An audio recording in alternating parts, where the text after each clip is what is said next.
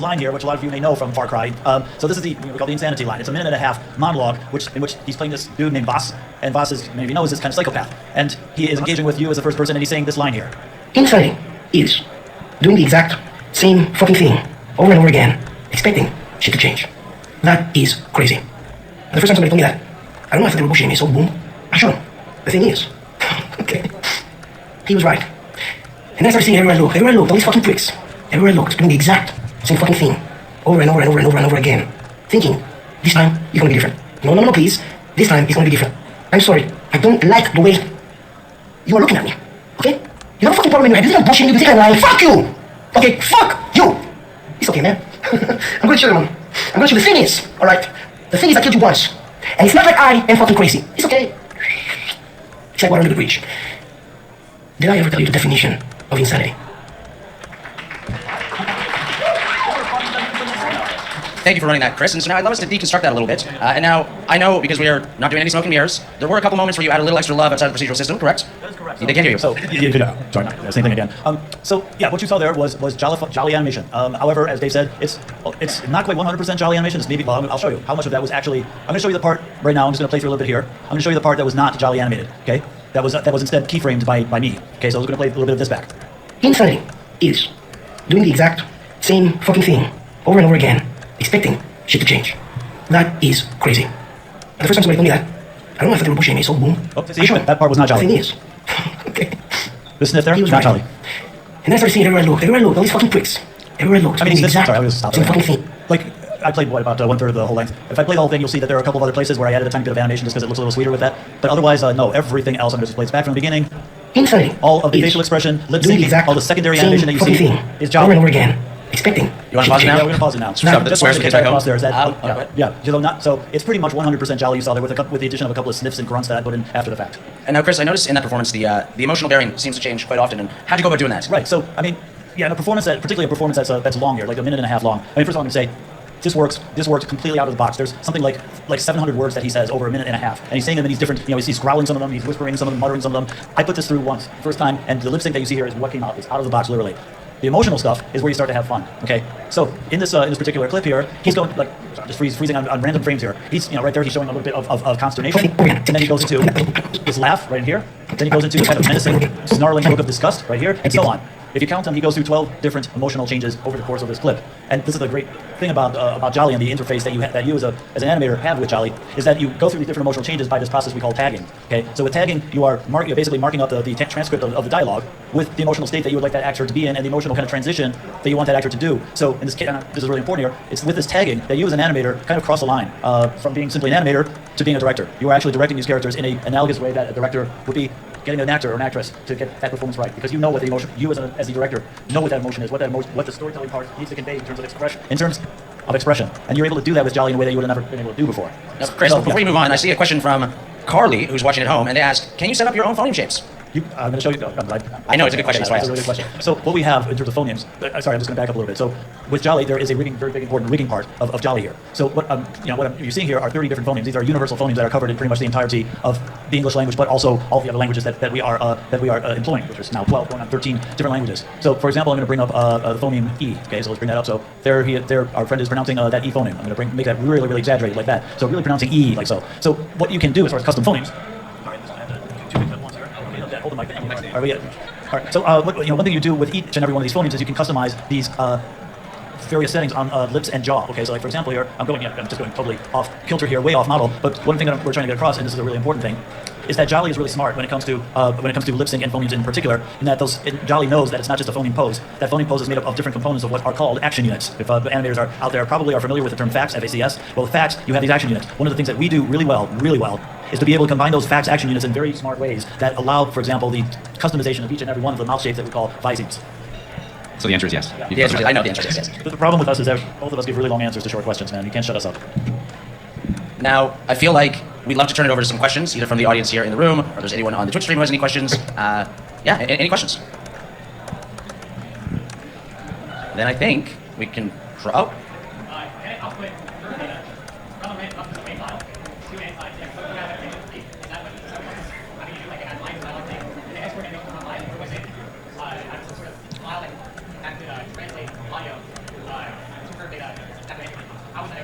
Okay, can I try that? All right, so yeah, porting is a big thing that we pay lots of attention to here. I'll point out one thing about animation curves in general in Maya, then I'll get to trying to answer your question, which is that the curves that come out of chasing and that are yes, okay, good. So the curves that come out of this thing, this part of Maya that is called chasing. Let's see if I can bring this up. There we go. Bring up the curve. Sorry, the graph editor. Yeah, there's a graph editor. So I've just selected one of the phonemes, and what you see in the graph editor is an animation curve for, in this case, that phoneme okay? And what you see straight coming out of Maya, out of JSync, are these very, hopefully if you do lip sync, you'll find these familiar, these peaks and valleys here. These are, all the peaks are where he says right? So the thing I'm pointing out before I answer your question is that these are sparse animation curves, and we do that sparse animation curve approach so that you as an animator can go in and edit these things easily as you would any animation curves. Now as far as what's exported, like say if you were bringing this into Unreal, I don't know if you're using MetaHumans or if you're using like your own proprietary rig with a skeletal mesh and pose assets. We have this major thing that we've worked on, which you can see. I'm just going to show the menu item. I'm not going to try to run it here, but this thing here, batch align animate folder. Okay, so with that batch align animate folder, you would set like for porting a skeletal mesh from Maya to Unreal with appropriate animation curves on those joints and blend shapes and stuff. Yeah, those joints are baked and exported perfectly. And we've had at this point probably a couple of dozen customers use it in this porting operation between Maya and Unreal, and it is incredibly well, perfectly preserved animation. With MetaHumans, you can do this through the the face board, which is shared between Unreal and Maya, and those curves port perfectly.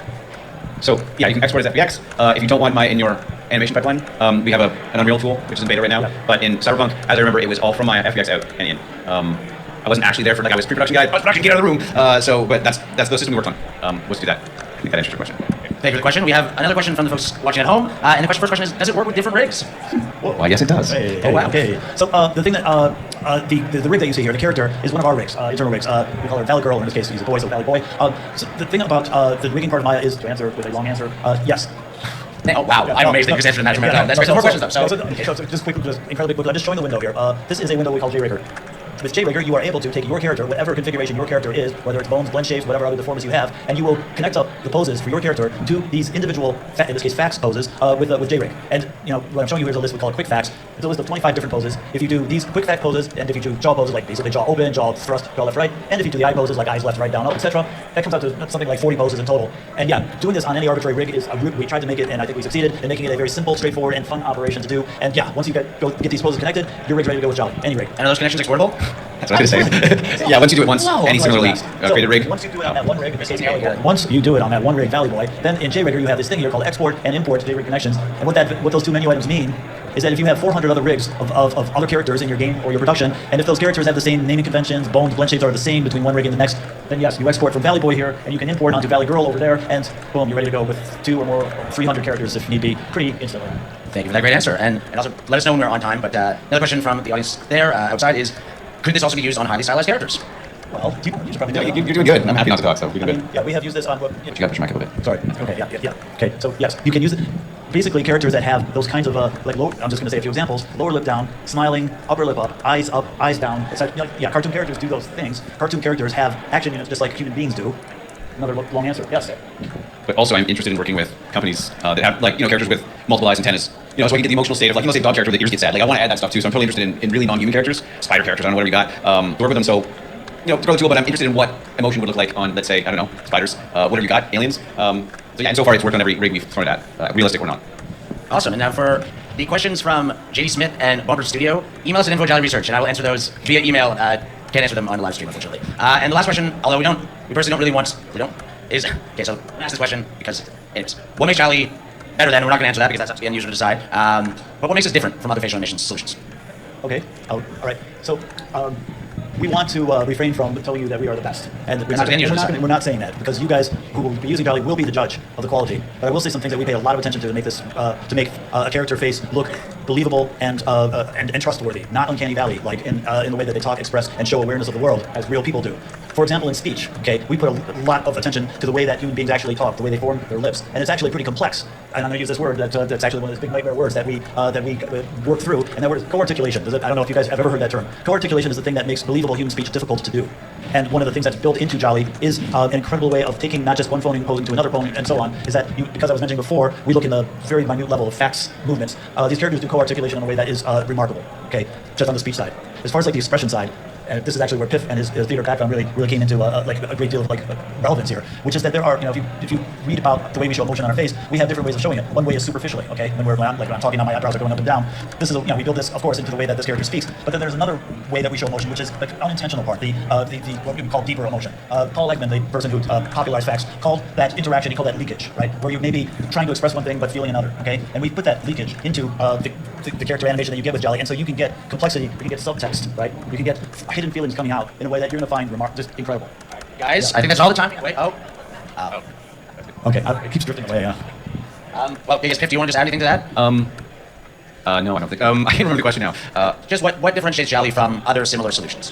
One thing Chris showed, like I said, it's really an aspect that I find important. The more AI sort of produces, is to produce, you know, whatever in this case, animation, to produce animation curves that are the kind of curves that you want to edit, are the kind of curves you're used to seeing. And so, and it continues. Like we work with Maya in an animating environment with the idea that you're supposed to be doing this iteratively. With the hit button, play with it, see what you like, then throw Jolly away, edit till you're done, and then export. If you want to get really high quality, so your gold standard sort of animation for your main characters, whatever. But at the same time, like when Chris was showing batching, that you can batch out.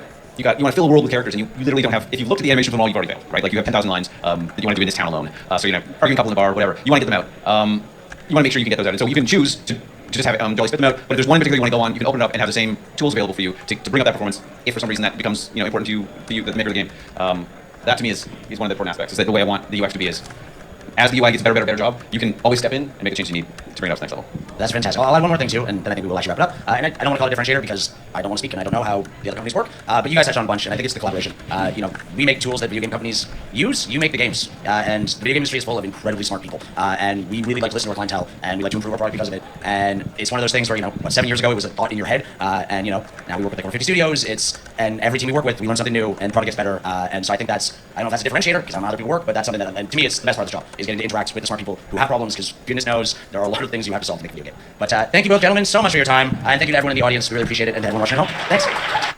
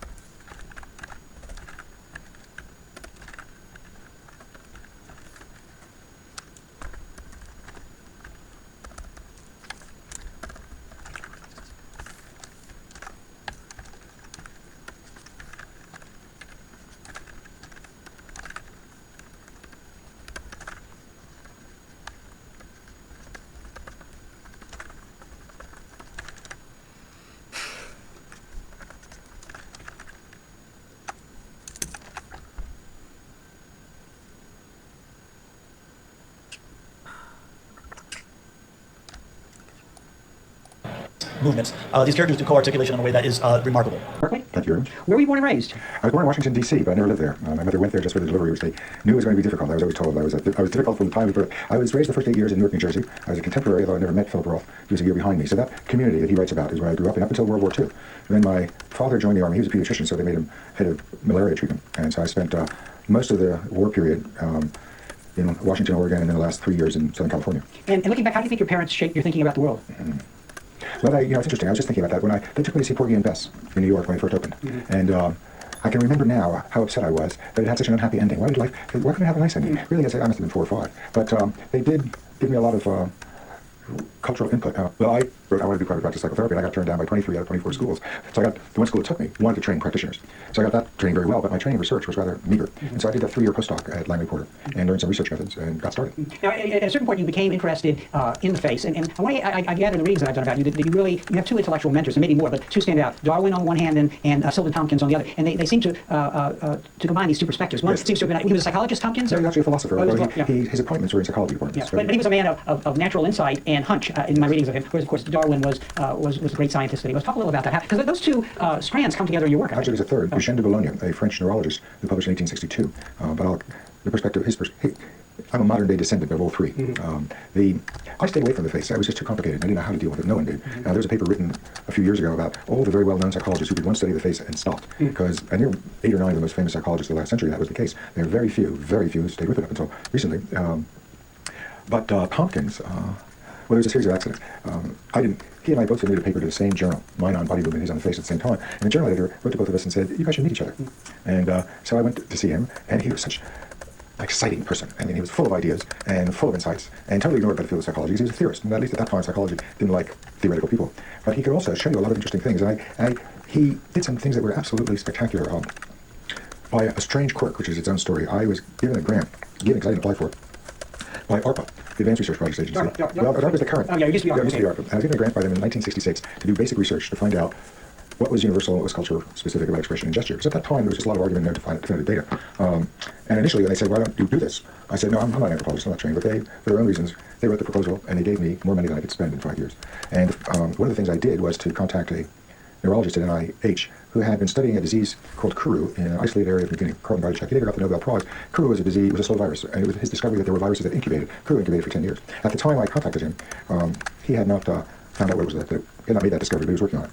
But at the same time, he was working in the Stone Age cultures and had taken movie film. And these were the glory days of NIH. So he had a full-time cinematographer just taking over 100,000 feet of film of 2 Stone Age cultures. I thought, this is what I need. I can really, sorry if I hit the microphone just then, I can really settle issues. These people have not been contaminated by the media or by contact with the outside world. If Margaret Mead is right, and I talked with Mead, who thought it was clearly everything was culture specific. Gregory Bateson had become my friend. He felt exactly the same. Of course, Tompkins was a modern day Darwinian. At that point, I hadn't read Darwin, but I knew about him from Tompkins, and Tompkins believed this was all universal and innate. So it was a nice argument. I thought, great, here's an argument. Now I've got the money. Can I settle it? And the Stone Age culture was crucial because of their isolation. And if Mead was right, when I looked at these films, and Bartychuk kindly enough gave me a copy of all the footage. He never looked at it. I mean, to look at 200,000 feet of movie film takes a long time. It took me a year. But I never saw an expression I hadn't seen before. There was nothing new. And whenever I could look at what happened next, my interpretation of the expression fit the social context. So it was clear to me. That's why I then read Darwin. That Darwin and Tompkins were right. The question was how to get the evidence. And one of the things I did was to pull out from these films just the face. And then I brought Tompkins out to my lab and I showed him just the face. And he was able to identify what emotion it was just from the face. And moreover, he was able to tell me about the nature of the culture, because these two cultures that film on, one was very pacific, and the other was very violent, immediately, just from the face. I said, where are you getting it from? And he went up to the screen and he showed me where. And I thought, I've got to not only do this research to settle this issue and get the evidence, because I knew these Stone Age cultures are going to disappear. And the ones that I studied, they were gone in 2 years after I was there. But I also felt I have to develop a tool, a scientific tool, so that anybody can measure and get the kind of information that Tompkins did. And the virtue of these particular peoples and this particular footage was they were totally isolated from the world. So you couldn't say, oh, they have the same expressions because they watch our movies or read our magazine. Right. Just look at the pictures of the magazine. They'd never seen a photograph. There was in one of the cultures, when I did my work in, the non-violent one, the violent one was too violent. I got too scared to go in there. But they had no still water.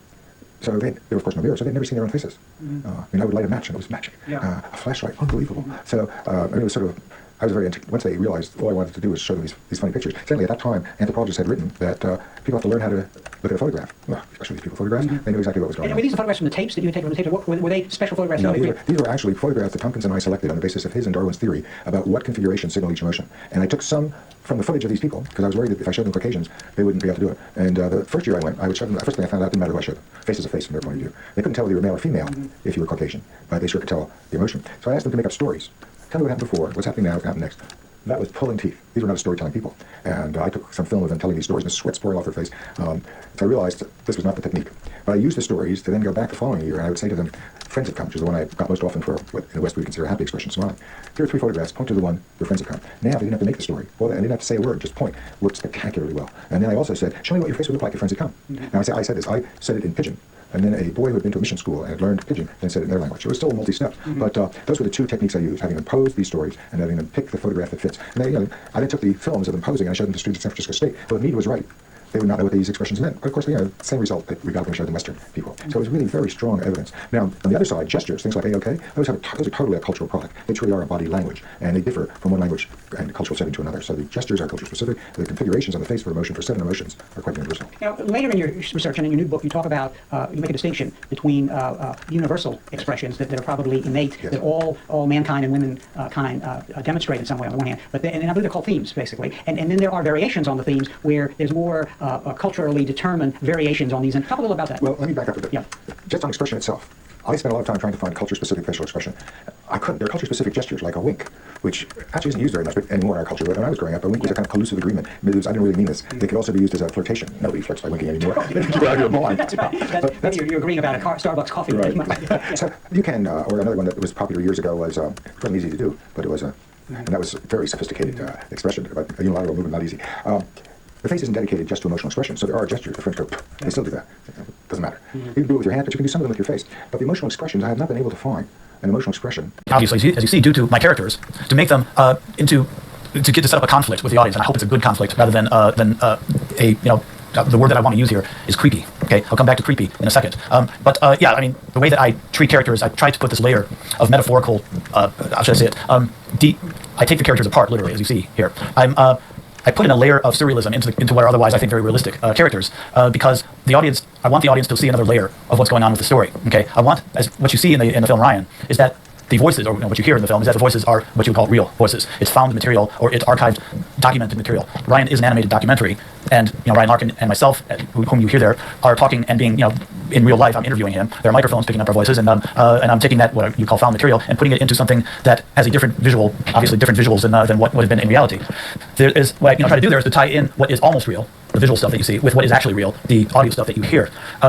I'm trying to put into this an authenticity. The problem with films that are very realistic, I mean, I will point out the example like Polar Express, is that there is a near authenticity to the way the characters look. Like the skin, the texturing on the characters is stunningly real. The reflection on the eyes is as you would see it in real life. But there's something not quite right. The eyes don't move. In the case of Polar Express, the character's eyes don't move quite the way that human eyes move. And what happens there is that there's a breach of trust with the audience. With a character like Snow White, you have obvious, she's obviously artificial. She makes no bones about it. Within 1/10 of a second of you seeing that character for the first time on the screen, she knows and you know that she's not real. And you get over it really fast. And once you get over it, you forgive her for not being real. And instead, you pay attention to her story, the story that she has to tell. With a character that's very realistic, you're constantly being bugged by the slight non-reality of that character. The character's not as honest as Snow White. The character wants you to think that he's real, that he's a real person like you, but you can see that somewhere that's not happening, and you feel distrust. And you feel distrust to the point that, in English we use the word creepy. I'm coming back to that word. Once that word creepy comes into the vocabulary in describing a film or a character, it is a showstopper.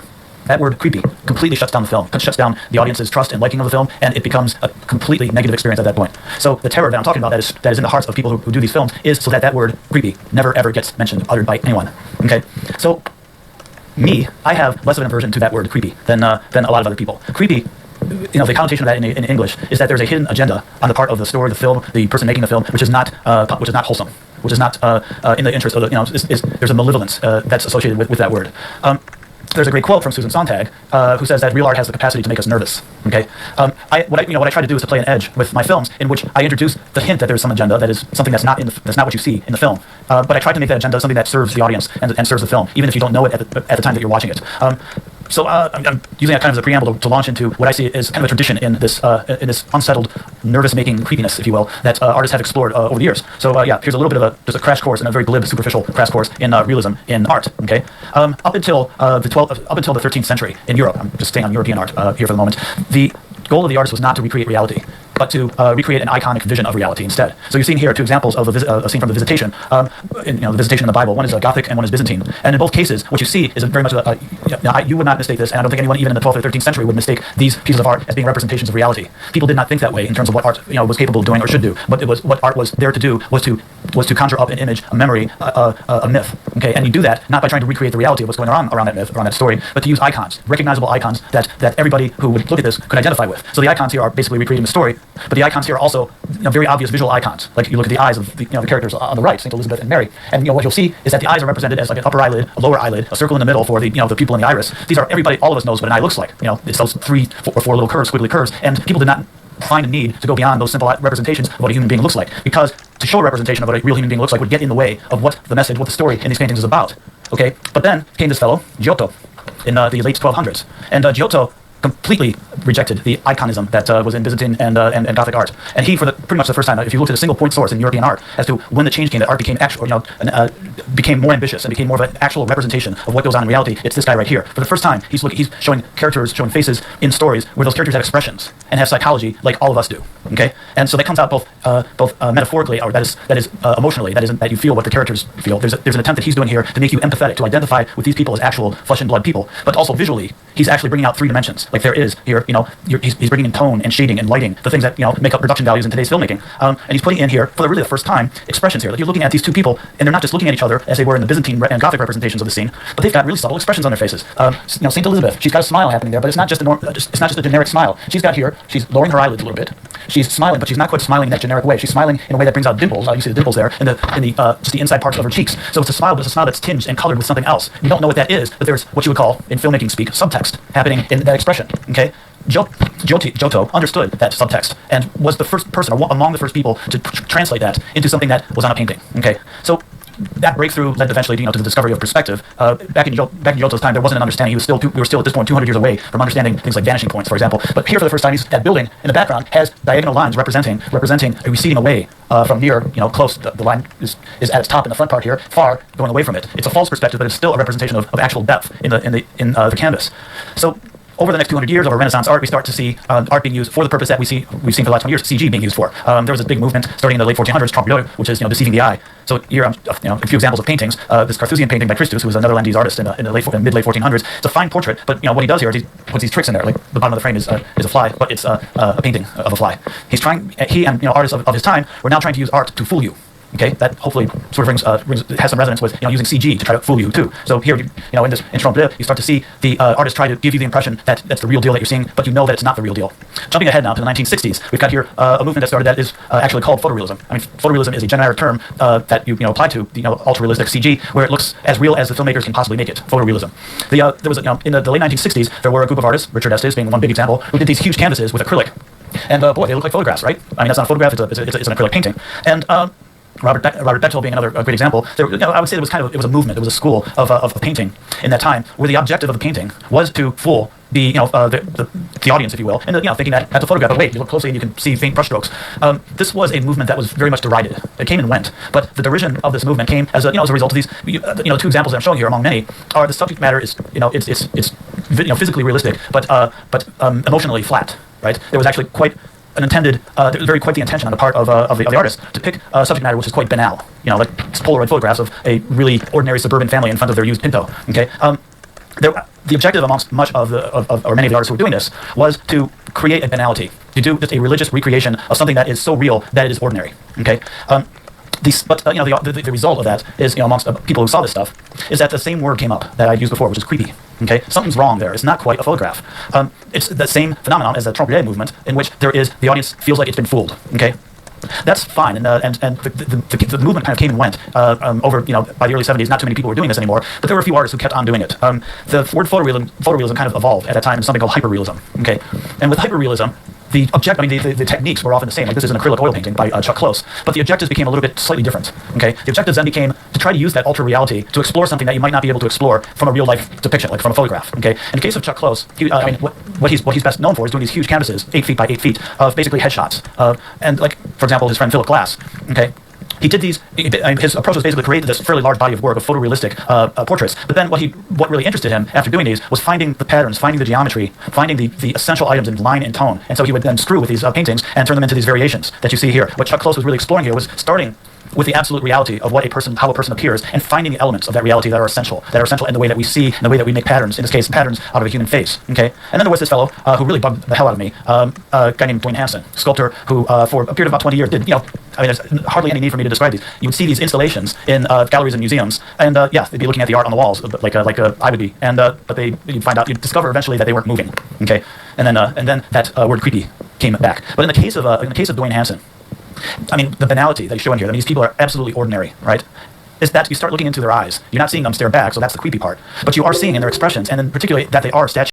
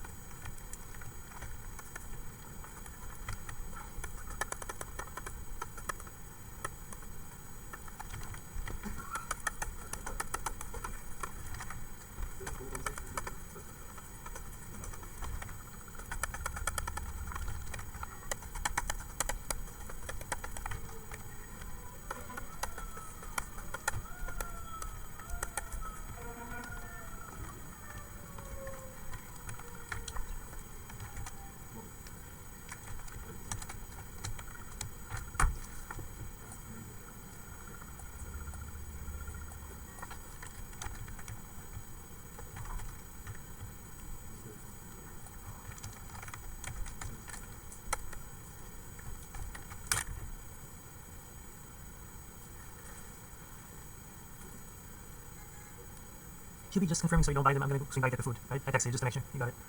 Okay. Because if I just send me a photo and they never clear phone, like, it'd be stupid if we both bought burgers. So, no, because no, I'm on the way, but I just realized you didn't get the text. I was like, well, she's going to get them because she has a big cart. So just confirm you don't. Okay, gotcha. Okay. See you at 6. Grace? Yeah? Nice. Wow. Are you okay? Nice. You're the wooden snake. Okay, see you.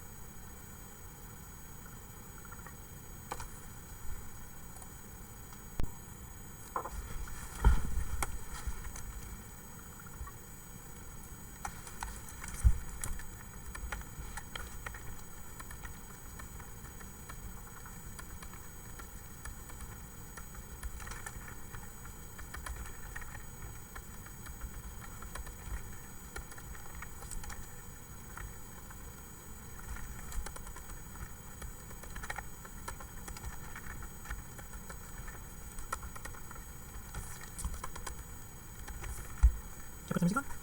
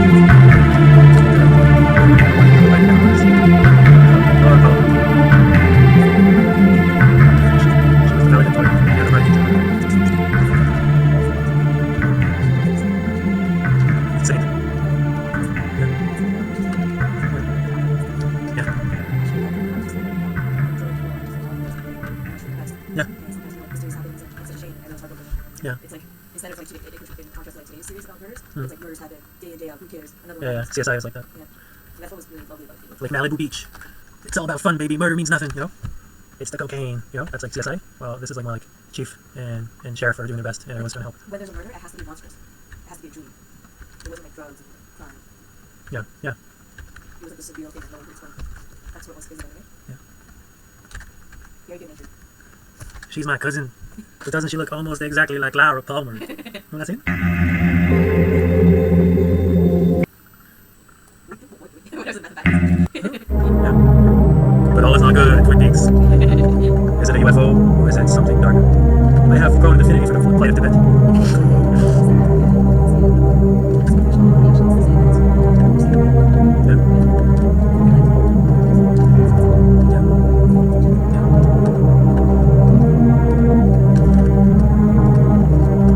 Was not good at Twin Peaks today in this episode. Last night, Agent Cooper mysteriously sleepwalked to the woods. No one can remember exactly what it was.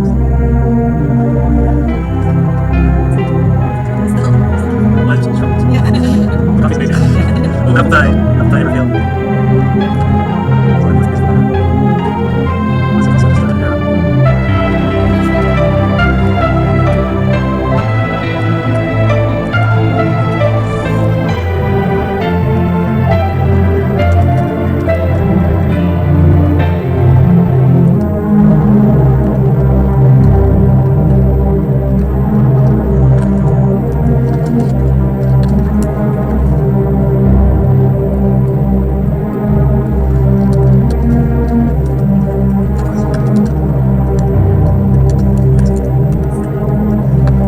Je pouvais un chat. Je suis un dentiste.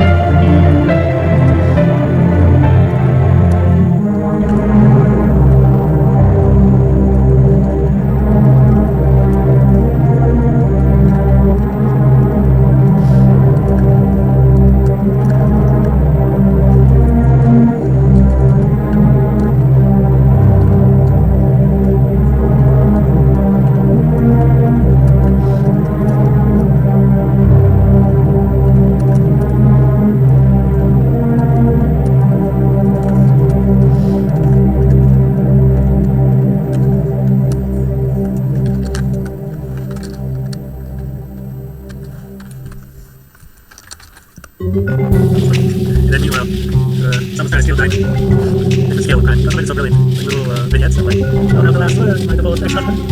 There's a key in the box. And that's what it is.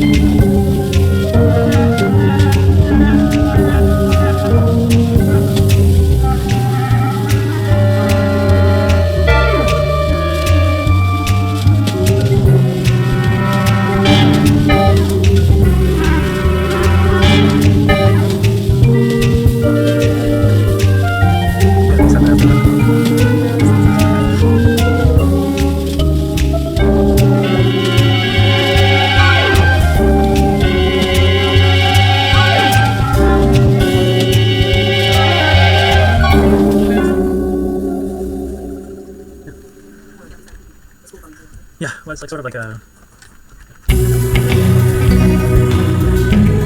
Sorry, my first.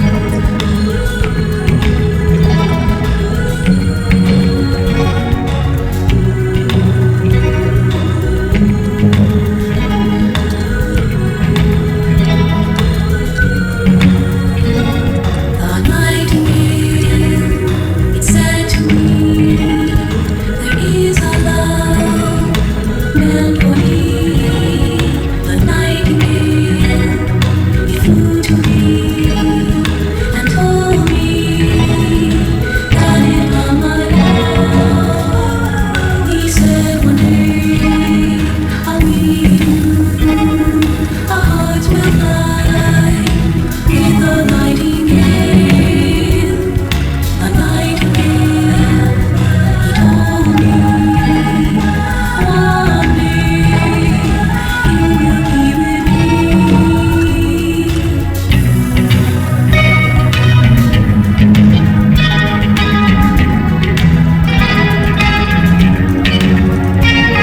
The nightingale said he knew that your love would find my love one day. My heart flies with the nightingale through the night, all across the blue.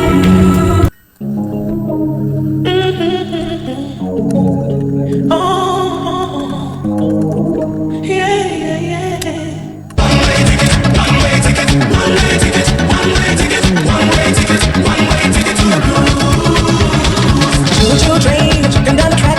Gotta travel on, ain't never coming back. Ooh, got a one-way ticket to the blues.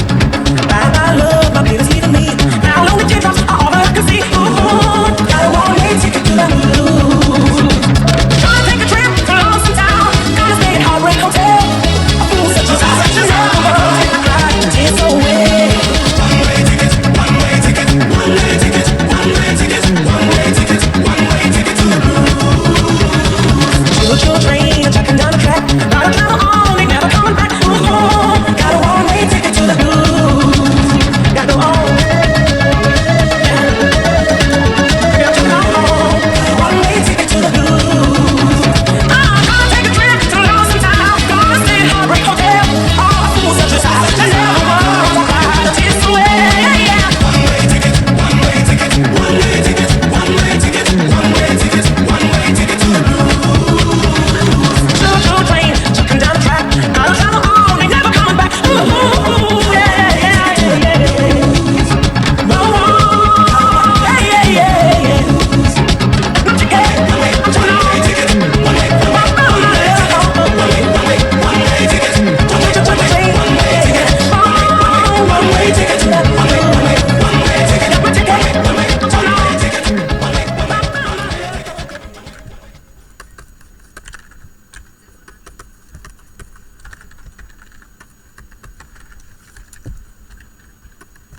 A fool such as I would never tell. One-way ticket, one-way ticket, one-way ticket, one-way ticket, one-way ticket, one-way ticket to the moon. One-way ticket. Fool such as I.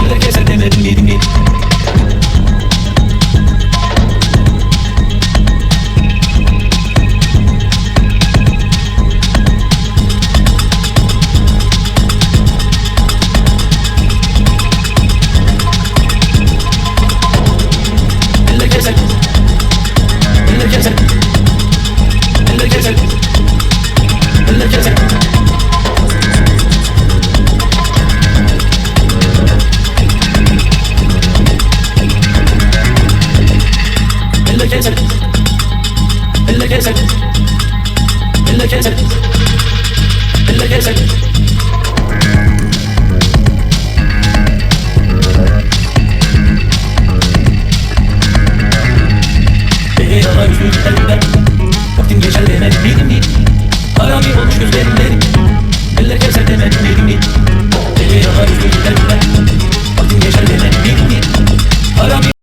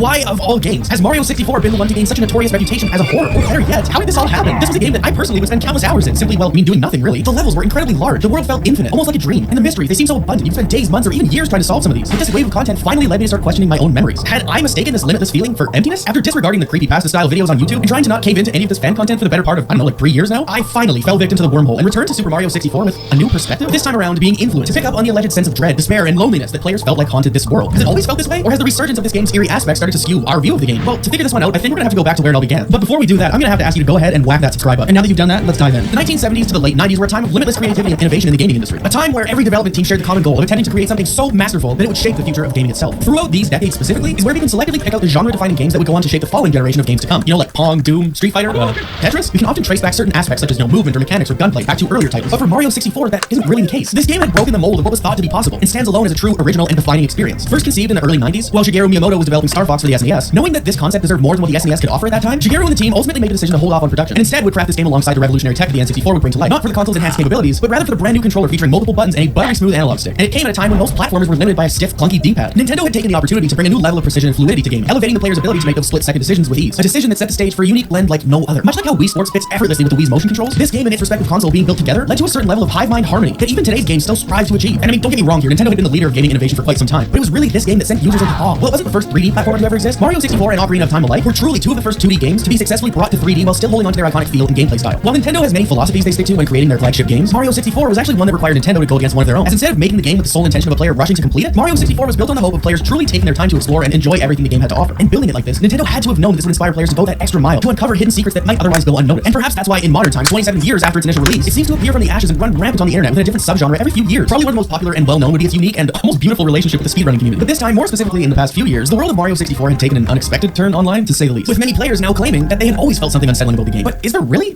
something ominous about the game's intentions? From what I could gather, this all seemed to begin in early 2020. But don't get me wrong, for years fans have created this sort of creepypasta-esque content surrounding the game, but I chose to start our story here, in early 2020, because it was really then that this trend resurged, rocketing to a height that I don't think anyone could have predicted. A few conversations between a small group of people seem to have really struck a chord with a surprisingly wide audience, and those conversations had been in regard to nightmares inspired by Mario 64. But strangely enough, these users found that a lot of the reported nightmares contained much of the same material. This phenomenon evolved further when these conversations made their way off the platform, with visual depictions of these alleged nightmares beginning to pop up on YouTube, with millions of users flocking to them. The best rendition of these found footage-esque clips has to come from Greenio's Super Mario 64 Classified series, where these clips would appear with nothing more than a date in the title. This washed-out footage that looks like as if someone had recorded their TV while playing the game allowed users to see Mario in a different light. Stepping away from the traditional vivid and imaginative landscapes that I recall exploring, we were now seeing posts like these appearing more often, and this was one of the main contributing factors that gave life to the upcoming trend of see Mario 64 reborn as a horror game. And with the outbreak of this rumor now circulating, we start seeing images, theories, fan games, and even ARGs popping up around every corner, with all of these stemming back to the now infamous Super Mario 64 iceberg. All of these mysterious theories gathered together in one place at one time, just waiting to be dissected and brought to life. Of course, this iceberg had been popularized by creators such as Mishkaz and NESC Retro, with their palatable renditions of the iceberg. The timely resurgence for this game really starts to make sense when we take a step back and view this time period as a whole. 2020 was at its core a year of uncertainty, and given the circumstances, this led a lot of people to seek escapism in the form of whatever entertainment was available at that moment. This is something to consider when we see the amplified reaction that followed two massive events for Nintendo fans in that same year. One of these events, of course, being the Nintendo Switch port of Mario 64. A lot of kids who didn't experience the game at the time of its initial release had now been exposed to everything it had to offer when it hit the console, which meant this new generation of players had taken their first steps into the past, only to be met with ghostly inhabitants, frozen worlds trapped behind paintings, and an almost cruel sense of loneliness. With its initial release, the experience the game provided was not only groundbreaking, but visually impressive too. As time progressed and the limitations of what the N64 could offer graphically, really began to show, this time around, the eerie atmosphere of an early 3D world left a lasting impression on a brown vocal audience, an audience that had grown up with the likes of FNAF, not to mention the surge of other loosely related indie horror games with enough lore to drive you clinically insane. Therefore, it shouldn't really come as a surprise that this audience brought along a pile of new ideas and horror-like content that had gone on to alter the internet's perception of the game. But just adding more fuel on top of this fire was the groundbreaking Nintendo Giga Leak that had users flocking to a 4chan board where files could be found broken into two chunks, one for SNES and another for N64 games, each of these being filled with source code and development repositories for well over a dozen classic Nintendo games, ranging from games like, of course, Mario 64, but also Ocarina of Time, Mario Kart, A Link to the Past. They even violated my god Dr. Mario, and this meant an entire fan base was now running rabid to dissect and comb through every single line of code, asset, and secret hidden in these games. This was something that led a lot of users to begin posting and showing restricted gameplay from Mario 64, among other games, of course. All of this coming at a point when most players who enjoyed the base game growing up were now adults, and those adults were yearning for something a little more complex than what the original game maybe had to offer. And that was exactly what they had been granted, whether they liked it or not. Between an iceberg absolutely loaded with theories, social feeds filled with never-before-seen content, and an entirely new generation taking their first steps into the game, Mario 64's slow descent into the horror genre was really the culmination of several aspects meeting at the right place at the right time. This game, 27 years ago, brought with it a legacy of mysteries and rumors, traveling by word of mouth between players on the playground. The unknowns of video games largely remained secrets, partly due to the resources that we have today not being available, but also being solely available on cartridges left them more susceptible to corruption and damage. And with each player having their own personal cartridge to look after, it's exactly that aspect that had given rise to the unverifiable schoolyard rumor that inspired modern-day Super Mario 64 creepypastas to tap into the sense of the unknown, or better yet, the unproven. The most prominent of these is what can be found at the lowest level of the Mario 64 iceberg, an all-encompassing fan theory that gives explanation and reasoning for the entirety of the modern mystery. A theory that believes the Mario 64 you remember is not the same game that your friends remember, nor is it the same game that anyone else online remembers. As with each user the game came into contact with, a personalized copy was born, allegedly due to Nintendo's usage of an experimental personalization artificial intelligence system that would alter the in-game world the more it became accustomed to your personal playstyle. Each decision, each micro interaction, each area explored, each area left unexplored, every choice that you made was being watched and carefully calculated. As a community, there was enough common ground within each copy of the game for these changes to lie dormant, ultimately going undetected by the player. But this would create a phenomenon that would give reason to the unnerving and almost disassociated feeling that would come from playing a friend's copy of the game, and the several almost Mandela effect-like anomalies being reported by users. For example, the Golden Mario. This creature is said to take the form of Mario with a gold-like texture apply and manifest as a boss fight against the player. But that's where things get strange. While some recall a boss fight, others swear by a playable variant of Golden Mario, alleging that some personalized copies feature the gold cap, essentially making the player invincible and dealing enough damage to enemies to defeat them upon contact. Another one of these common anomalies that feeds into this theory is the birthday toad, a harmless and adorable little NPC that would hang out around Peach's castle, commonly replacing Toad within any floor. But upon speaking to the toad, instead of greeting you or letting out one of their specific NPC lines, this toad will say 999 days left, with no further explanation. The countdown has been a mysterious puzzle for players, with reports of it lasting a week for some, while others have waited a year or longer in eager anticipation. But when the time finally arrives, players have reported what feels like a surreal experience as they are transported to a dark room upon selecting their save file from the main menu. And it's inside this room that the birthday toad awaits, requesting for you to please light the cake. And if you choose to do so by turning around and grabbing the available match, the toad will say, "It's my birthday. Thank you, Mario. I'm so happy," before spawning a star which would ultimately crash the game and send you back to your original unharmed save state. But with so many alleged anomalies popping up over the course of these 27 years, you have to start to wonder, was any of this real? Personalization, the Golden Mario birthday toad? Well, the cold hard truth? Absolutely fucking not. While this theory had picked up enough traction to become the modern meme of every single Iceberg Explained video on YouTube, some viewers could easily discern the reality from the blatant, for lack of a better term, creepypasta. But with the amount of traction that it garnered, some, if not a considerable amount of people, genuinely took the personalization of Mario 64 as truth. And honestly, so do I, but probably not in the same way that others do. While I don't believe Nintendo was putting an experimental AI to the test in each of these games, I think Mario 64 has such a vast world to explore and varying ways to explore it. Between the original, the DS version, the remake, your personal playthrough of the game sometime between today and the release date years ago had to be personalized to some degree because the way you move through the game on which specific platform is all at your own discretion. But despite the fact that this personalization is false, it's fun. But not only that, it was refreshing to see the game revived in a new way. When you have a masterpiece like this lying essentially dormant without any new content since I guess like 2004 with the release of the DS game, it led fans to come to the conclusion that if you wanted more Mario 64, well, this time around you could create it for yourself, contorting the most basic things into driving forces for that content. For example, in an interview with Shigeru Miyamoto conducted by Bravo TV in 1996, Miyamoto is quoted saying the following: The game itself always changes with players playing. And well, my interpretation of this would mean something more along the lines of the way that you play through the game isn't linear. Others took this literally, therefore taking their own interpretation of what's said and blending it with a false reality. But as we'll learn throughout my discoveries here, not all theories are created equal. While some are simply the works of fan imaginations, others, like the Wario apparition, blend both the fun of fan theories with factual findings. The Wario apparition is a mysterious anomaly that lurks in the depths of Super Mario 64, an anomaly that theorists have given what they deem to be a dark and disturbing backstory. This floating head is found in a room beyond the 30-star door in the basement, which leads you to Dire Docks. But after locking onto the player, this disembodied Wario head is said to start rapidly approaching the player, chomping and laughing maniacally. While its appearance and exactly what takes place is determined by the alleged personalization AI, sometimes appearing in rather shocking and mangled form as it hauls ass towards you down the hall. Regardless of its appearance, it's actually what happens after meeting the Wario apparition that is the most haunting part of this theory. The player is said to experience what can be classified as stroke-like symptoms and severe memory loss. And while this one, personally for me, crosses more into the over-the-top funny category rather than being scary to any degree, I kind of think it does for a lot of people, to be honest. That doesn't necessarily mean that everything about the Wario apparition is completely false. Dating back to E3 in 1996, Wario's face can actually be seen floating above the second Bowser level. This time around, it was actually Charles Martinet, the voice actor known for his portrayal of both Mario and Luigi within the game series since 1992. Let me just fact check that one. Okay, yeah. But not to be confused with Chris Pratt, though. I see how you could easily mix them up. They sound identical. But at this live tech demonstration for the highly anticipated N64, Charles captivated the audience with his portrayal of Wario displayed on an enormous projection screen. And it's this appearance at E3 that decades later birthed what has become one of the most infamous Mario 64 horror stories to ever haunt the game. But with this floating Wario head never actually appearing in the game, you have to wonder, where did this come from? And with a little research, we may have found an answer to our question. Mario Teaches Typing is known to feature what I would call an almost identical floating head. It's been known to appear within promotional booths as early as 1992, when it appeared at the Summer Consumer Electronics Show and interacted with convention goers in real time, while obviously being controlled by a human, not the AI, or things could have, gone really bad. Therefore, we can make the presumption that either this Wario model had been altered from Mario and reused for the promotional event, or with Mario Teaches Typing 2 already in development, releasing in 1997, just a year after this Wario appearance, the team could have very well put a fresh spin on a more recent model to act as a quick and easy asset to enthrall the crowd attending this demo. But more importantly than the origins of the floating head is exactly where it appears, the basement of the castle. When taking a look at the Mario 64 iceberg, we can find an entry titled The Internal Plexus of the Castle. Simply put, this entry sort of has a split definition, one that is very much real and one that pushes us deeper into a bizarre territory. At its core, without diving too deep into the fan theory just yet, this entry sort of refers to the fact that the internal architecture of the castle contradicts what we see on the outside. But with the blanket of personalization being involved in just about every aspect of the game now, this would sort of give us the idea that the castle was very much alive, contorting itself to your every move and ultimately making the decision to either share its secrets with you or choose to protect you from what lies beyond the base game. Therefore, this theory is one that just adds more fuel to the fire when it comes to things such as the Wario apparition, meaning that the castle itself can almost be looked at as the main antagonist of the game. And while that's enough fan theory lore to make your head spin, it doesn't end there. It's this plexus theory that some describe as the central hub for the personalization AI, as the code that allegedly makes it up can't be found anywhere within the game's codebase. So it's led fans to speculate that the strange arrangement of rooms in the castle is actually a representation of the AI's nervous system. However, the secrets of the castle are nothing new to this game nor to the world of fan theories. One that I've always found interesting is the reported sighting of a Mario silhouette, a completely black figure, shaped identical to the player that seems to only appear inside Peach's castle. The silhouette is said to always be on the move, with the ability to jump into paintings and open star doors as it sees fit. Breaking its stride via a punch or dive is said to drastically alter the game, causing glitches in maps and even crashes to occur. Much like the Wario apparition, this is one that blurs the lines between truth and fan theory. Knowing that cartridge glitches exist, the potential for a Shadow Mario is far from impossible. And while obviously there was no passive-aggressive silhouette cut into the game's codebase, labeling this as untrue is sort of difficult, and I think that's what draws me to this theory more than any other. While I didn't own an N64 until long past its prime, the idea of cartridge tilting is one that I had heard rumors about since first getting unfettered internet access at a young age. In the middle of a game, very carefully wiggling a cartridge from side to side can cause these games to enter an incredibly weird state, as enough information from the cartridge is blocked to enter a glitch-like state, but without removing it fully, it's not enough to cause the game to freeze, crash, or error out. But rather, if done in the correct way, can be cause for some seriously disturbing play states. The one that stands out for me is probably the various different faces that Pikachu makes if you tilt a cartridge in Hey You Pikachu. Or maybe for you, it's the Ocarina of Time glitch that allows the player to access the debugger, where a message can be found that just reads, "I love you." And while those are a couple of the most documented cases of cartridge tilting, with all of this in mind, does seeing a silhouette of Mario really seem that crazy? If you've ever experienced an anomaly or really anything strange in Mario 64, please leave a comment. I'd love to know how much truth the creepypastas are actually based on. But anyways, back to our storyline. Now that we have an understanding of the explosive wave of this kind of fan-made content, it's time to take a look back at some of the legitimate in-game mysteries that influence almost everything that can be found on that iceberg. However, we'll now be doing so through a bit of a tainted lens, as once you've experienced the many bizarre stories that the fandom has to offer, it's almost hard to see this game in the same way perhaps you once did. But with that being said, I don't think this would be a true Mario 64 video if I didn't at least start the real mysteries off with what I would say is one of the great Nintendo legends. L is real 2401. Back before the internet was present to immediately serve you a viable answer for any question you had, the majority of gaming secrets were found the hard way. For example, if you managed to collect all 120 stars in the game, you could climb on top of the castle and talk to Yoshi, who had a little surprise waiting for you. Something that proved to be true for those willing to put in the work and see it for themselves. L is real 2401 is something of a cryptic Easter egg that rotted the minds of players for longer than 2 decades until finally getting an answer. The urban legend is said to be part of a long-standing belief that Luigi could be unlocked as a playable character somehow, some way. Although the text on the plaque in the courtyard is barely even distinguishable in my eyes, through years of trial and error and arguments, enough fans of the series decided on 2 conclusions. This either reads L is real 2401 or Eternal Star. To be honest, I literally see nothing aside from maybe some vague indents in the plaque, but either way, what is written supposedly carries no real significance anyways, as there was once a letter written from Nintendo to a player stating that it was added as a joke by the developers for the sake of players overanalyzing it. Regardless, this didn't stop fans of the series from trying an unbelievable amount of things in hope of being the first to unlock Luigi. Assuming that the number of 2401 was actually an objective for players, some speculated that collecting that number of coins would make Luigi appear, or running that number of laps around the courtyard plaque would, I guess, also make Luigi appear. However, all of this effort to prove Luigi was in the game ultimately paid off 24 years later, but not in the same way that you might assume. In an interview conducted in 1996, Miyamoto revealed that Nintendo once planned Luigi to appear in the game, but was eventually scrapped in production due to hardware limitations. Something that was proven true when that Giga Leak took place, as buried in the game's codebase was that proof of Luigi that everyone had been longing for. And while it was incredibly cool to see one of the great gaming urban legends actually pan out to be true, despite the scribe message being irrelevant, or was it? 2401 equals 24 years and 1 month when the Giga Leak happened. Oh yeah, maybe we solved it. But moving on, sorry. The reveal of Luigi almost felt like 2020 might be the year that we ultimately saw this game start to fade away into the sunset. I mean, that was sort of the last massively popular loose end, at least as far as I had been concerned. But was I ever wrong? The discovery of Luigi in this game's codebase had instead simply taken people's attention away from a long-lived mystery and laser-focused it on the hundreds of other aspects of the game. But instead of the varying in-game mysteries, it seemed like this time around users started to dissect the overall aura of the game. Take the enemies, for example. While it's easy with modern games to become accustomed with the many expressions and body language of approaching enemies, the limitations of the N64's graphical capabilities sort of left a lot of the enemies featured in the game with a much more like deadpan look that I think is easy to misinterpret for scary, but it was just sort of Nintendo doing their best with the tools they had. I mean, we've seen what these look like in the modern era of Mario games, and as highly detailed enemies, a lot of that edge just disappears. Let's look at the Chain Chomp. Although I've personally grown to find this thing adorable, I can definitely see how its razor-sharp teeth and unpredictable jagged movements make it all the more intimidating, even if that wasn't initially what Nintendo had in mind. But it isn't just this one enemy that stands out, it's a continuing trend that follows throughout the game. The jump scare piano that snaps at you when you're trying to grab that coin, or even the sudden emergence of the eel's face. I definitely understand the uncanny feelings that some people feel towards the enemies, especially if you've taken a long hiatus from the game where it was your first playthrough now in modern days. Maybe it's in retrospective that this becomes clear, but the enemies that inhabit these bright and colorful worlds almost feel exhausted. Looking back with the perspective of everything and everyone being stuck in the walls locked behind paintings, what is usually seen as a typical NPC route, it somehow gains a feeling of despair knowing that creatures like the Womp are fated to continuously walk their route without a single thought behind those eyes for all eternity. And while I don't necessarily find these scary, Nintendo had to have known that some of the creatures they created felt a little bit lifeless. But then I look at the enemies featured in the beta and, well, let's just say things could have been a lot worse, I guess. But maybe I'm the problem here. Maybe I've fallen too far down this rabbit hole. I mean, I'm starting to empathize with 27-year-old N64 models. But can you blame me for it? I've been consuming nothing but Mario 64 content for what is weeks now, and I've started to pick up on another thing. In both previous and modern games, Mario's relationship with death is somewhat of a silly one, usually letting out one of his traditional hoots or hollers with a rather lighthearted expression before expulging a couple coins and vanishing off the screen. Mario Odyssey is a great example for the feelings I'm trying to convey to you here. Things like walking into a Goomba or even a cactus. They have that sort of goofy cartoon whack sound effect. If we pan back to 64 and take a look at Mario's relationship with his own mortality, there's a level of realism that is featured within each death animation that is sort of unsettling. I'll admit that much. Mario's body filling with visible panic as he knowingly starts to drown, and you're left feeling helpless watching the health bar tick down to nothing. Or worse yet, the audible coughs Mario lets loose, while visibly suffocating when exposed to the toxic gas of the Hazy Maze Cave. The fatalities in Super Mario 64 may be similar to those in Galaxy, at least to me personally, but they carry a different level of impact. Much like the enemies, I think it's easy to cross up the combination of outdated graphics, limited detail, and the game's age, and quickly label it as scary, when the proper term might be something more like harsh or unpolished. And that's something that makes this iceberg so strange in itself. All of the theories are a little unpolished, polarizing even. When doing research for this video, there's some people who get upset over theories, but then talk about how much they love others. I think that's what makes it so special. It provides users with something personally to latch onto. If you don't like the apparition or you find personalization to be stupid, other theories might ring true for you, like the alleged negative emotional aura of Wet Dry World. And it's with this theory that I want to begin touching on the aesthetic aspect of the environments present in Mario 64. Starting here, one of the most polarizing levels featured in Mario 64, which upon discovering that this level had negative feelings associated with it, it didn't really come as a surprise to me. I mean, water levels time and time again seem to be the most despised things on the planet. Playing an entire game, becoming accustomed to the physics only to have that suddenly pried out from underneath you is a common reason people love to hate this style of gameplay. But Wet Dry World doesn't necessarily carry that level of frustration the way that other water levels might. Instead, it's reported that something about this level's design and aesthetic give it a rather unnerving and uncomfortable aura. A level that draws up hundreds of questions and ultimately provides you with zero answers. The way the level is designed feels like it was intentional to leave the user feeling trapped. While I don't experience a sense of dread per se, this level does invoke a little feeling of panic, as not only am I incredibly claustrophobic, I'm also just terrified of water. And I mean, at its core, the level is just a rising swimming pool with cement walls on the side, and looking up doesn't make things much better. This sort of oversaturated rippling sky, complemented by a strange collage of towering buildings, all aligned side by side. The realism of this image had been traced back to Shabab, a town in Yemen with a population of around 7,000 people. Why Nintendo chose to take the buildings and create this is ultimately something I can't explain, but if anyone has rhyme or reason, I'd love to hear it in the comments. The overall look and feel of this level is something to be considered. While most in the game follow what could be considered a design guide, take Bob-omb Battlefield for example. The setting of this course takes place on and around a mountain, with players starting at the bottom and ultimately following the route to the peak to duke it out with the big bomb. This level sort of lays out a clear path for the user to follow, with textures and enemies that you would associate with that said mountain and end level boss. Whereas Wet Dry World seems to be an obscure mixture of everything that had been left over, almost leaving the player with a sense of disconnect to the world that they're traversing. I think the best way that I could describe this would be those pieces of AI art that you see. I mean, even the skybox itself looks like it was generated by one of those things. Like, it's close to what a city looks like, I guess, but paired with this surreal skyline, something feels so off. However, the strangest thing to come from this stage has to be the area that lies beyond the long water tunnel. The second half of the stage, although this time looking a little more put together, it's still suspiciously empty with nothing more than a few skiers kicking around, leading us to the question, are we wandering through an abandoned district of the city, or is something much more sinister to blame for the isolation? Had the rising and falling of water left this place uninhabitable? What happened here? Everything about this place forces you to start questioning the rest of your surroundings, with the most glaring problem being traced back to the castle plexus ideology. While some described a negative aura from Wet Dry World, for me, personally, I always found the emptiness of the castle to be the most troubling part of the game. But upon looking into this, in multiple comment sections both on YouTube and Reddit. I had found a rumor that was being stated as fact. Allegedly, this stems from a user sending an email to Nintendo regarding the emptiness of the castle. Nintendo of Europe is said to have answered all of these questions featured in the email, and this user was given the explanation that Peach is so rich, she's able to own 2 castles, one for her furniture and another for her artwork. And while it took me some time, I was actually able to track this down to its source. For all of these years, what was a conversation on Tumblr had somehow evolved into canon lore. I was able to get in contact with Eleanor, the person behind the Tumblr account because good heroes deserve kidneys, and she kindly gave me an explanation as to how this all happened, stating that this email was written when her husband was about 15 years old on a now abandoned Hotmail account. Seeing as these two are now in their mid to late 30s, this would put that email at roughly 20 years old, which in turn with the passage of time has left this email as nothing more than lost media. And while I don't believe they have anything to gain from making this up, not to mention it wouldn't be the first time someone had written Nintendo regarding a Mario 64 mystery and received a concrete answer, but without the email to actually back this up, it's hard to say whether it's canon or not. But for the sake of my next subject, let's move forward with the idea that it is true. I mean, it would at least give a little bit of reasoning to the overall aesthetic, or therefore lack of, that is felt in and around the castle. I mean, even the opening cinematic, for example, it sets the tone that I had always personally felt from the start. Princess Peach and her handwritten note appearing in the sky before both disappearing into the distance. This moment, along with the events that follow, create a surreal and almost dreamlike atmosphere. As you approach the castle doors, you're greeted by Lakitu and his camera, explaining that he'll be following you around and documenting every moment of your journey from behind the lens. You have to imagine that some parts of this alleged live broadcast help in reinforcing that unpronounced feeling of being watched that some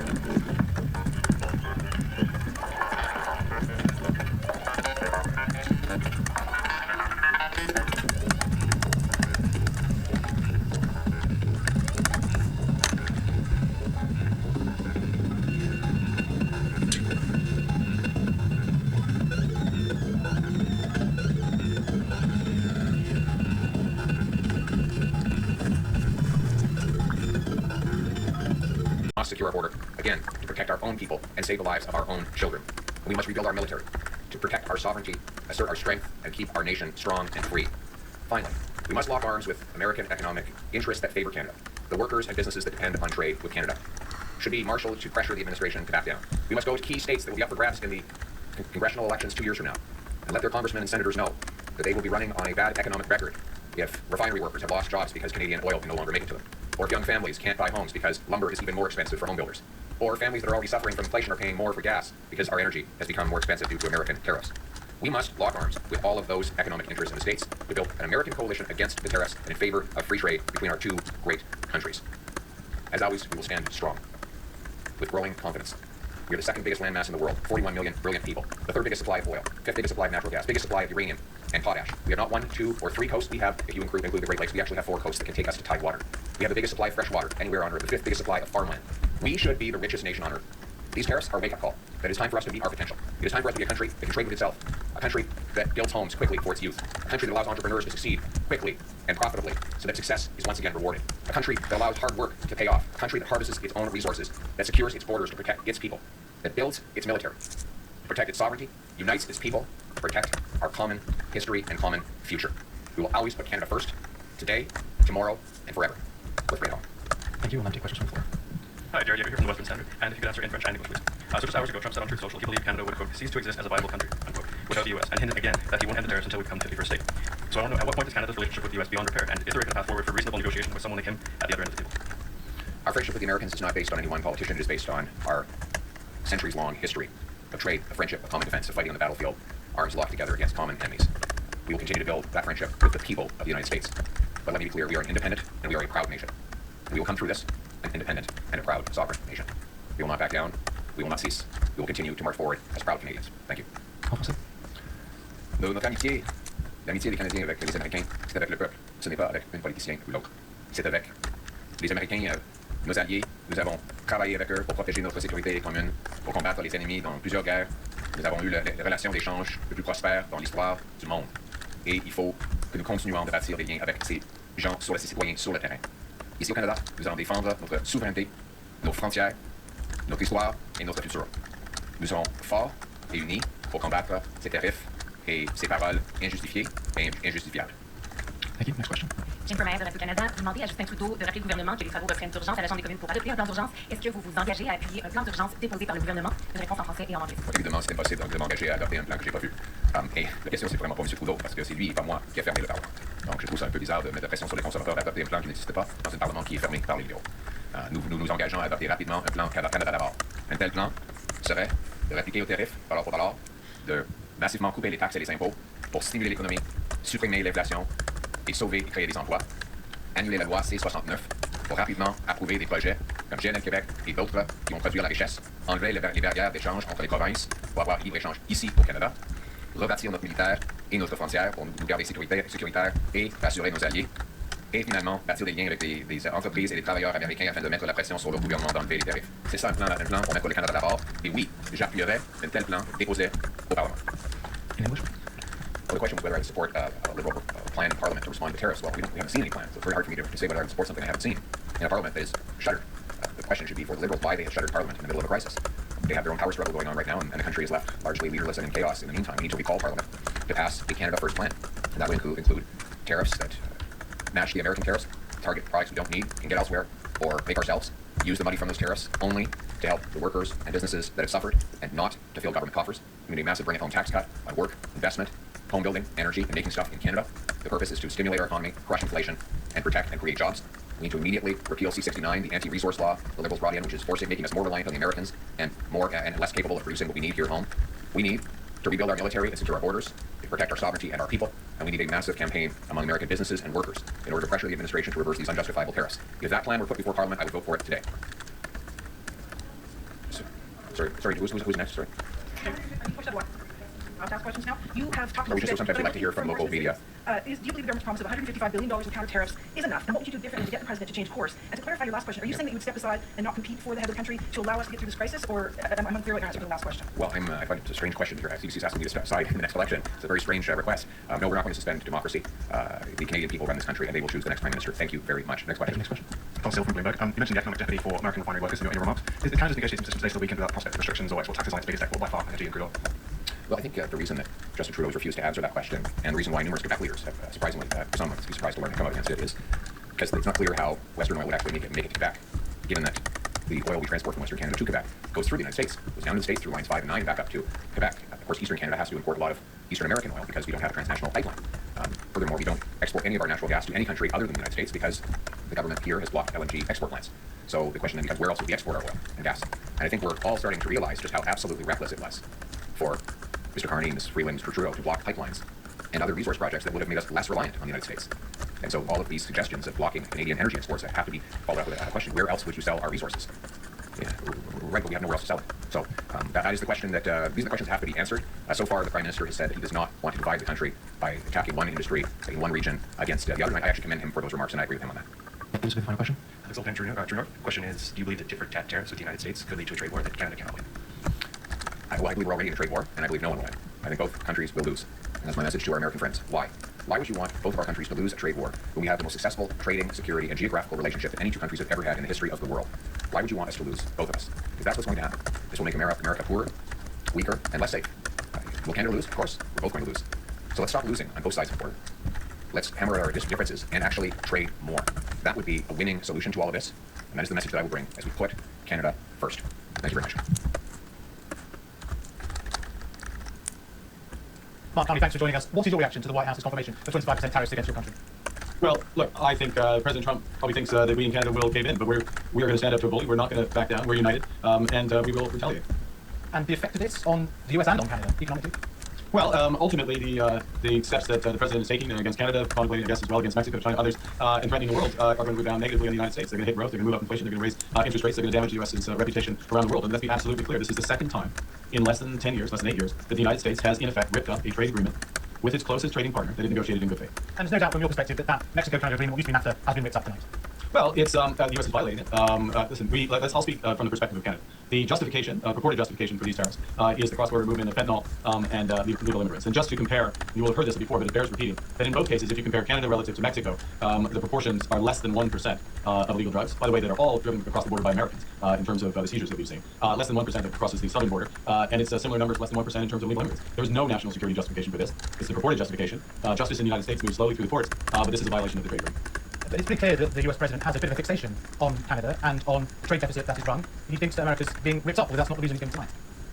Well, yes, you just shifted the justification, as the president sometimes does. The United States runs a deficit with Canada only because of energy, because of U.S. imports, largely of oil, and as well as electricity. So that's what runs the deficit versus Canada, where that's not being ripped off.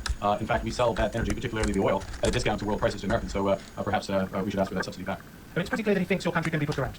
We can. And you talked about retaliation. You want to be Prime Minister in weeks. What does that look like? Well, the first thing is we have a lot of cards. We're keeping them close to our chest. We'll start playing a few. Those decisions are for the current government. I've been in close contact with our main negotiators, our foreign affairs minister, our finance minister, who've been in Washington, our public safety minister, has also been down. We will take steps. I think it's reasonable to expect in the immediate term that we will match dollar for dollar the U.S. tariffs.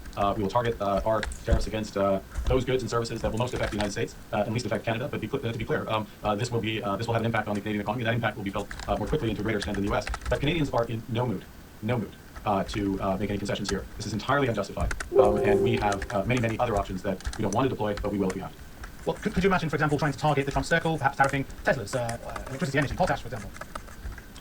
We have a deep strategic relationship that's being violated. As I said a moment ago, it is sensible in a negotiation to target our measures where they have the greatest impact to those who are making the decisions. So all options are on the table in that respect. The second thing I'd say, though, I'd underscore that what we are going to do, or at least what we will do if I'm successful and am Prime Minister by the middle of March, is to reinforce our economy, reinforce growth in our economy with a series of major measures. I remind, we're a AAA country. We have a lot of resources, fiscal resources in the country. We have tremendous resources, full stop. And we actually have a lot more in common with a lot of other major economies around the world. And over time, we will look to diversify. Well, that's an interesting point. I mean, what do you want the rest of the world, the G7, the EU, the UK, to do in the face of what you call bullying from the White House? Well, it's not what I call it, is. That's what it is. The second thing is that if I were one of those jurisdictions, I would take this as a precursor of what's coming there. Secondly, I think one of the issues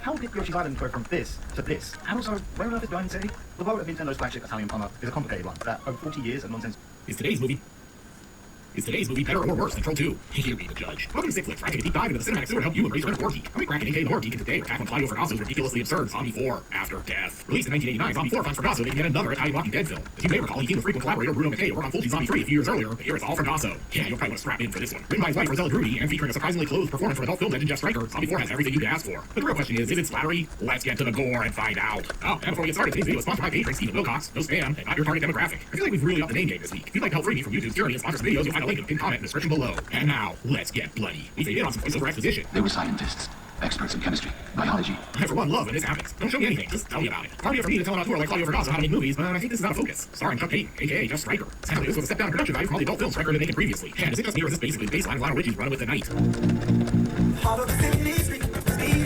Brandon Wilson is in this. How does blood a kickboxing zombie movie? I guess this is what Survivor would sound like if they were from Belgium. Let's ask Ian Sarah what he thinks of this opening theme so far. It stinks. My god, it's Jim Moss. Alright, I know Roselle Drury is gonna show up. Wait for it. Ah, there she is. Special effects by Franco Di Girolamo. Man, that never gets old. Don't let the Clyde Anderson moniker fool you. This movie is pure Claudio Fraccasso. Only 1 year before he reaches greatest peak with both Troll 2 and Night Killer. Meanwhile, over on the set of the church. No, really, they shot this on the same set as the church. We're not even 5 minutes in, and I already wish we were watching the church instead. And we get this sweet Shaka Khan cameo. And we finally join the movie for a special service where Shaka tries to distract evil Will Chamberlain. Here's a solid gold episode ever. And for being honest, this is really just another Tuesday night at Rick James' house. But look out, white people are about to crash this party. Back in the crypt, and on basics, Will Chamberlain here to summon some terrible special effects. And say what you will about Shaka Khan, that lady knows how to make an exit. And the white people show up. Oh, sorry. Did we interrupt your satanic ceremony? We have a swarm we heard I feel for you playing down here. Turns out they just showed up to deliver some exposition. You raised the dead to feed on the living. But Will isn't about to be outdone. You were the ones who started. You wanted to defy hell. And now hell has accepted your challenge. And since we're here, let's get some more exposition. I used magic to open the third door to hell. Third door to hell? This seems like a satanic Monty Hall. Can't even remember Monty Hall? Christ, I'm old. Also, does this guy ever blink? After some backstory, which tells us that they're all stuck on a voodoo zombie island, one member of the bloodthirsty mob dispatches the priest. Come back to life now if you can. Bastard. No, not like that. Like this. And undead Shaka Khan shows up with a delivery of Pimp Hand. And she's really doing a number on this dude. I can't show you this, but trust me, this guy wouldn't need much makeup to go as Two-Face for Halloween. Then the joint Eaten Alive, already in progress. Faster, honey, we're being chased by the cameraman. Look at this acting. We'll die. And everybody just like everyone else. The zombies are definitely attracted to this gaming performance. Her wearing sensible slacks and hoodies. This family is hopelessly lost. Also, why didn't they get Robert Kerman to play this part? That dude knows the jungle. Budget Kerman then wanders off for a makeout sesh. Look at that necking. With Dad getting eaten alive, Mom gives her kid the tiki from the Vincent Price episode of the Brady Bunch and sends her on her way. Then she decides to head back to her wounded husband to finish the job. Show him how it's done, then, George. Then these zombies show up to make her pay. Not enough of that. Let's head over to this episode of Thunder in Paradise. Oh, Great, another Robert Kerman. I have to go get my flowchart for this. So far, this movie has introduced us to at least 15 different characters, and we're not even 20 minutes in. This is totally a Fragasso movie. Now, we get some backstory about how these pleasure builders are mercenaries. Or at least some of them are. First, we only work for the good guys. They can afford a lifestyle. Huh, guys? All I can say is that they've clearly been avoiding Dennis at every turn. Also, is it just me, or do these guys look like they could be going to rendezvous with Hans Gruber and Nakatomi Tower this Christmas? And since we don't have enough plots already, here's another. I have no idea who these people are, but they can graph the girl's legs on the Jeff Striker's torso. He almost looked like he lives and didn't skip leg day. Anyway, if you use your imagination and swim a little bit, this kind of looks like Pete Sampras, Billie Jean King, and Peter Board. As in one of our 15 other movies, this guy's left his scary Halloween sound effects tape in the boombox. And this girl's wearing the same teeth necklace that little girl had earlier. The boat not running out the dock of the night and wait for the plot to show up. And on the same island, our Nick Soul Squad decides to take rest, talking about the exact same stuff they just talked about a minute ago. This whole island is part of a volcanic formation, which appears extinct. But this topsoil here probably covers a river of molten lava. Hey, that's Ted Russoff's voice. So supposedly, there's a colony of men and women here. Where did they go? And they split, the party at Croatoan. All the inhabitants just died, but no one ever knew why. Who is she delivering all this exposition to? Hey, the camera's over here. Get back in the jungle, and this might be the first time Jeff Striker has been in the bush. Hell yeah. It is weird that these guys are traipsing through the jungle dressed like this. How did they say they were going to shop at Banana Republic, not find an actual Banana Republic? Merc said in the woods, where someone clearly left the fog machine running. Look out, I think they're near Camp Crystal Lake. How good. I'm across one of those fast zombies. I guess he wandered over from Lindsay, City of the Walking Dead. Tommy gives chase, and eventually they wind up fighting by this hot spring. Look at those punches. Clearly you learn to fight like a Vic Morrow at humanoids from the deep. Then Tommy learns an important lesson about turning her back on a zombie. This dude clearly prefers the white meat. Look at his reaction getting bit by a zombie. Looks like he just realized he left the iron on. Oh my god! And he's left with the world's biggest hickey. Oh my god. With Tommy bit, they tried to escape back to the mainland. The crew had to sell the boat to buy more fill. And I don't know if this is a fog machine or the entire time crew of Zombie Force looking cheap cigarettes just out of frame. Could go either way. Despite the team's apprehension, they decided it's way better to die in the cave and spend another second in Fragosso's movie. I bet they'll find Rousgower down here. And they really let the players entrance to set court at Wimbledon go. And since nothing was happening in the cave, Kerman's crew decides to check out this totally safe graveyard. Surely nothing horrible will happen here. Here's the question I have. Do you think Buddy Kerman is wearing a headband to enhance his hairline? After some more wandering around, he's gonna launch a set of Robo War. Then we get a little something for the ladies. This is what peak male performance looks like. And it turns out this is the door to hell. It's the door of hell. We get an explanation on how the amulet has to sit in the middle of the candles for the key to work. Look at his face. It's like, lady, you're higher than credit card interest rates. We're still hanging with the Kerman clan. Tommy here is looking a bit sick after taking a bite from the ninja zombie. And say he has a chance to pull through this, since this is an Italian zombie movie, he's toast. Meanwhile, MTV DJ JJ Jackson is checking out the new set. That's a Christ on old moment too. And just like you'd expect, they find a couple of machine guns in this field hospital. Welcome home to your big Tommy meanwhile is turning into a foreigner song. It's cold as ice. You're willing to sacrifice all of Back in the cave, Massimo Vanni and team find a dog-eared copy of Figgins Bake. We're about to have three very confused explorers. The Book of the Dead. Oh, never mind. It's just a Necronomicon. It's nice they took time to put the title on the cover of this ancient tome, that's for sure. I don't know alarm anyone, but it sounds like this Book of the Dead must have been written by a poor goth who read way too much Poppy Z Bright. I raised the dead with my rights. Scattered their souls away. Klaatu, Verata, Nikto, Fragasso? Well, why are you stopping at the best part? And Massimo Vanni reads from the book. I'm sure nothing bad is gonna happen, right? And right on cue, here come the zombies. I think the guy on the right here is just cosplaying Bill Paxton in Mortuary. Striker's over here doing a Wu-Tang cover. I call this one Protect Your Peck. Till now, the Vanni's been surrounded by the Undertaker's Ministry of Darkness. Striker's locked in battle to the death, and I feel like all the other zombies are gonna be jealous when they hear this one got stoned. Meanwhile, over in Fulci Zombie. And back at Camp Buddy Kerman, cameraman is sneaking up on this dude. Why does this feel like the opening scene of a Peanut video? It's just that I couldn't get to sleep, so I thought I could keep you company. I will say on the days, no one has died of smoke inhalation from this fog machine. They gotta be breathing in the equivalent of 2 packs a day at least. Great, not least the track man in this movie is gonna score. Wow, she really changed her mind quickly when she saw that snaggletooth. Her rejection would have gone on longer and more awkwardly if not for this jump scare. Yes, the Romero movies didn't exist in this movie's timeline. Aim for the head, dummies. Ooh, how exciting. The movies finally merged. I'm sure Zombie 4 is gonna get awesome now.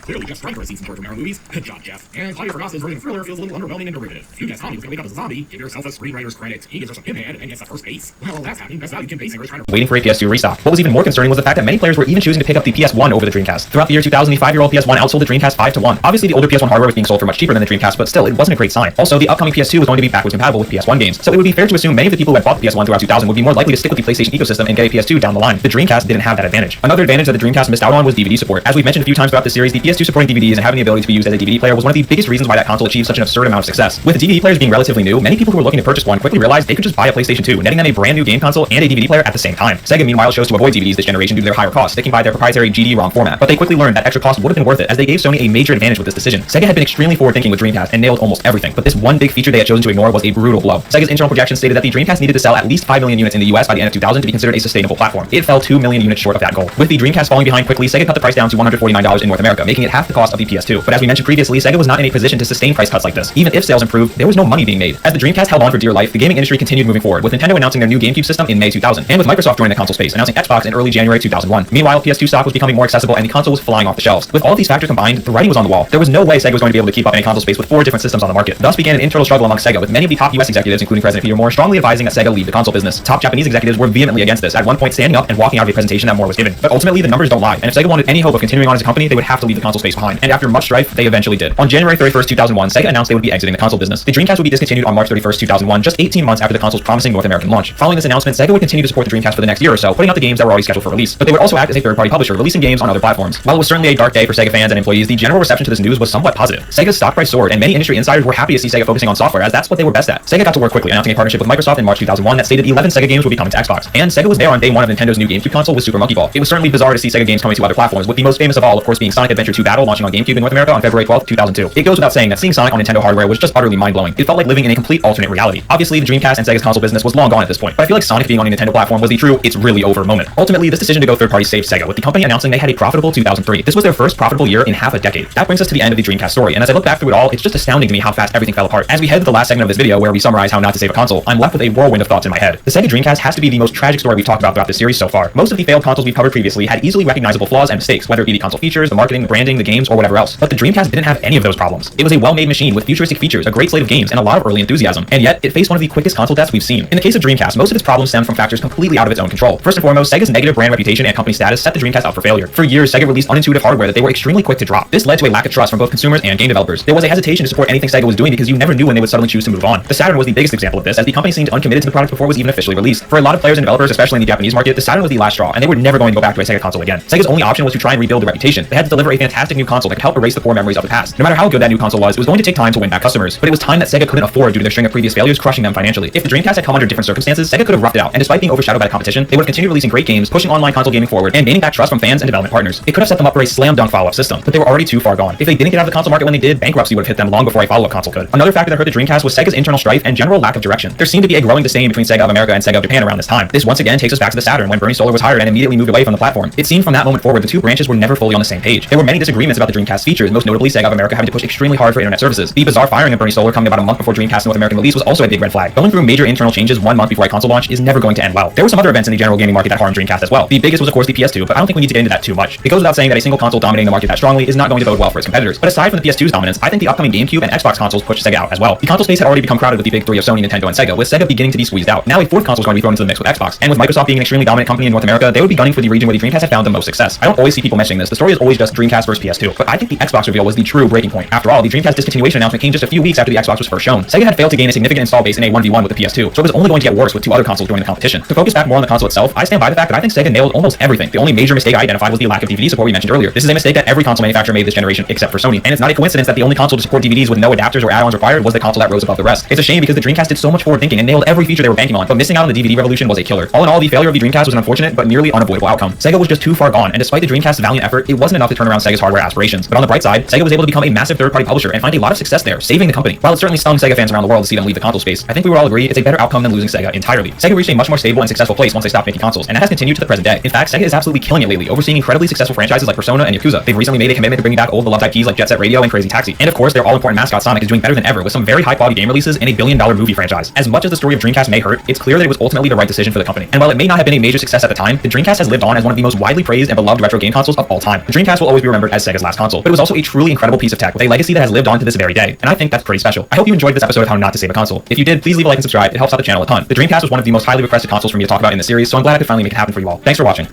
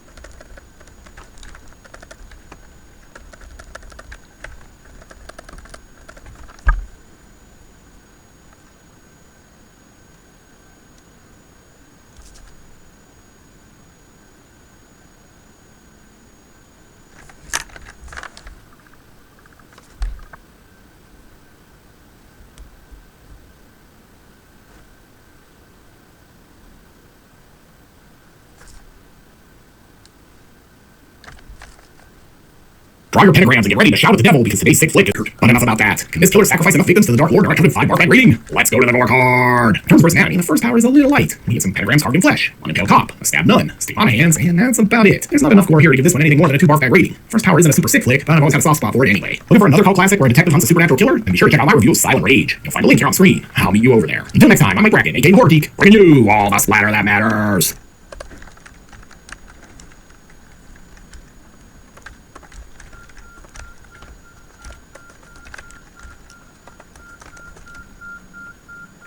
You survived Texas Chainsaw. You squirmed through Driller Killer. You gasped at the Toolbox murders. But nothing has prepared you for today's power tool wielding maniac. Who or what was that? Welcome to Sick Flicks, where I take a deep dive into the cinematic sewer to help you embrace your inner gore geek. Mike Bracken, aka Horror Geek, and today we're tackling Terry Lofton's low-budget slasher cult classic, The Nail Gun Massacre. Released in 1985, The Nail Gun Massacre is the definition of low-budget cheese. It's also something of a compromised vision for writer-director Terry Lofton. Lofton explains the budget got cut early on, and his 80-page script got trimmed down to like 25 pages instead. So the actors were put into a bad situation. I really owe them an apology, and I owe them kudos too, because a lot of people give my actors a hard time and give the movie a hard time because of bad acting, but they didn't have much to work with. And the medley didn't end there. The distributors eventually insisted the film needed more sex scenes to boot. For his part, Lofton knew no one would take his film seriously as a straight horror film, so he tried to turn it into a sort of black comedy. But honestly, it still feels like a horror film to me. Not a great one, mind you, but something akin to I Spit on Your Grave, only not nearly as extreme. But enough about that. Can the Nail Gun Massacre impale enough construction workers or a 5 bar bag rating? Let's get to the gore and find out. And before we get started, today's video is sponsored by patrons Seth, Henry M. DiCarlo, and my pal Ace Machete. If you'd like to help sponsor some videos and free me from the shackles of YouTube's tyranny, you'll find a link in my Patreon in the pinned comment description below. And now, let's get bloody! And I guess we're not gonna waste any time with credits this week. I do think this counts as a house establishing shot. Hold still, Missy. Licensed chiropractors here to adjust your spine. Oh, hey, have you got that mole checked? I'm not liking the look of that. Honestly, you can almost smell the schlitz and BO coming off these dudes. I will say it's a bold move to open a movie with the redneck version of the alleyway scene in Irreversible. And cut to this lady, who apparently lives right next door to Claudio Fergasso. Aren't all her clothes gonna smell like smoke now? Oh yeah, so about 10 pounds later. So long, Big B Burrito. Guess I was raping you and not owning you. And here's our killer. This movie is really not wasting any time. Look at that clip. Don't tell me carpenters need that many nails for home improvement projects. That thing's a weapon of mass destruction. Also, shouldn't they have loaded this thing before getting to the crime scene? Oh, come on, this is totally a woman. I really don't think the camera was working either, because I can totally see her. Oh god, is this lady about to get clotheslined? How did she miss the killer? She's now in front of her, directly in her line of sight. House establishing shot. This guy's such a redneck, he doesn't have a car jacked up on bricks in the front yard. He's got the whole house jacked up on bricks instead. Jeez, look at those hairy shoulders. He looks like part werewolf. But things are about to get even hairier for him. Come on, she's like 5'1" at best. Totally a woman. Yeah, this movie's about as focused as I am right now. Alright, let's just get some nail jokes out of the way early. And she clearly nailed it. I do love what she's done with her nails, though. Oh god, she's gonna try to make wisecracks, too. The worst headaches, the ones between the eyes. Wait, she has a voice modulator in there, too? She's like the Inspector Gadget of slasher villains. Well, cat or Carrot Top. Hey, that's a baby in a box. I was expecting Gwyneth Paltrow's head. And it's honestly nicer than the house. And I guess Mary Sue just discovered the prize Cletus left for her in the outhouse. Oh, look, she's trying out for the cross-country team. Oh, hey, the credits finally decided to show up. Terry Lofton. Presumably no relation to former Green Bay Packers wide receiver James Lofton. Not gonna lie, I'm struggling to figure out what's futuristic about this film, too. Hey, this is a way better title card than I expected, so there's that. I mean, it would have been cooler if they shot the nails to spell out the title, but I'll take what I can get. Jesus, did Terry Lofton do everything in this film? Yes, it appears so. Next card's gonna be like, Best Boy Grip, Terry Lofton. Oh god, 2 directors? For Nail Gun Massacre? Starring people we've never heard of. I bet all of these are Terry Lofton pseudonyms. I know this is a Nail Gun Massacre, but it looks like someone's getting drilled. Hell yeah. Yeah, exactly like that, you pervs. Oh, now it's like a Grateful Dead song, because they're trucking. Now, I guess we'll go look for a more interesting movie on foot. Did they just park in the middle of the road? God, the killer drives a station wagon, so she's totally a woman. She probably just dropped the kids off at soccer practice before heading out here to commit some murders. And I'm not sure what's more in here, this tree or the acting. Yeah, well, just let that killer show up. Because I'll come up with your chainsaw. Our sporting redneck heads off to take a leak. Hey, stop watering the killer, man. She's not into that kind of thing. Well, you just pissed me off. Whoa, settle down. I'm doing the jokes here. And it would have been better if he said, don't piss on my leg and tell me it's raining. And she blasts them. You know what they say about nails. They always get right to the point, and they don't screw around. And it looks like this dude made the classic rookie mistake of bringing a chainsaw to a nail gun fight. For this next shot, we get right between the killer's legs. Hell yeah. No, not like that, you pervs. I mean, whatever the hell this weird shot is. And we get another clip. No,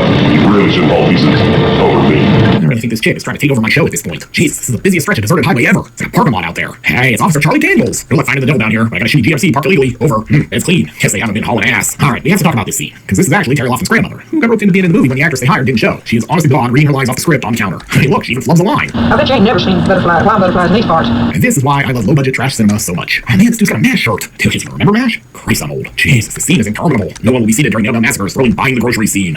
Look, there's the script. It's even got a clip on it. That's just movie magic right there, kids. And don't look at the camera. And here comes another car out here on this road. It's like the interstate. Oh yeah, sweet Canadian tuxedo. I'd say this guy was sawing logs, but I think he's dead, not sleeping. Say, Doc, we're gonna get one of those sweet denim jackets. Oh yeah, he's dead, Sheriff. I guarantee it. Hey, it's the Ecto 1. God, I wish I was watching Ghostbusters instead of this crap right now. Hey, pick me up. I'll pay you in ass or grass. Oh, I'm so glad to stop. I'm trying to get to the gym for bench day. Oh god, it's a drive-by nailing. Live, look at me after eating a straight olive that ended up on my pizza. Oh god! Oh god, please! I'll say this, her SWAT depth looks pretty solid. And yeah, I guess this makes him roadkill. Meanwhile, Doc and Sheriff have another body. Man, this town's murder rate has skyrocketed in the past 24 hours. Would you like my professional opinion? She's dead. Man, I'm working on her Pinhead cosplay. You hate to see it. This guy's like, can you get her out of here? And she's starting to stink up the joint. And now it's time for another great moment in horror film acting. Truck just radioed in to the man nailed down the highway. Now I'm out here. Follow me. He was so excited he started to start lacking before he even got into the scene. Hey guys, you forgot something. Damn kids, even your corpse is right here in the middle of the road. This guy's like Sheriff Big John Stud. I think Big John Stud was a better actor though. Hey, when did the Doc find time to change his shirt? shirt. It was way earlier. Say it with me, kids. Continuity is hard. And or it keeps us fair in his Camaro. Needless to say, changing the shirt didn't help his line reading any. It must have been a long and slow death. I'd say simply from loss of blood. That was a very Shatnerian pause right there. I love that the scene is happening and this guy is just taking crud out of his drink. House establishing shot. Shouldn't this have happened before we did the scene inside the house? I am glad he brought a flashlight though. It's like a dark mid-afternoon out there. The next day, they're getting some lumber. Clearly this lady needs to work on her customer service skills. Thank my ass. I think she's into me. Then we need 2 more random guys. And I want to point this out because what the hell is that chick in the background doing? Alright, Simon says hands on hips for this scene, everyone. Could this be our killer? And now it's time for a terrible music interlude.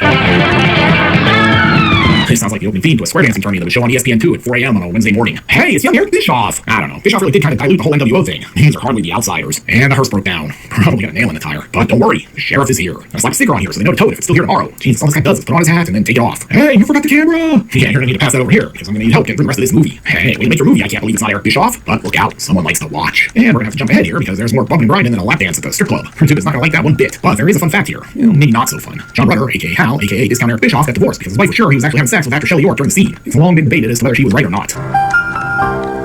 Anyway, Bischoff gets nailed, so there's that, then she gets penetrated. Hell yeah. No, I mean literally. This is no gun massacre after all. I guess you really could say Bischoff was a dead lay. Hey, sweet mother tattoo. Maybe he's into Danzig, or MILFs, or both. Wow, it's like the killer is invisible. There's another one-liner to boot. At this point, I would like to just step aside and let the killer do the rest of this episode. Good work. Keep going. I'm on a break. And I guess she's done. Damn it, I forgot to get the kid from soccer practice. Now it's time for some deep thoughts. Humans never lived with dinosaurs, so we have no idea what they actually sounded like. Now he's gonna share with a friend. You know, if you rip a hole in an egg, there are now technically fewer holes than before. Check out that bitch in Camaro. I bet the dead milkman approve. I love that they framed the scene in the most boring way possible. But wait, her brother might be the actual killer. He's gone! Where? He took off the place that old hearse is! What a swerve. And now we're gonna chase the hearse, but also keep a respectable 3-car length distance for safety. I'm gonna lie, some pretty funky chase music. They're racing to the climax now. Please drive faster. Oh, no way that thing is going up that hill. I don't really know how to describe it. And while if you have seen it, you probably don't know how to describe it either. But it was a very little movie that became a very big deal. Obviously, it signified David Lynch's director to watch, one with a bold and strange vision. A strange movie it certainly is, but in the most wonderful way. Also very dreamlike, very surreal, moody, and truly frightening in ways that unnerve and unsettle rather than shock. One of the most talked about aspects of Eraserhead is the baby, commonly referred to as the Eraserhead baby. The main character, Henry, is told his girlfriend gave birth to the baby and he is the father. He has to take care of it, but this thing does not seem to be human. It is always crying, and this drives Henry to the edge. David Lynch quite famously never spoke about the Eraserhead baby. He remained tight-lipped about its significance and meaning, and was very vague about how the special effects were achieved in order to bring it to the screen. The most widely held and accepted belief is that it was somehow created using the embalmed fetus of a calf. A disturbing effect, a very memorable creature, and the roots of what ultimately had Lynch upset with Giger. In 1988, Giger sat down for an interview with Cinefantastique magazine for a special issue covering all of the projects he had been involved with up to that point. Inevitably, the subject of Dune came up. He was asked why he was not involved with David Lynch's film. Here's what he had to say. I was very eager to be. Through friends, I asked Lynch if he was interested in my cooperation. I never heard from him. Later, I came to know that he was upset because he thought we copied the chestburster and Alien from his monster baby in Eraserhead, which was not so. Ridley Scott and I hadn't even seen that film at that time. If one film influenced Alien, it was the Texas Chainsaw Massacre. I would have loved to collaborate with Lynch on Dune, but apparently he wanted to do all the designs by himself. I think he did a great job. I admire Lynch tremendously. I think he's one of the greatest filmmakers, and I would very much like to work with him sometime. Giger is very candid in this interview and certainly doesn't provide the usual Hollywood lip service. In a previous question, for example, he gave some answers regarding his involvement with designing a monster for Poltergeist 2, The Other Side, a result in effect he refers to as Shiza. So I think we can take his answers as honest and sincere. It also says a lot that he ultimately praises Lynch's Dune, which especially at this time wasn't exactly the trendy thing to do. And it speaks to his admiration of Lynch as a filmmaker that he still wishes he could have been involved regardless of the ultimate reception Dune received. But it should be kept in mind that his comments regarding the chestburster and the Eraserhead baby are taken from secondhand accounts. Lynch did not tell him directly. Lynch definitely never publicly spoke about it, so he's taking this unnamed third party at their word. Your guess is as good as mine as to whether or not Lynch actually felt this way, and if it was the reason for not inviting Giger to participate in his version of Dune. Now when we look at these creatures side by side and compare them, it does seem like a little bit of a stretch, doesn't it? Of course, they are both monster babies of roughly the same size, and I guess similar texture, but that might be where it ends. The Eraserhead baby has eyes, no teeth, and cries like a human baby, while the chestburster has no eyes, sharp fangs, and a monstrous little shriek. The Eraserhead baby is bulbous, almost bowling ball shaped, while the chestburster is narrow and worm-like. Perhaps the closest they look to being similar is very early on in Eraserhead, where one could interpret the baby appearing as worm-like, though maybe more accurately sperm-like. There's also a little bit towards the end that could be up for comparison. Both of these creatures eventually grow into something even more large and terrifying, but the Eraserhead baby is essentially a larger version of what it once was. The chestburster, on the other hand, of course, grows into the classic alien design from Giger that we all know very well.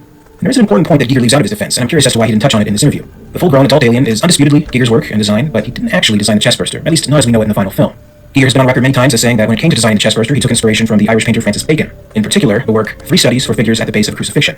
Giger's resulting concept art, while quite stunning and scary in its own right, most definitely does not reflect the monster that ultimately erupts from John Hurt's chest. Should anyone receive the most credit for the design of the chestburster and how it looks in the final film, then that would have to be the special effects artist Roger Dicken. Initially, Dicken did make attempts to follow through with Giger's concept art that didn't really work out too well. Reportedly, there were clashes between the two, so maybe that's why Giger doesn't mention him all these years later in the interview. Throughout the process of designing the face art, it went through many different stages, including one with bulging eyes, which maybe looked a little more similar to the Eraserhead baby. Overall, designing the chestburster became quite the struggle, as outlined succinctly in J.W. Rinsler's book, The Making of Alien. Here's an excerpt. When it burst out, I wanted it to look very rude and totally carnivorous, Scott went on. I also wanted a biological link between the baby, which is what we were really designing, and the final creature. So we went back and re-examined various illustrations and ideas and tried to come up with something. I also wanted it to be a very smooth object. Ridley ran over to Roger's house one day to have a look at it, O'Bannon recalled. It had a head that was pretty much a miniature version of the big one, and kind of an elaborate body with little dinosaur legs. It was just in clay, and Ridley looked over it a bit and then reached out and pulled off the legs. And he wadded up little pieces of clay for dolphin flippers and stuck them on either side behind the head, and said, there, that's it. The chestburster had been reduced to head and tail. It was a combination of ideas from one of Giger's drawings, Dickens said. And Ridley Scott's ideas in mind as I built it. Ridley decided the chest burster should look something like the Giger drawing with the elongated head. I made it breathe by installing gills and a chest that was inflated up and down. Scott would recall saying that Dickon as he did it. Because the large alien had metallic teeth, Dickon supplied chromium dentures for the Phase 2 monster. To be honest, the beast was very much the product of several people, Scott summed up. Giger and Dickon and me, and even a bit of Gordon Carroll. But one must give Roger credit for a marvelous job. So multiple people contributed to how the design of the chest burster came out, with Ridley Scott having the final say on what would actually appear in front of the camera. Scott has always been pretty open about the films that inspired Alien. As previously mentioned in the Giger interview, the Texas Chainsaw Massacre was a very strong influence, and Scott has always praised George Lucas's Star Wars, citing it as a key inspiration for Alien. If Eraserhead drew inspiration, it's never been mentioned, and seemingly less likely due to all those who contributed to the design.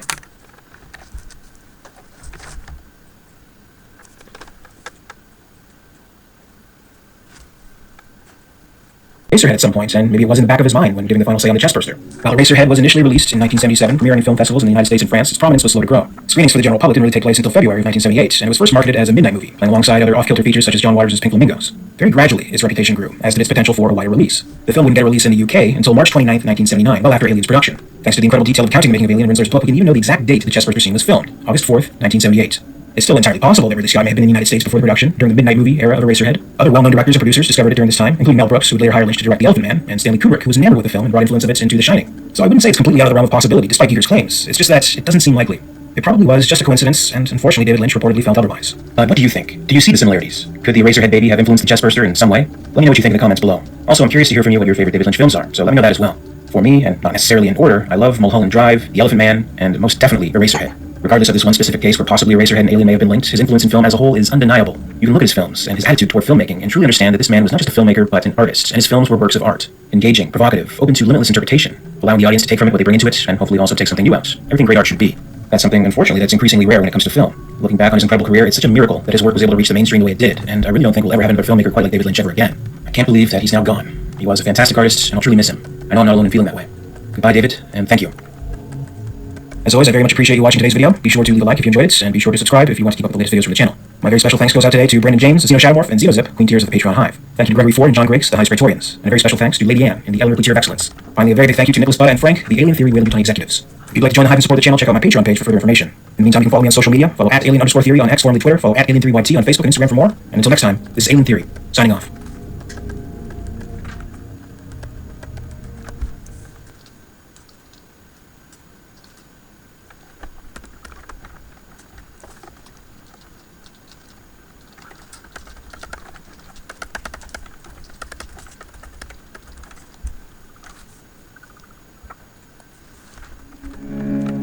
There's a famous quote from esteemed Nintendo game designer and producer Shigeru Miyamoto that goes, "A delayed game is eventually good, but a rushed game is forever bad." And throughout The Art of Failure, we've looked at games that perhaps needed more time in development. We've seen the effects of rushing development to reach a holiday release date and rushing to beat an expiring license. Yet, we've also seen the effects of allowing for delays, and that ultimately working out for the better. But sometimes, all of the delays in the world can't save a game.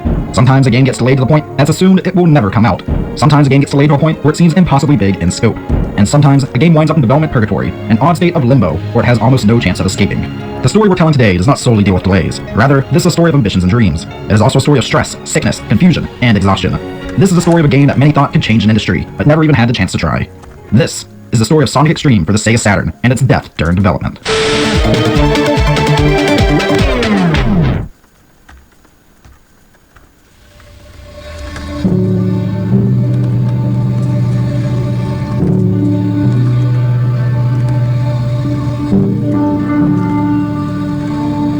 The story of this unreleased Sonic game begins with the release of another. We find ourselves in late 1994 at the Sega Technical Institute, located at 255 Shoreline Drive in Redwood City. This particular day marked a momentous occasion for STI. A newly developed game, Sonic & Knuckles, was released for the Sega Genesis. Sonic & Knuckles was a culmination of years of work put in by an incredibly talented group of programmers and designers known as Sonic Team. It was a fifth mainline title in the Sonic the Hedgehog series. It was a fourth of those on the Sega Genesis hardware. It would be a huge success, and further cemented Sonic himself as one of the defining pop culture icons of the 90s. External programming house, I think they were called Point of View, in Southern California, and he's like, look, I need you guys to get this PC game up and running on Saturn. And these guys knew Saturn very well. They did a lot of work for Sega before, and so they were able to get it up and running, but it was still not at the the FPS level that we were expecting from a Sonic game. POV was brought onto the Sonic X-treme project at a crucial time. This was January 1996, and STI was expecting a visit in March from a team of Sega management, including Sega Japan president Hayao Nakayama. Their visit would decide the fate of the X-treme project, which due to performance issues was risking further delay or even cancellation. However, it soon appeared that POV would be doing more than simply trying to port Alon's game engine from the PC to the Saturn. At a meeting in early 1996, both Fair Alon and Chris Sen were informed by STI technical director Robert Morgan that POV would be assuming all major programming duties. Alon effectively was being demoted and removed from the project. At the meeting between Sen, Alon, Morgan, and a team from POV, a demonstration was shown of Sonic running along a basic checkerboard surface. While not massively impressive, it was enough to please those that needed to an SOA. Alon was also apparently unfazed with the decision to remove him from the project. Perhaps he had been expecting it. Sen, on the other hand, was shocked and appalled by SOA's decision. He saw it as Sega wanting to restart the game from scratch. In reality, POV's work for the next few months was mostly just going to consist of them trying to port an older, more stable version of Alon's game engine to the Saturn. The ultimate result, though, was Sen and Alon going off with the work so far and continuing to develop it, hoping to pitch it to Sega as a new Sonic game for PC. Perhaps this new game, which was simply referred to as Sonic PC, could be published by SegaSoft, a new offshoot of SOA that was allowed to create games for non-Sega platforms. Months went by and work continued on Sonic Extreme. More shakeups continued within Sega of America, including President and CEO Tom Kalinske leaving in early 1996. This was due in part to the lacking sales of the Saturn and due in part to poor relations with the Japanese side of the company. But the Extreme team still carried on, hoping that their work would impress and that Sonic Extreme itself could save the Saturn. Finally, March arrived. The morning of the meeting, Nakayama, then Sega of America CEO Shuichiro Irimajiri, and an entire entourage of Sega executives, mostly from Japan, arrived at the STI offices, ready to see the work accomplished over the past nearly 2 years. There were technically 3 game demos meant to be shown off to the executives. The first was what was intended to be the main portion of Sonic Extreme, initially created by Ophir Alon and Chris Sen and now ported over to the Saturn by Point of View. The second was a boss level demonstration, created primarily by Christina Coffin, and the final one was an attempt by Alon and Sen to pitch Sonic PC, despite Chris Sen still suffering from his odd illness that had onset in January. Silence gripped the STI office as the first demo was displayed. POV's team had worked hard on porting over Alon's work and attempting to optimize it. Though release was still months away, it was hoped that POV would have the game up and running somewhat smoothly. With luck, the executives would not only find their work passable, but impressive. But this was not the case. Most in the room seemed very visibly disappointed. Nakayama, however, was livid. Though 2 months had passed since POV was tasked with porting Alon's work, it was only managing to run at a few frames a second. The executives felt that the game was nowhere near where it was supposed to be. It seemed that could have been killed off right then and there. But it wasn't. Nakayama and adaptability and the potential perils of technological advancement. Its intricate design serves as a reminder of the delicate balance between human ingenuity and the ethical responsibilities that accompany such power. Through the T800, the series explores the profound implications of creating machines that can mimic and potentially surpass human capabilities, sparking ongoing debates about the future of artificial intelligence and its role in our world. The T800's anatomy is a marvel of engineering, beginning with its hyperalloy exoskeleton. This robust framework is designed with frictionless bearings and a sophisticated control system that grants the cyborg exceptional mobility and strength. Compared to its predecessor, the T600, the T800's exoskeleton is far more advanced, boasting an impressive 40% increase in strength. This enhancement not only makes the T800 a formidable adversary in combat, but also allows it to withstand a significant amount of damage, ensuring its durability and effectiveness in various missions. One of the most remarkable features of the T800 is its human-like appearance, achieved through the integration of living tissues. This includes flesh, hair, skin, blood, and even a circulatory system, all of which contribute to its ability to blend seamlessly into human society. The living tissue not only enhances the T800's infiltration capabilities, but also adds a layer of realism that makes it virtually indistinguishable from a human being. This biological exterior serves a dual purpose. It acts as a disguise and provides minor regenerative abilities, allowing the T800 to repair wounded tissue as long as the damage is not too extensive. The regenerative capabilities of the T800 are particularly noteworthy, as they allow the cyborg to maintain its human-like appearance even after sustaining injuries. The living tissue can regrow and heal itself as long as the entire flesh is not destroyed, ensuring that the T800 remains operational and effective in its missions. In Terminator Genesis, we see the T800 explain to Sarah Connor how his skin can regenerate. You must leave as soon as possible. Wait, we're going. My flesh will take years to regrow. I cannot come with you, due to the magnetics of the quantum field. This ability to regenerate adds to the T800's resilience and underscores its design as a highly efficient and adaptive machine, capable of enduring and overcoming various challenges. At the heart of the T800's impressive functionality is its unique power source, a nuclear-powered heart-shaped cell. This cell is not only compact, but also incredibly potent, capable of providing enough energy to power an entire city for a day. This immense power ensures that the T800 can operate continuously without the need for frequent recharging, making it a relentless force in its pursuit of objectives. The nuclear power cell exemplifies the cutting-edge technology that defines the T800, highlighting its role as a pinnacle of engineering within the Terminator universe. The capability of the T800 is equipped with a remarkable set of capabilities that set it apart as a formidable machine in the Terminator series. Its ability to speak like a human is achieved through the recording and reprocessing of syllables from a target's voice, allowing the cyborg to blend in and communicate convincingly. Additionally, the T800's advanced optical sensors enhance its perceptual abilities, capable of detecting a broad range of visible frequencies. These sensors allow the T800 to track 2 different directions independently and magnify images up to 15 times, greatly improving its surveillance and targeting precision. Although the T800 cannot feel pain due to the absence of nerve endings, it is designed to sense damage or injuries and attempt to fix them, ensuring continuous and optimal operation. Furthermore, the T800's durability is unparalleled. It is highly resistant to attacks, surpassing the T600 and T700 models in terms of robustness and resilience, making it a nearly indestructible adversary in any encounter.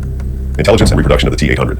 The T800 is renowned for its exceptional intelligence and self-sufficiency, making it a formidable machine in the universe of the Terminator series. This model's intelligence is driven by a powerful neural network processor, or learning computer, which allows it to analyze and adapt to new information and environments with remarkable speed and accuracy. This cognitive functionality enables the T800 to understand complex human behaviors and languages, making it an adept infiltrator capable of making strategic decisions in real time. Furthermore, the T800's ability to learn and evolve over time enhances its operational effectiveness, allowing it to improve its performance during missions. In terms of reproduction, the T800 does not replicate in the biological sense, but is manufactured in production facilities overseen by Skynet. Each unit is meticulously assembled with precision engineering to ensure that the T800 remains one of the most advanced and reliable models in Skynet's arsenal. This combination of intelligence and engineered replication underscores the T800's role as a pinnacle of technological advancement, embodying the intersection of artificial intelligence and mechanical prowess in its design and functionality. How to defeat the infamous T800. Defeating the infamous T800, a seemingly indestructible adversary, has been a topic of intrigue and speculation among fans and theorists ever since its introduction in the Terminator series. According to the movie and fan lore, one of the primary strategies involves exploiting its weaknesses in high heat environments. Extreme temperatures can potentially damage the T800's living tissue exterior, rendering it less effective in infiltration and increasing its visibility. Furthermore, fans often propose overwhelming the T800 with sheer physical force and firepower, as seen in the movies where relentless attacks eventually degrade its systems. Coordinated assaults using heavy weaponry, such as explosives or armor-piercing rounds, can incrementally wear down its defenses. Despite its formidable design, the T800's methodical and predictable nature can occasionally be exploited by human ingenuity and unpredictability, allowing for strategic maneuvers that capitalize on its rigid programming. Ultimately, while the T800 is engineered to be a relentless hunter, fan theories and cinematic portrayals consistently highlight human resilience and adaptability as key elements elements in overcoming such a formidable foe. Conclusion: the T-800 Terminator stands as one of Skynet's most formidable creations, a true marvel of engineering and menace, embodying a relentless pursuit of its objectives with unparalleled efficiency. This machine is truly one of a kind, showcasing advanced technology and an uncanny ability to mimic human behavior, making it a legendary figure in the Terminator franchise. As we delve into the intricacies of this iconic cyborg, we invite you to share your thoughts. What's your favorite Terminator? We're eager to hear your opinions and experiences with this thrilling series. Don't forget to subscribe to the Cabinet and stay updated with all things Terminator and more. Plus, be sure to check out our other video covering the T-600, where we explore another fascinating chapter in the saga of Skynet's mechanical warriors. Welcome to the cabin. Fears. What was it you said? The cabin.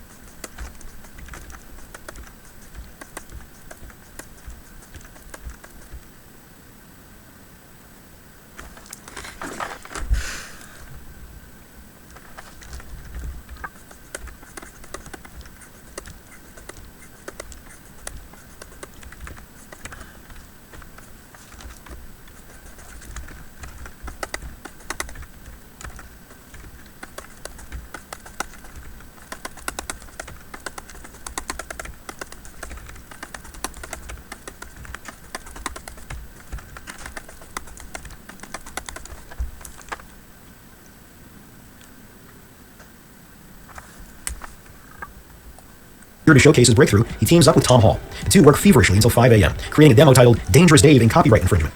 They save it onto a floppy disk and leave it on Romero's desk. The next morning, John Romero finds the disk on his desk, starts it up, tests the demo, and is blown away. Around this time, the game is taking the world by storm. Super Mario Bros. 3. It's a phenomenal success, praised for its incredible richness and power-ups, levels, and environments. The technical achievement is also noteworthy, as it brings these features to a simple 8-bit console. Super Mario Bros. 3 features smooth scrolling in all directions, and like everyone else, Romero and Carmack are swept up in the Super Mario Bros. 3 frenzy. The small demo they created is, in fact, the first level of Super Mario Bros. 3. Romero believes they're onto something big. After their regular work hours, they toil day and night on a port of Super Mario Bros. 3, meticulously copying sprites and recreating levels. In a photo, you can see the NES connected, with Mario Bros. 3 on the screen, while Romero and Carmack painstakingly recreate the levels one by one. They commit to this intense effort because a few years earlier, Hudson had ported some Nintendo games to microcomputers, and Nintendo had published them. Romero and Carmack hope to collaborate with Nintendo, not only on games they admire, but also to potentially work with the company. After more than a week of relentless work, they finish the port and send it to Nintendo, eagerly anticipating their reaction and hoping for a positive response. When Nintendo reviews their work, they are stunned by what Romero and Carmack have accomplished. They express their admiration for the port, but firmly refuse to allow their games to be released on platforms other than their own, reminding the team they don't have the rights to do so. It's a harsh wake-up call, a cold shower for their ambitions. However, a chance encounter with a man named Scott Miller changes everything. Miller works at Apogee Software, a shareware publisher revolutionizing the PC gaming industry with its innovative distribution model. Shareware involves offering a game or a portion of it for free, with players paying only if they want access to the full version. It's somewhat like giving away the first world of Super Mario Bros. 3 for free and charging for the rest of the levels. Scott Miller is a fan of Softdisk games and plays them regularly. He notices that some, particularly those created by Romero and Carmack, are exceptionally well suited to the shareware model.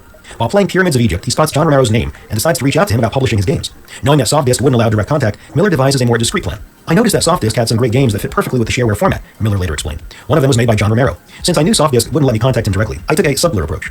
I wrote and sent him a bunch of fan letters. Eventually, Romero noticed they all came from the same address. He got annoyed and sent me a letter calling me a psychopath. But that led to us talking on the phone and eventually negotiating together. In the end, they agreed to let me publish their game, Commander Keen. Despite Nintendo's rejection, IDF quickly recovers by reusing their technology and engine for a new game, Commander Keen. While it draws some inspiration from Mario games, it is far from a direct clone. The game introduces unique mechanics, including a pogo stick for exploration, and features a narrative-driven opening sequence.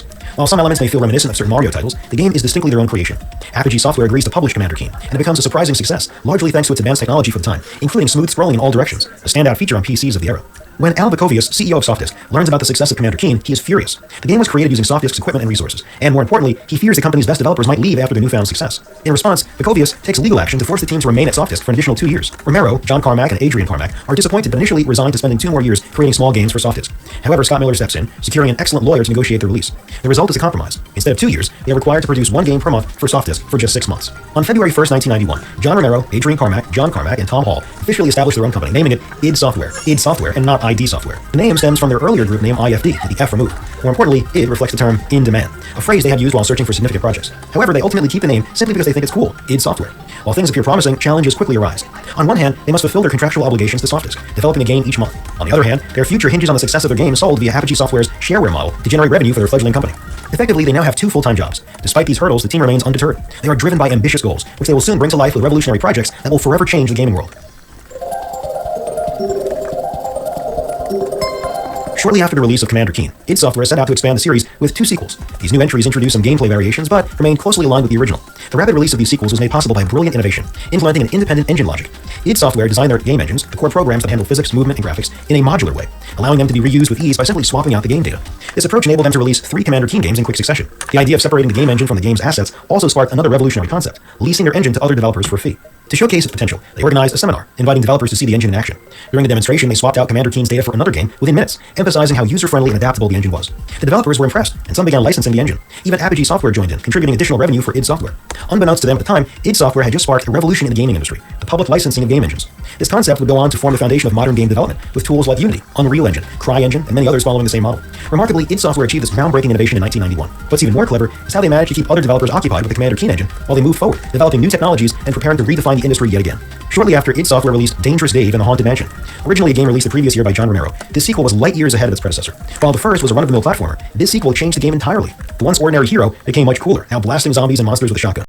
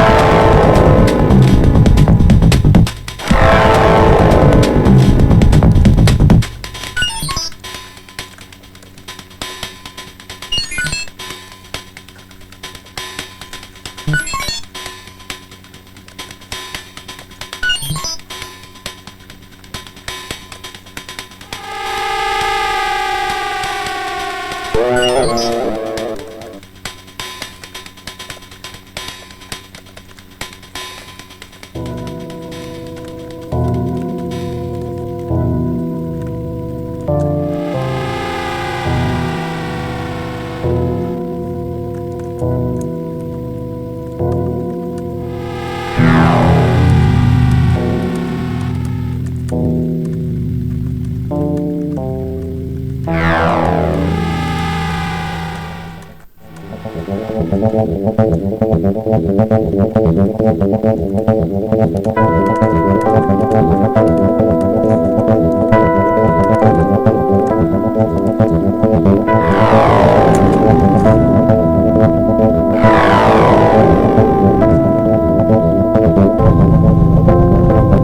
would like to do comedy, for instance. I love doing humorous things in films, and as you have seen in this film, in Predator, I try to put some humorous stuff in there, some comic relief throughout the film. Of course, it's not the kind of a film that lends itself to do a lot of fun things, but I would like to do one straight through comedy one time. I also like to get more into producing and into directing in the future. So those are the kind of things that I see in the next 5 to 10 years. This film has a lot, as I said, a lot of action, adventure, stunts. It also has a lot of violence and gore, and then turns into, by your own admission, a horror film. Now, would you take the little Kennedy Shriver kids to see this movie, like the 6 to 10-year-olds? Would you take them to see this?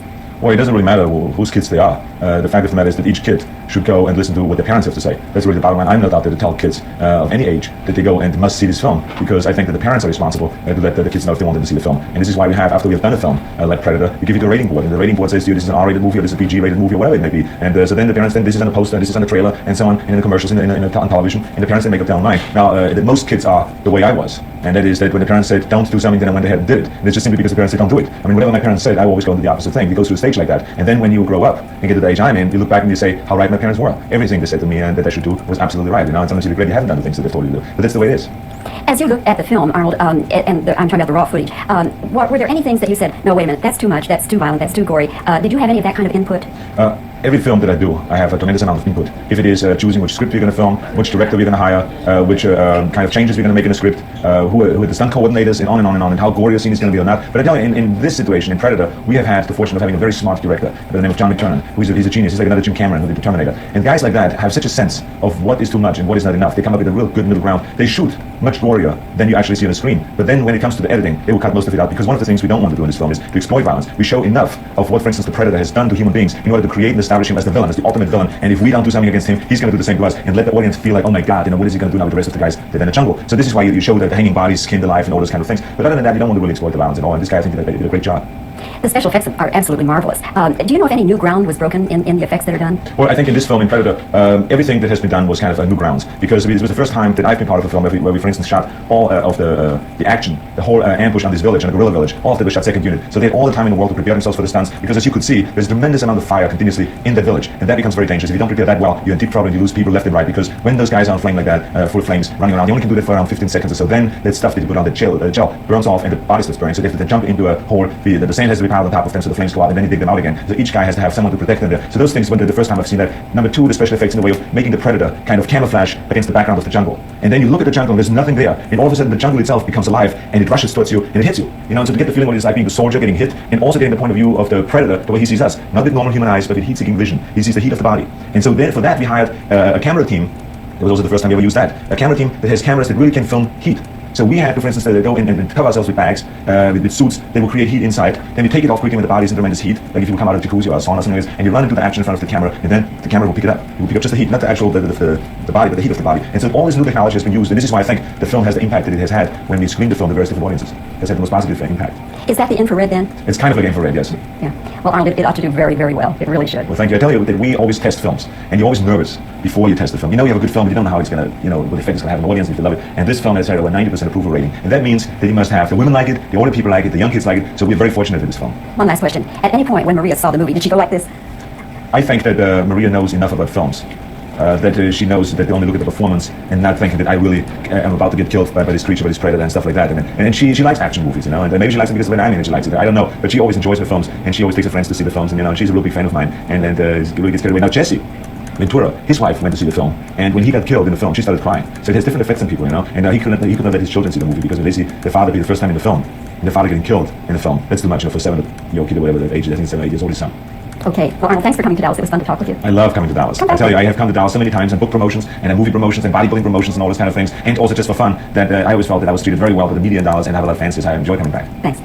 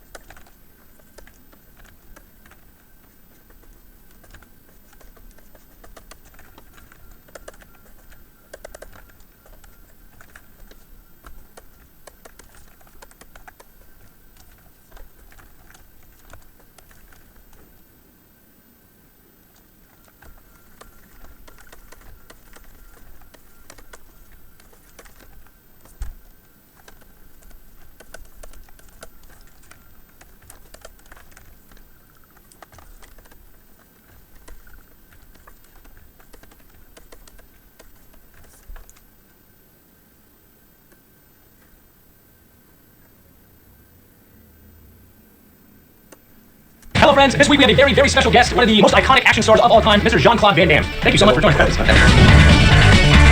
You've had a really great, iconic career that has spanned decades, and at this point, some of the things that float around about you online and some of the stories of your life are almost bigger than life. They're almost unbelievable in some of them. We're hoping we could go through a couple of the moments from your career, and you can kind of tell us, A, if they're false, and then B, try to maybe flesh out the details on some of them. And the first one we have, one of your first roles was in a Chuck Norris film. I heard that you helped Chuck Norris train in the 1980s, and you also had a job working at his bar, 44. Is that true? Right. As a bouncer. Really? You were a bouncer? I didn't have any fight, thank God. I was a good schmoozer, sympathico, and no incident happened because, when you see a big guy, you look stronger than a small guy, and then to go and fight there. And I was like good money on the side. And then on the weekend, I trained with Chuck 3 times a week in Rolling Hills. That's where I met him the first time. Okay. Came to Chuck house, and the guy was there. We did some sparring together. Chuck put him in the front, but I did like a roundhouse kick, and I touched him in the liver. Fell down, was knocked out, and Chuck was upset. And then we started to become friends and stuff like that. You didn't have to fight anybody in the bar as a bouncer, but when you're training, you knocked somebody down. No, because I was so precise, and just to touch, just like if you go in the right place at the right time, you go down. Bloodsport was kind of your breakout role, and one of the things that really put you on the map. The first cut of it was something that maybe you were unhappy with, and you personally recut the film to make it be the final product. Is that true? Yeah, my friend Sheldon, who wrote Bloodsport, I was doing another movie called Kickboxer. He said, "You better to come back. Why? Your movie looked like." And I came back from Thailand, and we saw the cut, and I went. It's impossible, I'm jumping in the air, they cut in the middle. So I did go back to Menachem the second time. Please, can I edit the film, please? And he gave me an editing room. I was able to cut at night. The guy who was cutting with me is the guy who did Tower Inferno. Okay. So it's like a Academy Award editor, and I was together with him, and he showed me the steps. He was released in some Canon theater in New York, and it became a sensation. I'm just saying overnight. You speak a lot of languages, but is it true that you learned English from watching the Flintstones? No, as I said, most people said so, I made them happy. But when I came in this country, I didn't speak much English. I was so into my will of making it that I didn't see that as a problem, but it was a problem. Well, Bloodsport too. I mean, that was something you had done because you were a kickboxer yourself before you became an actor. Is your record that's online after it was 19 wins and 1 loss as a kickboxer? I think more than that. Really? Yeah, we fought all over in Germany, Belgium, France. We left school early. I worked, sold flowers when I was a kid in restaurants, made good money. Then opened a gym, put a loan, make very good money, put them on the side, put 3,000 in my pocket, and go to America and succeed. Speaking of underground fights, even professional fights, is it true that you attended a bare knuckle brawl with Vladimir Putin? I think it was 2007-ish. Is that? If you lift your hand, you'll be shot. I was with the team watching a fight with Fedor, and I have a bad habit. My lips are dry. I always do my chapstick, and I have a knee back with my chapstick, a dental floss, my this, my that, and I put my back under my chair. So I go now for my back to take my chapstick while the fight is happening. As soon as I go to my back, I 20 security guys looking at me like, no, I can take a gun. So I went to ridiculous. It's okay, you're back. Be careful. Very fast. I heard that during the filming of Street Fighter, you would call cut yourself during a very expensive scene because you thought you had said a word wrong or line wrong. Is that correct? That may be possible. Yeah. Do you remember? No, but I'm the type of guy because you only start something, and if the dialogue is not right, it doesn't follow truthfully. Right. So what's important when you make a movie? I mean, that's just years ago when you pay more attention to the biceps and the ass muscle. Today I'm 58. You still got really good biceps. Very good shape, but I'm saying we changed the mentality of traveling, culture, and all that stuff. Absolutely. There are many theories and rumors about why you left Predator because you were originally supposed to be the Predator in that film. What is the actual reason why you left Predator? I came to the studio and they made me run around the studio and I jumped like a dancer. This guy can jump very high. Yes, he's in. So then I get to go to displays and they put me on sticks and woods and they start to melt all the cast on me, and it's blowing hot. I'm a guy, I like to breathe. Now they're gonna do my head and everything. I get my friend next to me. I said, man, I ain't gonna make it. So they put in my mouth like a tube. And at that time I was just a stand guy, right? And I was covered into that cast for at least 20 minutes. They say if you feel like you cannot breathe, just go like this with your finger and I'll pull that stuff away from you. And I did it. I start to panic and go no more 5 more minutes. And finally the cast came out. I wasn't Predator. It was disgusting. And my feet were in these caps, so I was on some sorts of stilts. Yeah. So when Joe asked me to jump, I knew it was gonna be a bad one. I said, this is impossible, Joe. I think we're gonna have a problem. Then he replaced me by somebody, and the guy did my stunt. Something bad happened to him, and then they stopped the film and they did a new, more safe outfit. So I was happy that I listened to my intuition. I'll ask you one more question, and this is a movie that you were not in, but the movie Mortal Kombat in 1995-1996, they based Johnny Cage off of you. Did you get any royalties from that? Nothing. Not on the video game, not on Bloodsport, not on Street Fighter, not on UFC. He bought you. No, but I was kind of a sensation because a great teacher who saw martial arts in a different way. Was like many years of training, and that's what made Bloodsport a martial arts sensation. But what's nice about my career, it's like I make movies. I did have my ups and downs, big small movies, but I shot around the world, and I saw really where we are in a sense. And I left for Hong Kong. I live in Hong Kong, and I got this goal of going somewhere else and not acting. I come here with pleasure. So I enjoy the conversation. I'm not scared to make a move with my mouth or makeup because they have it. So I'm really me because I'm doing something else than that. So when I jump into with Dion, I'm real. I can tell the truth. So I'm that type of guy, and all those actors are as good, if not better than me. It was a great experience. Yeah, well, I mean, it's been a hell of a life that you've lived so far. I want to say thank you very, very much to Jean-Claude Van Damme for joining us. This has been a huge treat for me and for everybody here. We're all huge fans of Jean-Claude Van Damme. The movie is We Die Young is out on March 1st. Check it out. Thank you again so much for joining us. And I'm gonna go try and do some high kicks. Sounds great.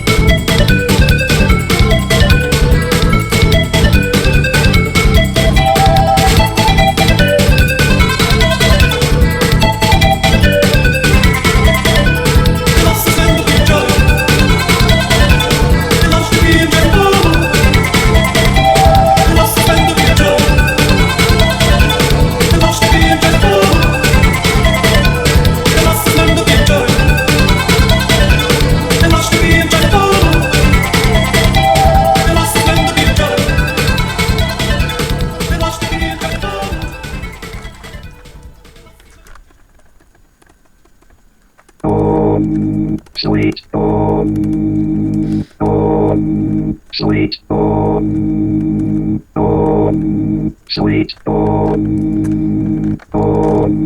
Sweet. Sweet. Sweet. Sweet.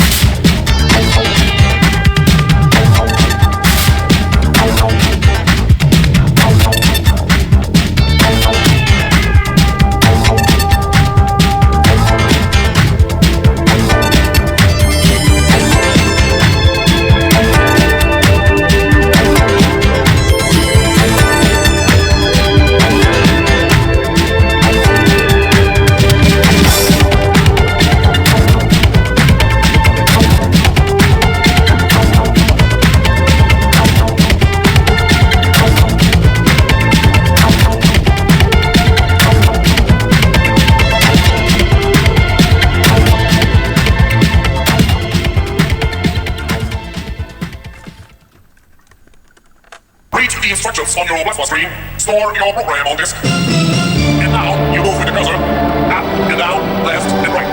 Printing directly from the keyboard. Change line 14 in your program. Insert machine reaper. And add the system. Run. Face the facts you're left in the dark. 15 fantastically verified computer. Start by checking all the elections. And now turn off the power. While holding the 14. Activating the RAM expansion port. Insert the one program. And then you press return.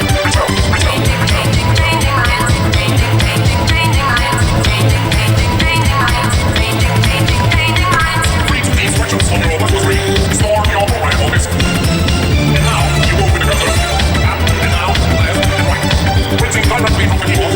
Change line 14 in your program. Insert machine reaper. And add the system.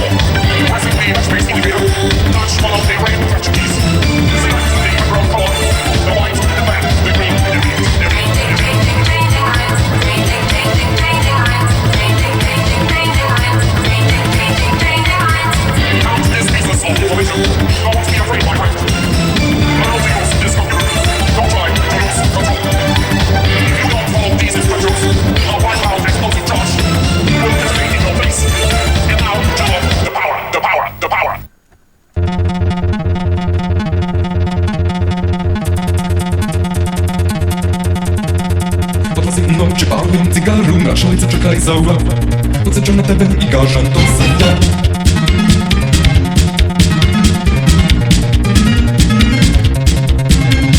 Słuchaj pojemy raty, oglatamy uwe klaszy. Na szojce czekaj zauwa. Podseczona tebe i garzem to sypia. Postawy złe, stąd do podejrzenia. Zawołaj głowę, stąd do podejrzenia. Zawołaj głowę, stąd do podejrzenia. Zawołaj głowę, stąd do podejrzenia. Zawołaj głowę.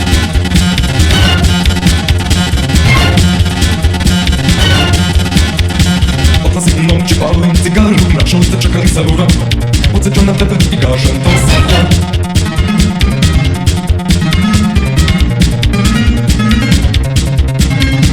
Serce twoje me brati, obadolne we flaszy.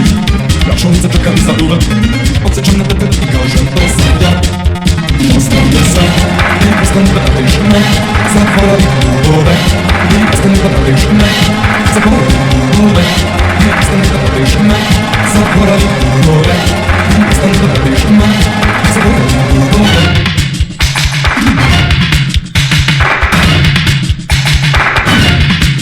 Ostatni sen, nie postępę na tej szynę. Zakwalali górę, nie postępę na tej szynę. Zakwalali górę, nie postępę na tej szynę. Zakwalali górę, nie postępę na tej szynę. Zakwalali górę.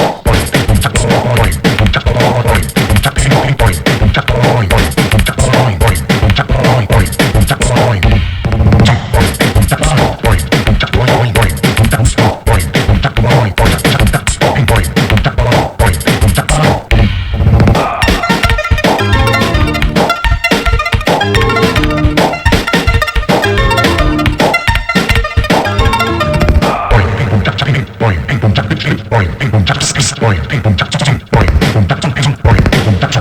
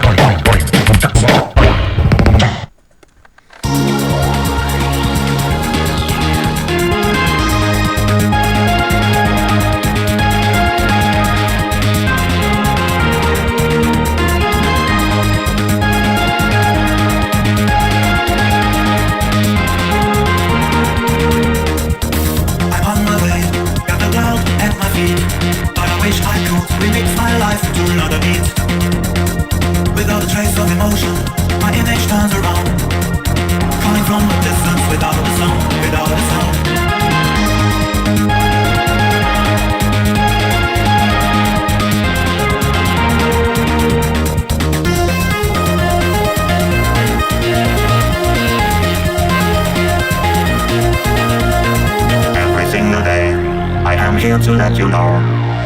Whatever happens to you, I won't let go, I won't let go.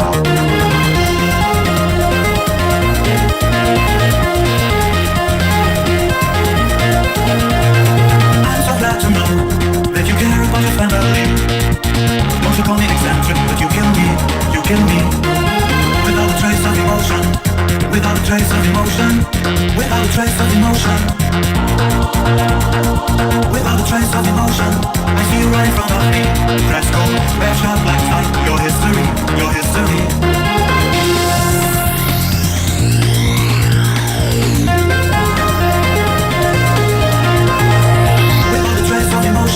My image turns around, coming from a distance without a sound, without a sound.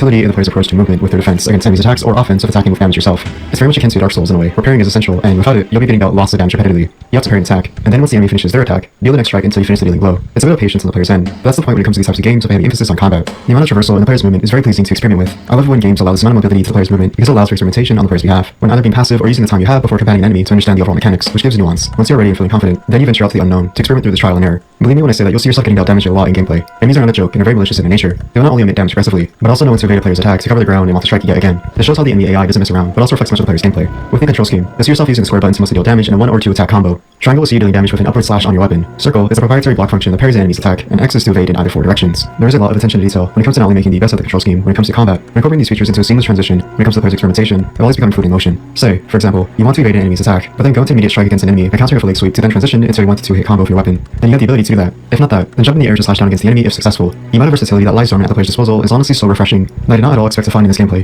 It felt like I was right at home with this gameplay because of how familiar it felt, yet it was difficult enough to implant this message into me that this isn't the typical roundabout I'm accustomed to. Experimentation here is practically essential to have any further level of progression that you'll need to figure out through this failure. But even though it may come off as foreboding, it allows for room for growth. One of the biggest reasons why I'm such a huge fan of character action games, or in general, the survival horror genre. I had a good time playing this game, and I can see why people recommended me this gothic survival horror gem. It may not incorporate the obligatory fixed camera angles, item management and limited inventory, with the same controls that we're accustomed to, but I would say that this survival horror experience is unique in itself to make it worth investing your time into.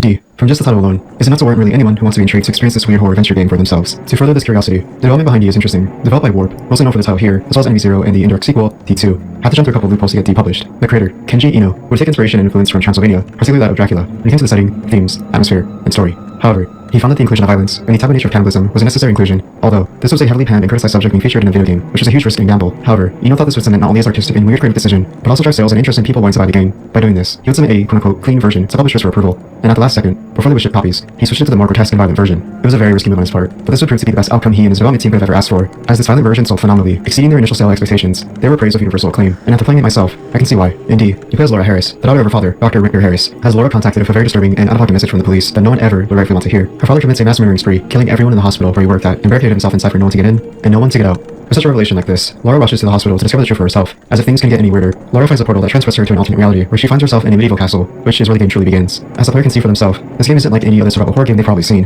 especially for those who experienced this game back in the day. This gameplay is unique as it uses FMV, full motion video, in order to simulate this experience in real time when it comes to movement throughout the environment, interactions with objects, and the creation of the atmosphere. In many ways, this could have been one of the first instances of point-and-click gameplay, as well as the interactive movie genre of video games where the player watches the gameplay play itself. Because of this, the gameplay is very simplistic on paper. You can only use the left analog control stick to move in 4 directions the player is facing. As you explore the castle, you have to walk throughout each linear hall, in small or expansive room to roam about and figure out puzzles. That's pretty much the idea of D, and there isn't much more to this gameplay. Much of the time, you can get the feeling of getting lost. I find myself getting lost in many of these instances. You can be looking around and have no idea what to interact with or what to do. There is never a general guide, or at the very least, a hint to give the player the push to figure out how to solve a puzzle, or just have an idea how to progress. This is standard in most survival horror games, at least at the time, as it urges the player to figure out the gameplay mechanics for themselves, which creates not only immersion in this atmosphere, but also investment experimentation with your approach to the gameplay. I will say that there is frustration in the movement. Laura's walk cycle is very slow and require the utmost patience on the player's behalf just to get to the location of interest. As you're moving around the environment, sometimes you have to stop in your tracks just to explore another part of the room, or just interact with an object. One of the best aspects of D is the presentation itself. Much of this atmosphere is built solely on sound design. It's undeniable that it makes the best out of this by having simply the ambience of the castle give off this living dread that feels claustrophobic and daunting to instill a hint of fear into you. It's also just quiet, with no footsteps of the player or sound, and I feel like this quietness adds more tension and pressure into this gameplay design.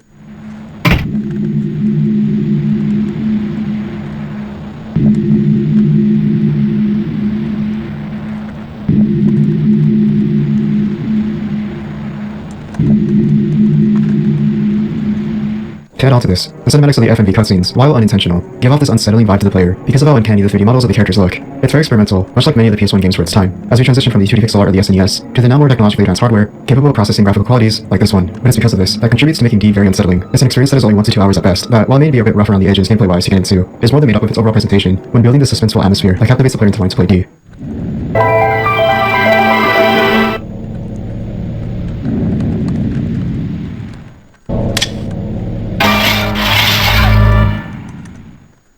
If there was a Japan-only PS1 horror game that cemented the transition from the Western PS1 horror games to the now more obscure and downright unsettling and near Japan-only PS1 horror games we are covering, then it would be this game in particular. I imagine you never knew about it until I mentioned it, but even if you did happen to know about it, then I imagine you wish you could erase it from your memory. Paranoia Escape is one of the most bizarre and weird horror games on the PS1 that anyone could ever experience for themselves and play. It's Japan-only for a reason. I imagine if this was released for Western audiences, it would not only be lost in confusion, but probably traumatize a generation. Paranoia Escape is what I would call a game that emulates elements of horror because, in reality, in a shocking twist, it is anything but horror. But what it does to instill this unsettling and uncomfortable aura that surrounds the player when playing this game is a specific type of horror, body horror. Much of this atmosphere is beyond human comprehension as it manipulates the body anatomy infuses it together to create another out-of-universe hellscape that is beyond our imagination. This is the best conclusion I can come to, because I honestly don't know how to convey what I feel about this game. It comprises such an odd yet fascinating presentation that is meant to discuss the player, but at the same time, simulates this pinball arcade-like gameplay that compels you to want to play. From the time I played this weird pinball game, I came to find that you play as two skeletons that use bones that emulate bumpers to hit a floating brain that is the pinball, which you have to use to hit the environment to garner points to add a total to your high score. There are obstacles in your path that you must avoid if you want to make it to the end of the stage, as there are multiple throughout the various levels that only get weirder and disgusting in their design. The main factor here that compels you to play is not necessarily the gameplay itself, but the perspective of being put into the mind of an individual wanting to create this game that incorporated the most disgusting, grotesque, and putrid components imaginable that would make you uncomfortable. There's a reason why this game is called Paranoia Escape, and that's because it's to make you paranoid of the unknown.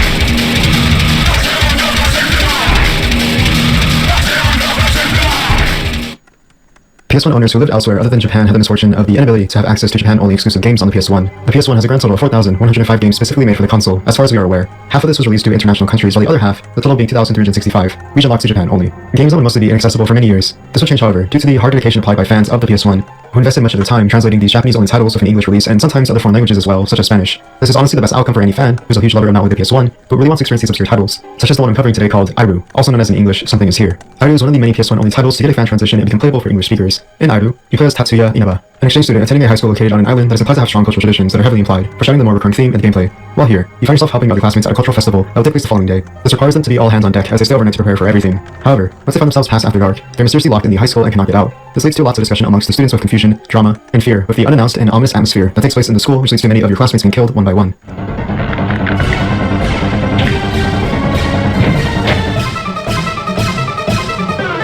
It's very subtle in its tone, as much of this pacing is built up slowly. It creates lots of this tension by immersing the player in a first-person perspective, having you talk among your classmates by doing objectives to undergo level progression. Through this, you get lots of dialogue that are very heavy in its exposition, which you'll most likely see Inaba conversing with his classmates or the teachers in the facility. It also has a heavy emphasis on exploration as a sole gameplay mechanic that will see the player traversing the school to locate items or just backtracking a lot to talk with classmates. Also, while hiding occasionally from the enemy encounters you come to find while in gameplay. It reminds me of Clock Tower, the first sphere, in its very mysterious atmosphere while incorporating gameplay mechanics where you'll see the player having utilized the environment to hide from the stalker enemy, which goes into a gameplay design, also inferior to the player. This premise is also seen here in Airu as well, but filled with delving too deeply into their secrets. Those so-called mothers are actually wicked stepmothers, incapable of creating life. From the flooded ballroom that swallows her early in the film to the infernal finale that consumes others, Inferno weaves a tapestry of dread that warns against the human compulsion to know too much. The inciting event in Inferno, Rose discovering the book Three Mothers, is deceptively simple. The book, penned by a mysterious architect named Borelli, describes the existence of three ancient sorceresses who preside over death, sorrow, and darkness. Pegasus was young, the mother of sighs, and the oldest of the three lives at Freiberg. Meta Lacrimarum, mother of tears, and the most beautiful of the sisters, holds rule in Rome. Meta Tenebrarum, the mother of darkness, who is the youngest and cruelest of the three, controls New York. Rose's initial curiosity about the book quickly spirals into obsession as she becomes convinced that the building she inhabits in New York City is home to Mother Tenebrarum herself. This descent into the dark world of dangerous and forbidden knowledge is marked by one of the film's most visually arresting sequences, Rose's exploration of the building basement, where she discovers a hidden underwater room. The floated ballroom, with its haunting, submerged furniture and eerie stillness, serves as a metaphor for the murky depths of forbidden knowledge. In attempting to retrieve a key from the water, Rose is attacked by supernatural forces, a harbinger of the horrors to come. Rose's fate exemplifies a recurring pattern in Inferno. Characters who seek knowledge are punished for their hubris. Her brother Mark and her friend Sarah follow similar trajectories, each drawn into the mystery of the Three Mothers and suffering as a result. Sarah's curiosity leads her to read the Three Mothers herself, setting off a chain of events that culminates in her brutal death.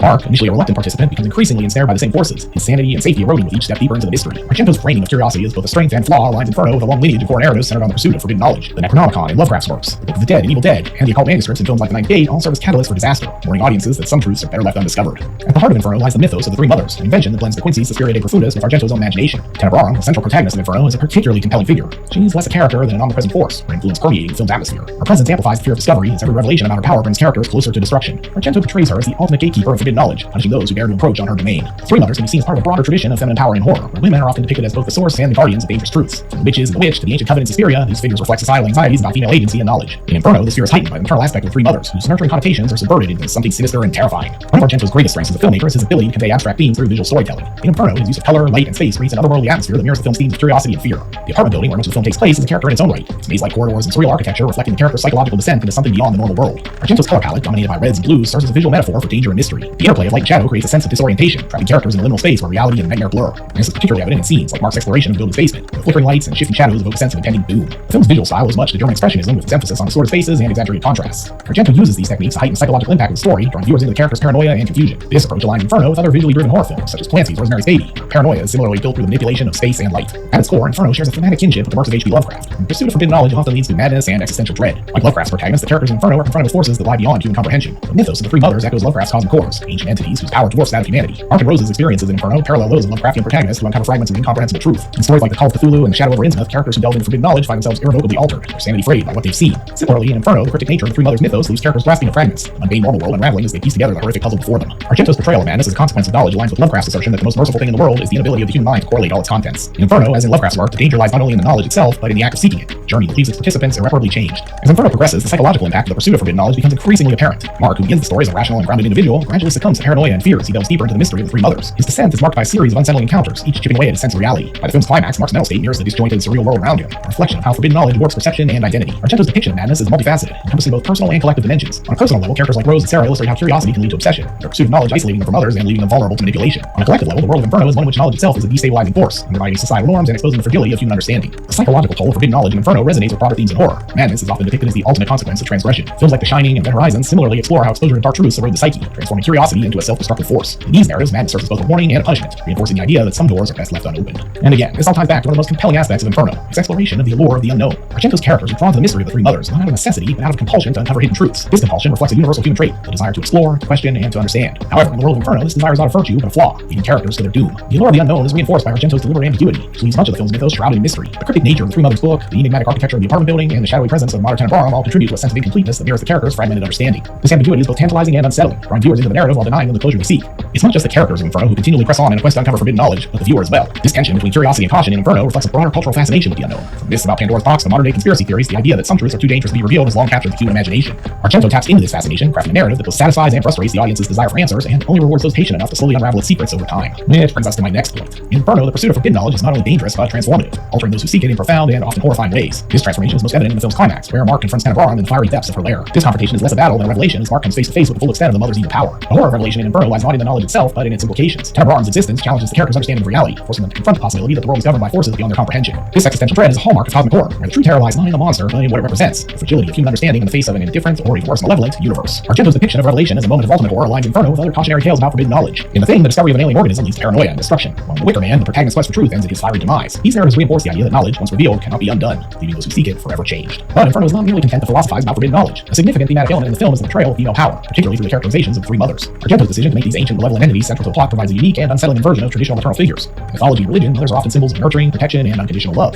However, in Inferno, Argento subverts these archetypes, transforming the maternal figure into a destructive force. The Three Mothers here represent different aspects of this twisted maternal archetype. Each mother embodies a primal, almost elemental force, stripped of the comforting associations that motherhood traditionally holds. Suspiriorum, the mother of sighs, is a figure of sorrow and despair, evoking a sense of grief that permeates the world around her. Lacrimarum, the mother of tears, is associated with suffering and anguish, while Tenebrarum, the mother of darkness, is the embodiment of silence, oblivion, and death. This inversion of maternal power can be seen as a reflection of the fear and distrust that society often has towards women who step outside traditional roles. In Inferno, the Three Mothers are not nurturing figures, but figures of fear, their supernatural power linked to death, despair, and destruction. Their presence in the film challenges patriarchal notions of female roles, and it could be argued highlights the danger that arises when women step beyond the conventional boundaries of motherhood. This dynamic also speaks to a cultural fear of the feminine as something uncontrollable and unknowable, forces that operate outside of human comprehension and whose influences threaten to destabilize society. The horror in Inferno is not just in the supernatural events that unfold, but in the unsettling realization that the very forces at play challenge the established gender dynamics of power and knowledge. In Inferno, Argento seamlessly intertwines the physical and the metaphysical, creating a layered narrative that examines not just the tangible horrors of the world, but the intangible forces that govern it. The film's physical world, marked by strange architecture, shadowy figures, and grotesque violence, is mirrored by its metaphysical underpinnings, with the Three Mothers embodying ancient unknowable forces that shape the universe. This duality is evident in the film's setting. The apartment building that houses the occult secrets is both a physical space and a metaphor for the mind. The twisting corridors, flooded rooms, and darkened stairwells represent the mental and emotional states of the characters, who become increasingly disoriented as they pursue the dangerous knowledge of the Three Mothers. The building itself seems to act as a liminal space, caught between the physical realm and the supernatural.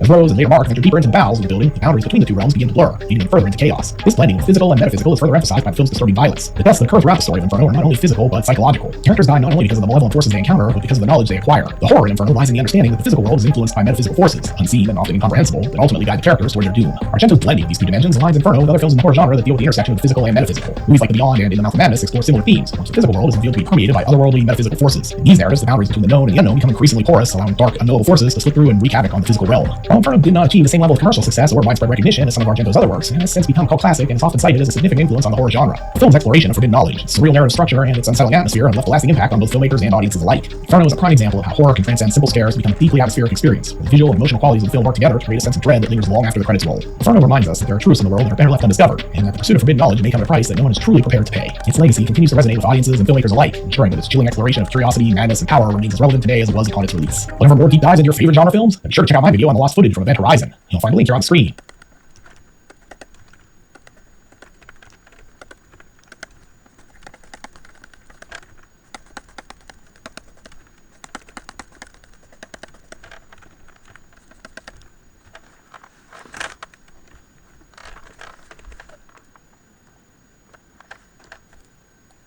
1996, a legendary year that brought many things into existence. The Nintendo 64, a console that defined an era of 3D gaming. Super Mario 64, one of the greatest games of all time, one that established an entire genre of games. And above all, 1996 is the year that I was born. A fellow who went on to make a YouTube channel about handheld gaming. Smash that like button if you like his content, subscribe if you want more, thank you. It was also the year that Donkey Kong Country 3 was released on the Super Nintendo, and its developer Rare was gearing up to start developing the next entry in the series. In the early stages of development, Donkey Kong 64 was planned to be this fourth entry in the Donkey Kong Country series. DK64 was slated to be a 2.5D platformer with the goal of super high quality visuals and branching paths, so there's choice and you can decide to go forward or back while beating the level side-scrolling. But there's a few small problems. It took very long to make each level, especially while learning the N64's hardware. The N64 was known to be a developer's nightmare due to a lot of hardware limitations. The detailed high-resolution assets also increased development time and would eat up the limited storage space of N64 cartridges. And the side-scrolling levels had little replay value to go back once you already beat a level. At least this was the perspective at the time. Now this linear version of DK64 was developed for around 18 months before the direction was recalibrated, mostly due to those three factors. So at that point, all development for Donkey Kong Country 4 shifted to becoming a fully 3D platformer built on the Banjo engine, with the working title, Donkey Kong World. Donkey Kong. With this new direction, Donkey Kong World was primarily influenced by Banjo, another 3D platformer series from Rare. Higher ups in the company would often tell the DK team, just don't make it Banjo. So the development teams for DK64 and Banjo were isolated from each other, despite many developers having originally transitioned from the Banjo team to work on DK64. The development team was a grand total of 16 people, with an additional 8 joining later on. One thing to differentiate from Banjo was giving DK64 an overall darker tone. This carried through from the visuals to soundtrack and the storyline. Banjo was very bright and goofy, while Donkey Kong 64 had a lot of dimly lit areas that are often only illuminated by torches or color-changing scenery. The game actually used a dynamic lighting system powered by the memory expansion pack. Another thing to differentiate DK64 from Banjo was adding a cast of characters. The thought behind the different swappable characters is that you'd go through the level as one character, then see a puzzle that would require a different one and think, oh yeah, I can use Donkey Kong for this, then revisit those areas and pass levels as new characters. This was also helpful for increasing the overall replay value, perhaps a bit too much. But there was one more feature that certainly differentiated Donkey Kong 64 from Banjo, and it came directly from Rare's co-founder, Tim Stamper. He would tell game director George Andreas, make sure there's lots to collect. And boy did he mean lots to collect. The development team turned this game into one of the most notorious collectathons of all time, with the sole purpose of differentiating it from the Banjo series. By the end of development, Donkey Kong 64 had exactly 3,821 collectibles.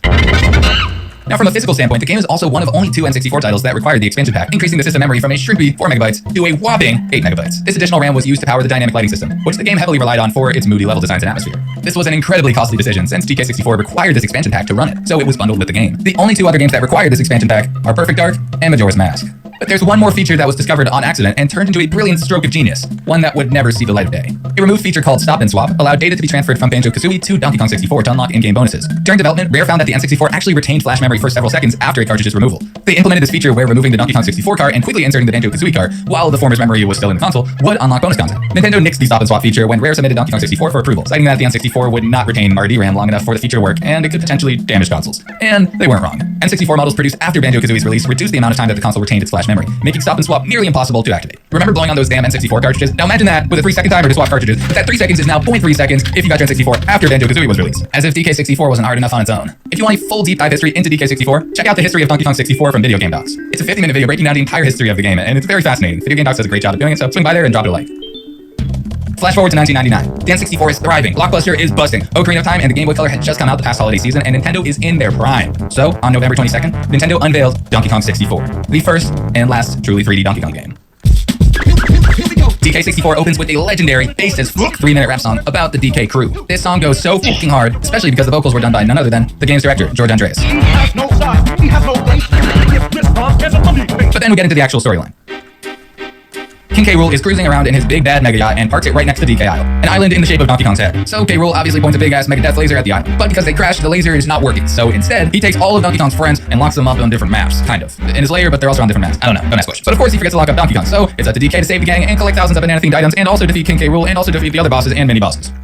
Now, DK64 is a 3D exploration platformer that's known as a collectathon. What is a collectathon? A collectathon is a type of game where you focus on collecting scattered items throughout the game world. Gameplay often involves exploring large open environments to find collectibles, with the goal of unlocking rewards, abilities, and/or new areas. Collectathons you might have heard of include Super Mario 64, the Banjo series, and the Spyro series. The amount of collectibles in DK64 is actually absurd. There's small bananas, big bananas, key bananas, coin bananas, blueprints that get you bananas, banana fairies, golden crowns, 2 legendary branded coins, and then there's all the expendables, camera rolls, power-up gems, ammunition, explosive oranges, and watermelons for health. You spend the whole game grabbing bananas. Wait, it literally holds the Guinness World Record for most collectibles in a platformer game. So, what is playing Donkey Kong 64 like? There's only one hyphenated word that I can use to describe the experience of playing DK64. A fever dream. It feels like an out-of-body experience playing this game. Levels often feel like hallucinations of Donkey Kong in a 3D world, or a tech demo taken way too far. It's just so weird and unique compared to any other Donkey Kong platformer that came before or after it. The visuals are a combination of bright and colorful, heavily contrasted with dark, moody areas. There are often sections with little or no visibility due to the game's dynamic lighting system. There's these rich, dark shadows being cast all over these environments, and sometimes things can look a little creepier than you'd expect.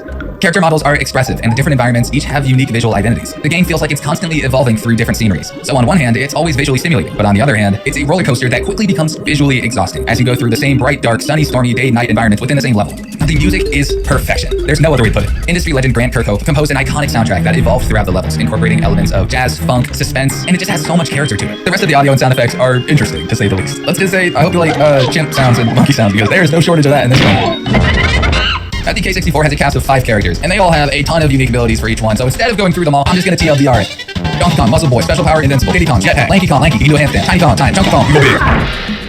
I've always had a strange interest in Donkey Kong 64. It's an oddly alluring game because it felt like everything the N64 was known for. 3D platformers, big levels full of stuff to do in them, colorful visuals, janky controls, and above all, it's the only 3D exploration platformer in the Donkey Kong series. So it's basically this weird anomaly that spawned out of nowhere on the N64 and then only re-released once in 2015 on the Wii U Virtual Console. It's just as hard and punishing as I remember, but my brain is slightly more developed than Baby Brain playing this in the early mid-2000s, so solving puzzles is a little more doable this time around. But this is definitely one of those games that you play and think, man, how did anyone beat this as a kid?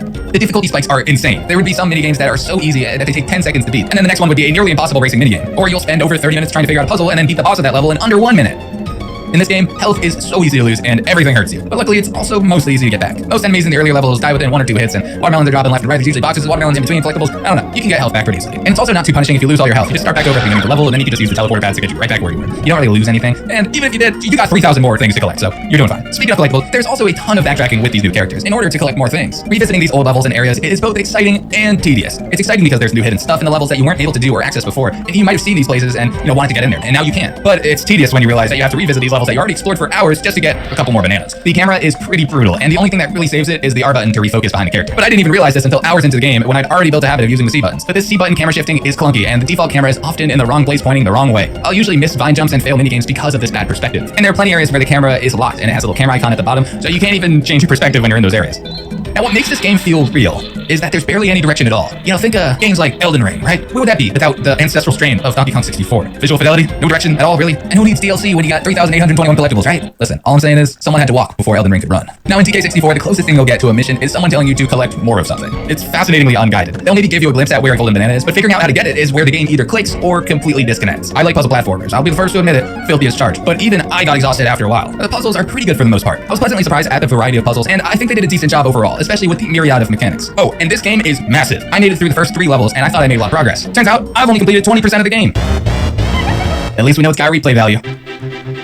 Jungle Japes is the first level, and it's the most straightforward representation of the gameplay. It has a few cave areas and an open world with some simple platforming. Cranky's area is always stormy, and it sets the vibe of this game isn't all bright and colorful. The second level, Angry Aztecs, is so bizarre with different confusing temples, and I often would get these temples mixed up, and there's stuff to do outside the temples and stuff to do inside the temples. The inside of the temples are basically levels within themselves. This level definitely felt like 5 levels packed into one. And I'd be lying if I said it didn't test my mental fortitude. The third level, Frantic Factory, pushes the darker visuals to an extreme. There are parts of this level that are actually pitch black. You literally cannot see anything. I haven't even made it through half of the levels yet, and I'm not even a quarter of the way through the game, but it gives me something to work towards, right? I'm getting my money's worth. I'm getting replay value. In my humble opinion, DK64 is a technical marvel that is, as DJ Khaled would say, suffering from success. It's just doing way too much, and it's suffering for it. There's so much to do that it almost becomes mind-numbing at a certain point. Revisiting old levels, you kind of feel like a ghost revisiting the place that you once lived. It's weird. It feels hollow compared to the new experiences of the newer levels. It's something I haven't really felt in other games. That being said, I don't really like to revisit old levels in games, especially 3D exploration-based games. I've been playing DK64 on my Retroid Pocket 5, and it's been nothing short of a spiritual journey. Revisiting this game from my childhood portably is wild, especially since I started playing it on the Retroid Pocket Mini. All of the gameplay footage in this video is actually recorded using the Retroid Pocket 5. Now, playing it on the Mii U Flip was a wild experience. First off, it doesn't run too well, but not only that, all of the characters' limbs are perpetually flailing around. It goes so hard, especially now that we can use Donkey Kong's Dongo Jump. This is one of my favorite hidden character moves in a long time, and I'm so glad that the developers didn't patch this out by the time of release because Donkey's Dongo Jump was actually a very high level strat that can be used to kind of elevate the overall experience and really just breeze through the game. DK64 was a product of its time. There are many timeless games like the Zeldas, Pokemons, and Marios of this era. This DK entry is not exactly one of them. It is a fascinating experience and honestly a technical marvel in some aspects. Remember, they shoved almost 4,000 collectibles on this damn cartridge. Gotta be worth something, right? There's no way I can say with a straight face that Donkey Kong 64 is a must-play game. That's like saying socks and flip-flops are necessary for walking. They are, by the way. But it's a flawed gem of a 3D platformer. Each level feels like a labyrinth of exploration and puzzles. Each character feels like a unique stamp on the game's identity. And I'm gonna say something that I never thought I'd say about DK64. This game is bananas. Here we go. He has no side. He has no base. If this bomb has a money base.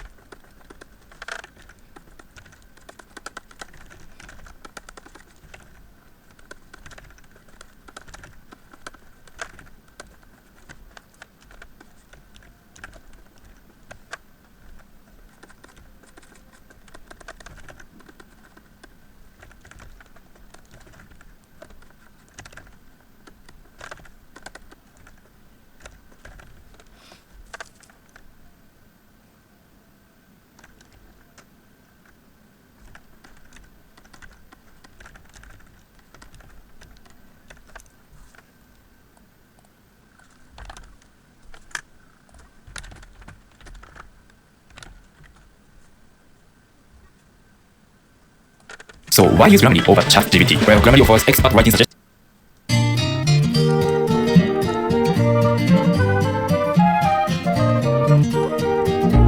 Greenway, Grégoire, quelque part en Alaska, y'a un phoque qui s'ennuie en maudit. Sa blonde est partie gagner sa vie dans un cirque aux États-Unis. Le phoque est tout seul, il regarde le soleil qui descend doucement sur le glacier. Il pense aux États, en pleurant tout bas, c'est comme ça quand la blonde peut lâcher. Ça vaut pas la peine de laisser ceux qu'on aime pour aller faire tourner des ballons sur son nez. Ça fait rire les enfants, ça dure jamais longtemps, ça fait plus rire personne quand les enfants sont grands.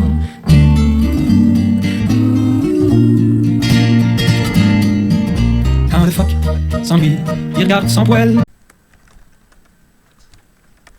The interface works almost identically to Darkseid 1 with some Windows 95 flavor thrown in. There's a lot more to interact with, which means there's a lot more Mike to listen to. I used to love movies about swashbucklers. They made me feel like I could be a hero. Only one thing, Mike is now a gigantic dork, like even more of one. Whatever happened to Mike over the past year, this is no longer the man we knew. We're also introduced to Mike's mother. I'd like you to do some errands for me. But I've got things to do today, Mom. What? You don't do a damn thing around here anymore. Jesus, she's gonna make Mike into a sympathetic character. Within minutes of starting, the real meat of the story shifts into focus. While watching TV, Mike receives a message from the Keeper of the Scrolls. Asked about potential suspects. Sheriff Willard Butler replied. Michael, you and your kind are in grave danger once again. The Ancients have returned. I am sending something to assist you. You must act quickly. The Sheriff said that? The game's structured very differently from Darkseid 1. No longer do you have 3 days to do what you need to do. That means you don't have to wake up, take aspirin, and shower anymore. In fact, this giant bathroom has no part to play in the entire game. His toilet is almost as big as Mike. You have to reach up while standing to dry his hands on a towel. Mike heads outside to meet his one and only friend, Jack. He likes to think he's tough with that motorcycle and all, but he's about the only new friend I've made since I returned home. Does Jack have osteoporosis? Don't worry, we'll get you out of this mess. Then we can party. Jack is like what a child sees as cool, give or take the male pattern baldness. Don't joke about my nervous breakdown, Jack. I thought you were my friend. I don't know what Jack sees in Mike, but for some reason he insists on helping him solve Rita's case. Even though I grew up in this town, I still find that a map helps me get to places quickly. Oh, brother. Rather than having the town be a few connected screens, Darkseid 2's locations are joined via map. It's not unlike Harvester in that way if you've seen my video on it. There's no clock ticking down and thus no way to reach a dead end after 5 hours of playing, which is a welcome change. There are still fail states you can reach, but the game will usually gate your story progress until you've spoken to the right people or have the right item. Even if you don't, it's often just a matter of going back to earlier areas and finding it. You may have noticed some strong visual differences from Darkseid 1. The second game uses real-life actors that have been digitized as well as pre-rendered backgrounds. This was pretty common to see in computer games at the time, and I've expressed my semi-ironic love of this style. It often does look very silly and it's aged itself more than many alternatives, but there's an uncanniness to it that I appreciate. It's a mixture of nostalgia for a bygone time and just an overall feeling of weirdness. I don't hate the way Darkseid 2 looks at all, even though Darkseid 1 has probably aged better in a more objective sense. At this point, you're given carte blanche to wander around town. Mike suffers from headaches again in this game, but to get rid of them, he has to visit his psychiatrist, who isn't in yet. You can introduce yourself to some of the townsfolk, one of whom is a hardware store owner named Paul Cooper. Because the perspective of Mike always looks like such a manlet in these frames. Hi, Mr. Cooper. I'm Mike Dawson. Remember me? Sure, Mike. I remember you. Anyway, some night right in Texas with Mr. Cooper, he just stands there, watering the lawn day in and day out. Then there's Hank at the old diner. Funny, no one ever called it Hank's. It was always the diner. Why is that funny, Mike? That's a normal thing that anyone in any town would do. Rita was a real pretty girl. I remember you two sipping your sodas and holding hands under the table when you were kids. So it seems that Mike and Rita were quite the item, and her death has hit him pretty hard. Here's the rare compliment I'll offer Darkseid 2. The game actually handles Mike's depression pretty tactfully. He has trouble waking up in the morning, he talks about not having energy to shower, music doesn't really sound good to him anymore. His mother clearly cares about him, but she's an older woman, doesn't really understand his problems, and is ultimately very frustrated by his lack of chutzpah. Thanks for taking care of me this past year. I love you, Mike. I just want you to get well again. It's a reasonably good portrait of a man going through a dark time, and the loneliness of Crowley really helps sell that. You almost begin to feel some pity for Mike, but then he goes and has interactions like this. What other murder? Old man Ramirez. He died in a fire a few weeks back and left his wife a very rich widow. Funny how Rita died so close to his house. I don't see anything funny about Rita's death. Relax, Mike. It's just a figure of speech. Mike learns that Rita may have had a fling with a married man, a man who was later murdered. He finds this completely shocking, so shocking that he stands up and leaves immediately. I need some fresh air. You don't look well, Mike. Why don't you go for a walk? Nice day for it. I think I'll just do that, Hank. See you later. Take care, Mike. How's it going, Hank? Back so soon, Mike? I thought you were going out for a walk. I don't know whether I'm coming or going anymore. You need to take it easy, Mike. All right, I can take a hint. See you later, Hank. What's new, Hank? All right, I can take a hint. See you later, Hank. He didn't even say anything that time, he just looked at Mike. Say, Hank, do you think you can get me a cherry ice cream soda? Well, Mike, I have a gun behind the counter. Next door to the diner is the pool hall where two of Mike's high school friends hang out, neither of whom really care for Mike anymore. What do you want, doofus? First is Jimmy Gardner, who'd supposedly been spending time with Rita shortly before her death. What were you doing around Rita's house the night of the murder? Who told you that? You're a real tough guy now, aren't you, Jimmy? Why were you at Rita's house? How about a game of pool? Mike, good cop, bad cop only works when you're not both. Why does Mike look like casual Friday Hitler? What happened to his mustache? We were friends in high school. Why are you so angry with me now? You just tacitly accused them of murder, you idiot. With Jimmy is Melissa Fleming, another high school friend of Mike and Rita's. She's married to the mayor, but spends her days chain smoking in the pool hall with Jimmy. When did you take up smoking? Don't you know it's bad for your health? Yeah, well, there's lots of things that are bad for your health. Do you think you can get me a cherry ice cream soda? Whatever her relationship to Rita was, she doesn't seem overly concerned about the murder. The mayor campaigned on how he was going to rid our streets of the homeless, but I guess they just got driven into sheds like this. Another evil that's been hidden but still exists. Damn, that's cutting social commentary, Mike. Anyways, time to invade this poor homeless person's living space. This is the most bizarre collection of junk I've ever seen. What, not enough Musketeer posters for you? I found an old coat hanger. This might be useful. Mike's idea of what items may be necessary is questionable. A coat hanger from the garbage can, a smiley face fridge magnet, teddy bears, multiple teddy bears. Let's head over to the civic section of Crowley. We used to joke about the sheriff's office, courthouse, and Morwell being next door to each other. First they tie 'em, then they try 'em, then they fry 'em. You know what? That's dangerously close to being a witty little saying. You can find the police station and Sheriff Butler here. You know, Dawson, sooner or later you're gonna make a mistake, and then I'm gonna lock you up for the rest of your natural life. I always thought of myself as a liberal, but the thought of only the police having firearms frightens me. Yeah, I always thought of you as a little too, Dawson, but on your criminal record it says you stole a gun from a police station in California. You're damn lucky you know Delbert, or I'd have you in this cell so fast your head would spin. Mike decides to visit the recently widowed Mrs. Ramirez, whose gothic mansion is dressed up in crosses and angels. I just heard about how Mr. Ramirez died. I want to express my condolences. It was a terrible tragedy. Her husband died in a fire under mysterious circumstances. I've heard rumors that the fire your husband died in was intentionally set. Mike, you can't just say that. Look, Dad! Do you think you can get me a cherry ice cream soda? Mike then takes a leisurely stroll past the site of Rita's murder. I suppose she died in some sort of power stance. Hiding in the bushes is lovable Slim. You're Mr. Dawson, aren't you? The one they think murdered Rita Scanlon? Why are you wearing that getup? Let's hold on a second, Mike. There's no grounds really for you to be talking about other people's fashion sense. Slim is the only person in town who might match Mike in terms of both paranoid delusions and general obnoxiousness, and Mike finds great comfort in that. You don't think that's strange, do you? Hearing voices in your head? No, I don't think that's strange at all. I've been hearing voices myself. The uniform came out of a catalog. Slim lives in the ramshackle building behind the pool hall and offers insights on the Kennedy assassination whenever possible. Mike, whose headache is now unbearable, finds that his psychiatrist, Dr. Sims, is in. Make yourself comfortable, Mike. I've been expecting you. I have an awful headache, Doctor. Have you been taking your medicine? I'm feeling much better, Doctor. I don't think I need to see you anymore. I'm getting mixed messages, Mike. Mike has been open and honest regarding his struggles with the dark world, and Sims predictably just sees Mike as a nutcase. With Mike's medication no longer working, Sims suggests hypnosis. Always busy doing stuff at the library. You never have any time to spend with me anymore. Why do you feel like it wasn't when you were in high school? You're drunk. I'll see you later. I have a friend to see. Fine. Just walk away. I hope the boogeyman gets you. Good one, Mike. That'll show her. Is that you? Mike, are you awake? Was that a nocturnal emission? Gotta go, bye! Sims believes the dark world is a manifestation of Mike's inner turmoil, but Mike really doesn't buy it. You know what happened last year wasn't a hallucination. It was real. He decides to make his way to the carnival to take his mind off things. I bet they were just trying to build up the public's curiosity so they'll attract more customers. Keen observation, Mike. There's all that advertising agency experience coming into play. What's the most interesting things to see? What's the most interesting things to see? Mike Dawson is an advertiser who barely understands advertising and a writer who barely understands English. So why don't you just cough up a ticket and we can put it into this delightful conversation right now? You don't have to be so rude, you know. It's kind of heartwarming to see everyone in Crowley hates Mike in their own unique way. The clown is ornery because he's sick and needs medication, but can't take 30 seconds to go grab it from the break room. Well, have no fear. Mike Dawson is on the case. Why is the medicine in the cooler? Why is an anvil on the cooler? Why can't Mike move the anvil? Anvils aren't that heavy. This anvil's too heavy. I can't lift it by myself. Unless your conception of reality is Roadrunner cartoons, there are many things that are much heavier than anvils. I need to get the clown's medicine, but it's trapped under an anvil. Can you help? Mike, you can't ask the conjoined twins to move the anvil for you. At least ask Gargon. Do you work here? Do you work here? I don't know, Mike. Do you think a strongman named Gargon in a caveman costume lifting weights in front of a giant sign that says Gargon works at the circus? Oh, Mike, you dimwit. Mr. Gargon, won't you please lift that anvil so that I can get the clown's medicine?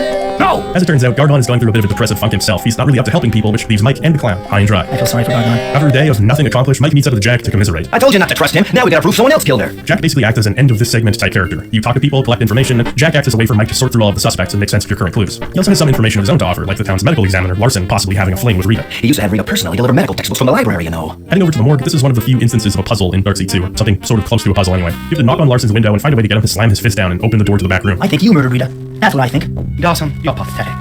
Good work, Ace. In the back room, Mike finds Rita's body, which is strangely enough one of the few things that doesn't seem to faze him all that much. Oh my god, that's Rita. Her head's been cut off.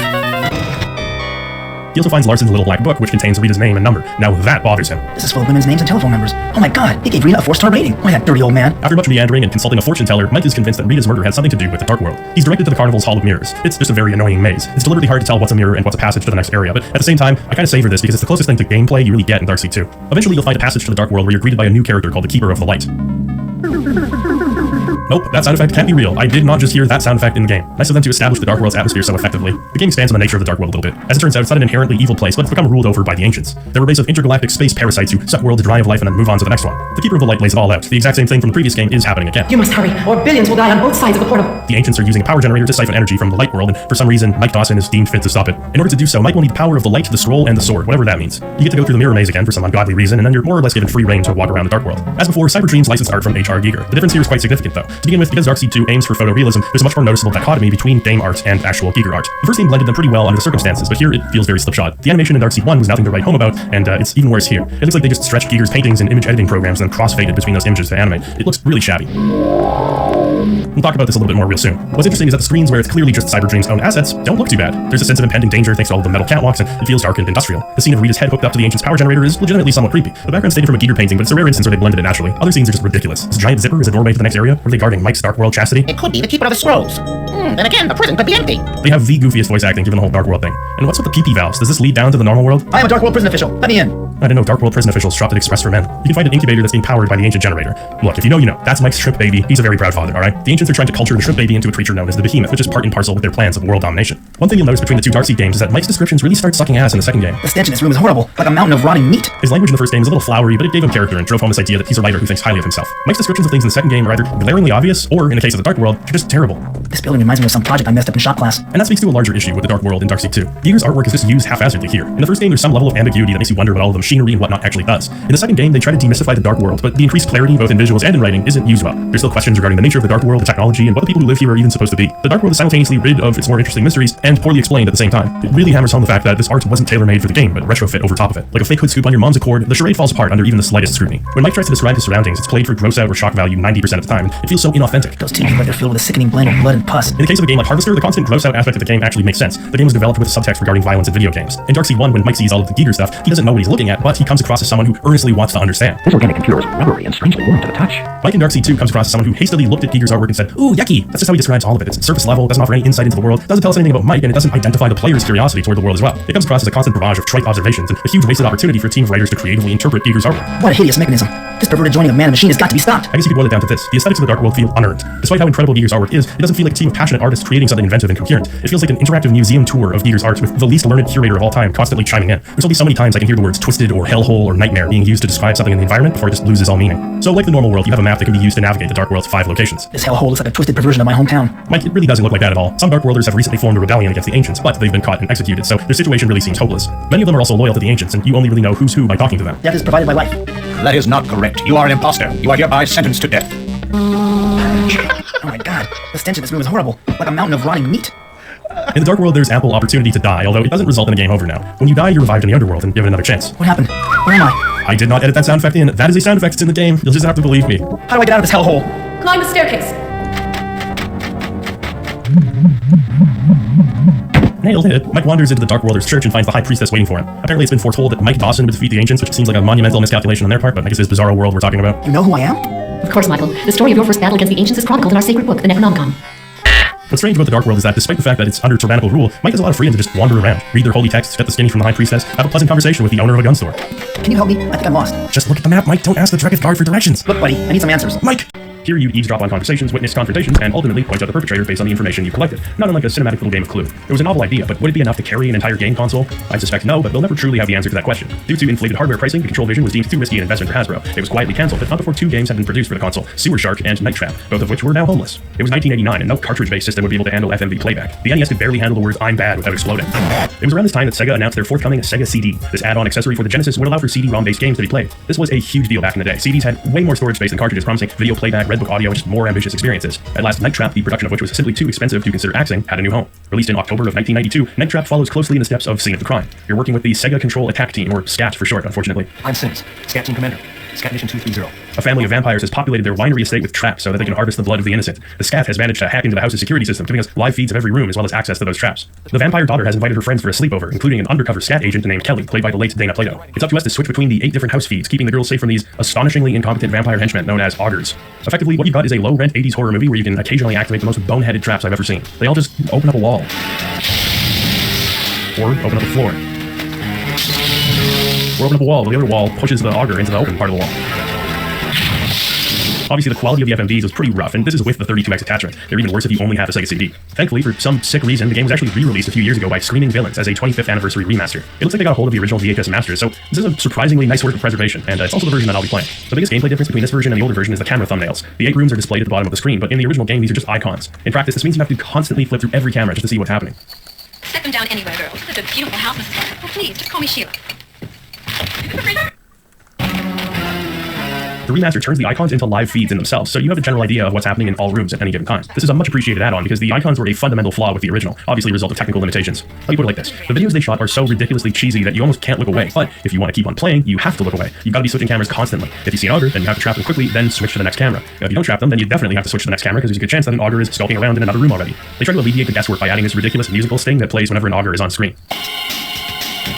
You know, it's just there to let you know something's happening on this camera. It's pretty limited in its usefulness though. The window of opportunity you have to flip to the right camera, then watch and trap an auger is like 4 or 5 seconds. If you miss too many augers, you get a game over and you have to restart. It was your job to protect Kelly and the rest of those girls, but from what I've just seen, the place is being overrun. In short, the game would be impossible to beat on your first attempt if you didn't know exactly where and when the augers were going to pop up. Thus, what you're supposed to do is replay Night Trap over and over and over again. Sounds like a real scream, doesn't it? There's a timer on screen for a reason. When you see an auger, you're supposed to make a mental or actual note of the place and time. They never deviate from their preset schedule, so as long as you slowly learn where and when to expect the augers, they'll hypothetically make it a bit further each time. Imagine you're watching A Nightmare on Elm Street. I'm standing next to the TV. Every 10 seconds, I ask you to guess a number I'm thinking of between 1 and 8. If you get it right, the movie continues. If you get it wrong, you get a strike. After 3 strikes, me and you have to rewind the tape and start watching the movie from the beginning again. Does that sound like a fun time to you, or does it sound like the worst time? Herein lies the big problem with Night Trap. The movie sequences are pretty entertaining. Don't get me wrong, they're not good, but they're saturated enough late 80s camp to be a fun watch. Only it's not fun to watch the first few minutes of them 85 times while frequently writing down times and locations. That variability that makes replaying arcade games interesting is completely lacking here. I'm getting so sick of watching these characters have the same conversation for the umpteenth time. But the thing is, until the auger starts showing up, there's nothing else to watch. What am I going to do, switch the feed over to the bathroom and just watch in silence for 2 minutes?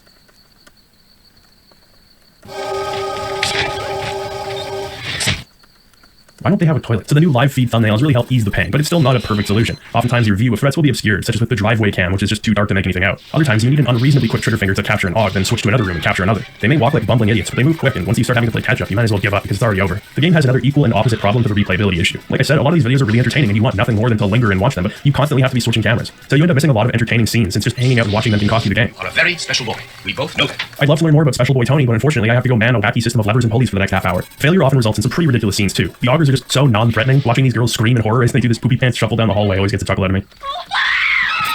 Maybe if the family invested in a toilet, they wouldn't have to dump ass in their boiler suits. The game also borders on slapstick comedy, not just the traps, but the fact that there are 100 augers over the course of the game, and nobody notices the majority of them. They're not exactly low-profile home intruders, yet somehow the house guests just keep missing them. It's so beyond stupid. One very small bit, and frankly kind of obnoxious bit of variability in the game is the current security color. Every so often, the homeowners will retreat to the basement to change the alarm color, which forces you to swap your own access level. The thing is, you have to be in the room when they announce the security change, or else you won't know what color to switch to. They recorded some very obvious ADR to be placed over top of the movie so it can change between playthroughs. Not that again. No, not that again. Come on, Studley, we better change that code. How about orange? Sure. There's a standard conversation here being delivered in an unsuspicious cadence. If you miss these conversations, the traps stop working until you correctly guess the new security color, so you'll probably miss a few odds in the meantime. As the game progresses, the girls become aware of the vampiric homeowners, and the scat agents start making their way inside. Again, it's so distracting, there's so much cockamamie shit going on, but no, you have to be switching to the bedroom, make sure there's no augers. You can accidentally capture allies at times, which is an automatic game over. Thankfully, there is a single checkpoint in Night Trap, right at the point where you have to insert the second disc in the Sega CD version. Ultimately, the vampires are defeated, and Scat emerges victorious. X-Control, you just saved my life. And you were very good. You saved all my friends. Got most of the odds. I'll bet with a little practice, you can be perfect. That's all there really is to say about Night Trap. So what exactly is this game's legacy? Well, it reviewed somewhat positively when it was first released. In fact, GamePro gave it a nearly perfect score, making it marginally better than Seal of the Pharaoh. Some critics saw through the veneer, but the positivity was most likely due to the excitement of seeing an interactive split-screen horror movie. And you know what, that's fair enough. It is kind of an interesting and non-traditional idea for this medium. There's some fun to be had in Night Trap, it just wears out its welcome really quickly. Nonetheless, the game became something of a cult hit over the years, developing a reputation as the quintessential so bad it's good experience. Still, that hardly explains the legacy that Night Trap left behind. You'd think a game like this would come and go without many people taking notice, but you'd be wrong. Not only did Night Trap not come and go, but it also caused a shitstorm so severe that the United States Senate got involved. The developers of Night Trap unwittingly played a key role in changing the video game industry. The year was 1993. Mortal Kombat, a popular and violent new fighting game, was coming to home consoles. Nintendo, being a family-friendly company, removed any hint of blood or gore for the game's release on the SNES. Sega made the blood and gore accessible only via parental password. Enter Joe Lieberman, a U.S. senator from the state of Connecticut, heard tell of Sega's depraved and anti-family vision for the future of video games. He wiggled his fingers high in the air. "A moral crusade for me to lead?" he said. "Don't mind if I do." Alright, that didn't happen, but you can pretty much imagine what it would be like if it did. On December 9th, 1993, a Senate hearing on the evils of violent video games was held. At the center of the hearing were a small handful of games: Mortal Kombat, Lethal Enforcers, and yes, Night Trap. Here's the thing, nothing happens in Night Trap. It is the tamest horror movie there is. There's no nudity, there's no blood, there's only implied violence. The violence occurring on screen is considerably less graphic than Home Alone 2. The biggest point of contention, and really the only point of contention, was a single scene that occurs if the player fails. A woman in a nightie, oh man, I'm feeling weird pee-pee feelings already just playing this game, has a collar placed around her, and she's dragged away. The collar is implied to be taking her blood, although again, you don't see blood, you don't see anything really. But hey, why let the pesky details ruin a good witch hunt? Not only was the game's level of violence dishonestly portrayed, but Senator Byron Dorgan stated that the goal of Night Trap is to trap and kill women. About 2 months ago, I saw the video game Night Trap for the first time. It is a sick, disgusting video game in my judgment. It's an effort to trap and kill women. Which just isn't true. A cursory glance at the manual would show that this is not true. They had expert testimonies claiming to have seen ample evidence to support the link between video games and real-world violence. Slippery slope fallacies were presented as fact, and baseless assertions of misogyny were made. Basically, a group of people got in front of cameras and just lied to the American people for several hours. One of the funniest things about the hearing is that Nintendo of America's president, Howard Lincoln, was asked to speak. He basically used the hearing as an opportunity to kiss ass and do some free holiday advertising for Nintendo. Certainly, the industry is moving into different territory with new technology. Nintendo, for example, is going to be coming out with a 64-bit system in the future. But you sneaky little twerp. Now you might be thinking, if they had all these literal nobodies masquerading as experts and they had Howard presenting a 2-hour-long Nintendo commercial to the Senate, surely they had the developers of Night Trap present to, at the very least, defend themselves from the allegations. Nope, the developers arrived, prepared to speak, and were told that there simply wasn't going to be enough time. Now, in the wake of the Senate hearing, the Entertainment Software Ratings Board, or ESRB, would be established. No innocent child's eyes would ever be assailed by the vicious sights and sounds of Night Trap again. Parents could once again rest easy, knowing that they wouldn't have to periodically take interest in their children's lives. More than 30 years later, the ESRB may not be able to stop kids from gambling, but at least they don't have to see a woman's shoulders anymore. In all seriousness, the ESRB was probably the best outcome. If some kind of ratings board was going to be inevitable, it would best be left in the hands of pretty much anybody other than these people. Besides, if any publicity is good publicity, then Night Trap could really have only benefited from these Senate hearings. The game had launched on the Sega CD, a system that 13 people owned. But I mean, hey, after hearing Mr. Lieberman talking about all these sexy death scenes, the answer just forces you to try again. Drake just responds independently of any input that you may have. It's not the best from a role-playing perspective, but it works well enough to push the story forward. And it's not a bad story, but let's get into that before Stone Keep sinks any further into the earth.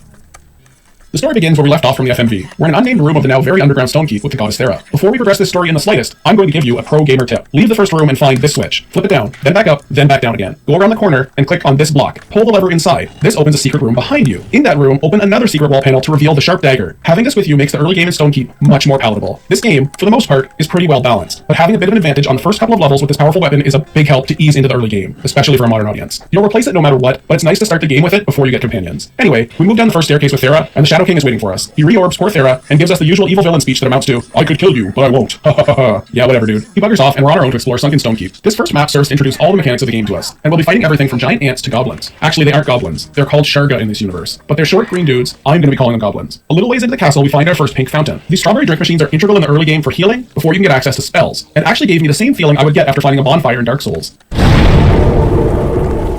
Action 1.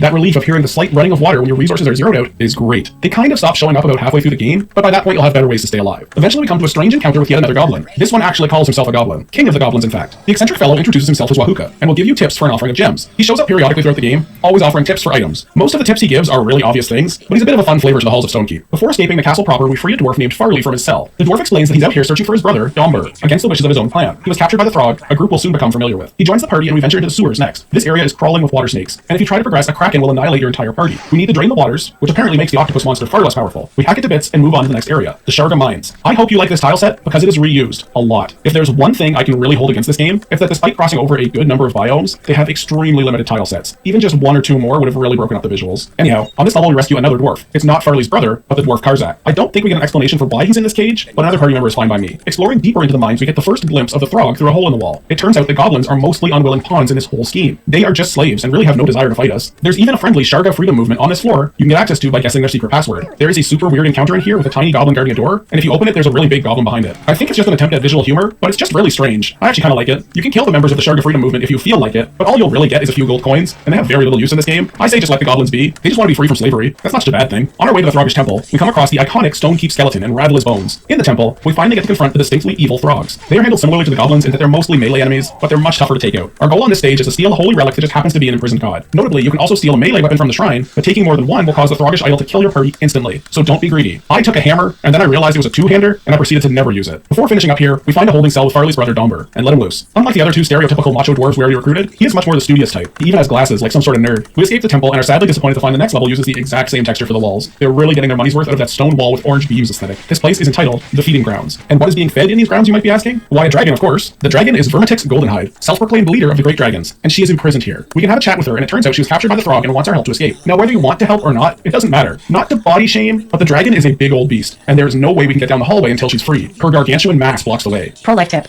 Don't tell women their gargantuan mass is blocking the way. The T-Dart chains is easy enough to find, but it's been broken in two. We need a smith to get it fixed, so it's about time we make our way to the Dwarven Stronghold, which is mercifully not too far from here. Entering the fort, Karzak immediately leaves the party, and Domber returns to his workshop. Farley seems like he's going to stay with us to complete our quest, but upon meeting with the clan elder, it seems Farley is in pretty big trouble for leaving to rescue his brother without permission and is banished. Or in Dwarvish, he is now Uktagoth. You are Uktagoth! Anyhow, he's sent off into the Dwarven Abyss or some such nonsense, and we're once again alone. Karzak will actually rejoin your party right away if you find him in the Dwarf Fortress, which sort of raises the question, why can Karzak just do whatever the hell he wants, where Farley gets literally banished for daring to go out to rescue his brother? Seems like some grade A bullshit to me, but dwarves do be wildin', I guess. We get the blacksmith to fix the key for the dragon's chain, then make our way back to set her free. She's plenty grateful and leaves a big pile of treasure for us. Rad. We can find a recruitable goblin named Scooz in the halls behind the hefty beast. He's fine, if a bit squishy. Now from here we could go to the ice cavern to move forward, but there's another slightly more hidden area we can go to first, and it's going to be mandatory to progress later, so it's best to go now to avoid a backtrack. If we take a primrose flower and place it in a location where the magical wisps seem to be disappearing, we can open a portal to the fairy realm. This zone is, well, it's pure evil. This place is filled with wildly friendly, singing fairies with the most obnoxious voices and quests you could ever imagine. It's slightly redeemed by the fact that Karzak seems to hate it just as much as I do. His monotone hatred of the fairies saves the zone and my sanity. Sadly, one of the fairies, Sparkle, joins our party. I cannot overstate how grating her voice is. I got it! I'm Sparkle! You like my name? I think it's a good one. Please! Like, I know it's a bit, and I know it's annoying on purpose, but my god, my skin crawls when she speaks. The whole place is a series of fetch quests and a very small combat area where we fight some trolls. Be sure to grab the orb one of the trolls drops. Then we can head and visit the Fairy Queen. She's mercifully much less obnoxious than her followers, and gives the biggest exposition dump of the game. She explains there were once two realms, Atlantis and Ys. Atlantis being a good realm, and Ys being an evil realm. The Shadow King Kulkum offered magic to Ys to tip the balance of power in their favor, which Ys accepted. But in using that power, both lands were destroyed in an event called the Devastation. The Shadow King used the power of the Devastation to entrap the other gods into orbs, but before he could complete his plan, Thera was able to section away a small portion of her power into one of her temples and prevent Kulkum from seizing the orbs himself. We will need to return all 9 of these orbs to her temple to repair the damage caused and free the gods. Good thing we've been gathering them as we go. The queen additionally tells us of 2 other characters. The first is Enigma, the last surviving elf and apparently her lover. He's been captured by the Ice Queen, but has an oath of vengeance against the Shadow King for destroying his people. He would be a powerful ally if we can find him. She lastly mentions Wahuka, the Goblin King from earlier. Apparently his motives and power are completely masked from her sight. She warns us that he may be more than he seems. With all that info dumped, we can move out of this hub area we've been in for a while, but not before making a quick trip back to the dwarves. At this point, we found all the pieces of a secret weapon and bring them to Domber. With them, he'll craft the Stone Thrower. It's essentially a gun that launches rocks. It has limited usefulness this late in the game, but it's fun to pretend we're the Doomslayer for a bit. Moving on to the Ice Cavern, we find a tribe of goblins who also hate the Ice Queen. We make a quick detour to rescue Enigma from his frozen prison, and he joins up, teleporting Karzak back to the fortress. This makes us sadly dwarfless for the first time since the game's beginning. If I'm being honest, it's making me feel pretty up to goth. We confront the Ice Queen and take careful note of how badly she's dressed for her environment. Like, I get she's going for the femme fatale look with the black underwear, but it mostly just comes across as wildly irresponsible. We finish her off by shooting rocks at the back of her head. Ah yes, launching rocks at a woman running away from us. Clearly, we're the good guys in this story. Such a moral video game, teaching great life lessons. Moving on from here is the Gate of the Ancients. This is the most confusing part of the game by far. You get the power to float up and down, and the whole thing is a dual level maze where you have to float between levels to navigate your way through. There are branching paths, secret walls and buttons, key hunts, you name it, it's here. There are also no enemies on this floor, so it makes for quite the slog. I didn't hate this part of the game, but it's a lot. The rest of the game is thankfully not nearly as convoluted. At the end of it, we find a portal to the Land of Shadow. This place is essentially a big maze that is mirrored on both sides. The big gimmick is using mirrors to teleport around the map. It's thankfully not too confusing, but man, the enemies here are on a whole other level. At this point, you really can't use melee anymore at all, because you'll be dead in seconds. Your best bet is sadly to load up with some powerful spells and just kill enemies in doorways. Another pro tip, steal the skulls from skeletons when you kill them, or they just come back to life. You can find a hidden weapon here that is the most powerful in the game, and it'll morph into any form you like. But like I said, at this point, magic is going to be your primary means of attack, so I personally make almost no use of it. Farley also rejoins the party here. Apparently he went over his elder's head and had his Uktagoth overturned by some more senior dwarves. He replaces Sparkle in the party. Thank God. Farley is actually far less useful in combat, but I hated having that fairy in my party. There's a boss on this level that's essentially a bunch of skulls, and out of left field, Wahuka shows up and joins the party as well, revealing that it was he that saved us from the Shadow King when we were a child. Mind-blowing. There's one last push to the end of our quest, the Tower of Kulkum. This area is arguably more difficult than the last, with the main enemy being the deadly fire elementals. They can do both an aura damage and shoot fireballs that hit for as much as 100 damage per strike, which for reference will kill me from full health in 2 hits. The only real way to kill them reliably is to just spam max level ice bolts at them. I tried melee a few times, but it always led to my death. The entire tower centers around gathering 4 silver artifacts, and once we have them in hand... Oui. Ça va? Oui. On est bien? On est bien. Ouais. Donc, j'envoie à Mathieu à une heure, j'arrête de travailler.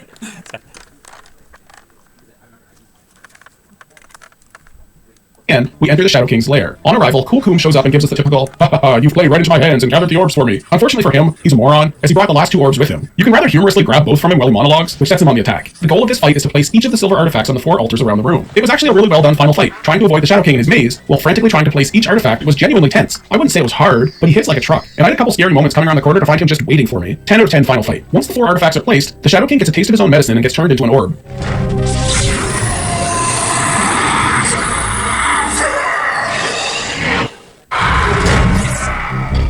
Get orbed, moron. After this, we can enter Thera's temple and we'll need to place the 9 planets in their proper order. I had to Google the order of the planets. It's been a really long time since I studied the solar system in elementary school. I knew the Earth was 3rd and that Pluto was last. The rest is a mystery. With that done, Thera and the other gods are freed. We return to the world above, and the credits roll after seeing Stonekeep rise from the ground once more. I'm pretty sure Elizabeth the Apple Maiden and our dog are still dead though. Would be a good jumping off point to talk about what is most prominent in this game, the graphical choice. Stonekeep is an ugly game, and not just because it's almost old enough to go to college. The upper levels of the dungeon are a bland monochromatic yellow-brown and almost completely lacking in decoration. The little bits of room decor that are lying around, tables, chairs, shelves, and chests, look like they were cut and pasted onto the backdrop by a not especially adroit elementary school student. Worse, because of the way the game handles turning within a grid point, they appear to move in a bizarre, free-floating fashion that leaves your perspective fixed on them even as you're moving around them in a circle. I get that stylistic choice is subjective, but I just can't get behind calling this game ugly. It's unique and it's weird, but I feel like they did a wonderful job meshing FMV into the more video gamey backgrounds. And while some of the costumes on the monsters could feel a touch uncanny, they were certainly all crafted with care and fit into the greater game world. Nothing really felt out of place. I think the lowest effort costume is probably the Ice Queen, but I mean, I think they got what they were going for with that one regardless. I do see what this review is getting at with a lack of color, though I think it fits the game's setting quite well. It's Stonekeep, not colorful Valley Keep. I came expecting lots of stone caves and castle hallways, and that's what delivered. The fairy realm could have probably been a bit more light to match the painfully cheery vibe of the fairies, but that's a nitpick I think. I can absolutely agree that there were a lack of environments, but the game did a good enough job despite this limitation. I think the only zone that is egregiously poorly textured is the Throg Temple. They probably would have been better served using a recolor of the castle backdrop for that one. Making the temple in a mine shaft just felt out of place and strange. The movement, while different, I would argue is a step up from what we had in Eye of the Beholder and Lands of Lore. In those games, when turning, there would be an instant transition to the next grid square. And while this can make for a quicker and more action-focused game, it also serves to be extremely disorienting to the player. I liked the smooth movement offered in Stonekeep if for no other reason that it made navigation easier and served as a good compromise between the instantaneous movement of older titles and the not-so-smooth free movement of games like Ravenloft and Menzel Berenzan. I personally liked the decor in the game and felt things were placed appropriately to dress up the many environs you'd be exploring. But to be fair to the reviewer, I mostly just like that I can wreck everything in the game with reckless abandon. There's something so oddly satisfying about destroying all the dwarfs' beds and tables in Dwarven Fort. You Uktagoth, my friend, and prepare to spend the rest of your days eating and sleeping on the floor.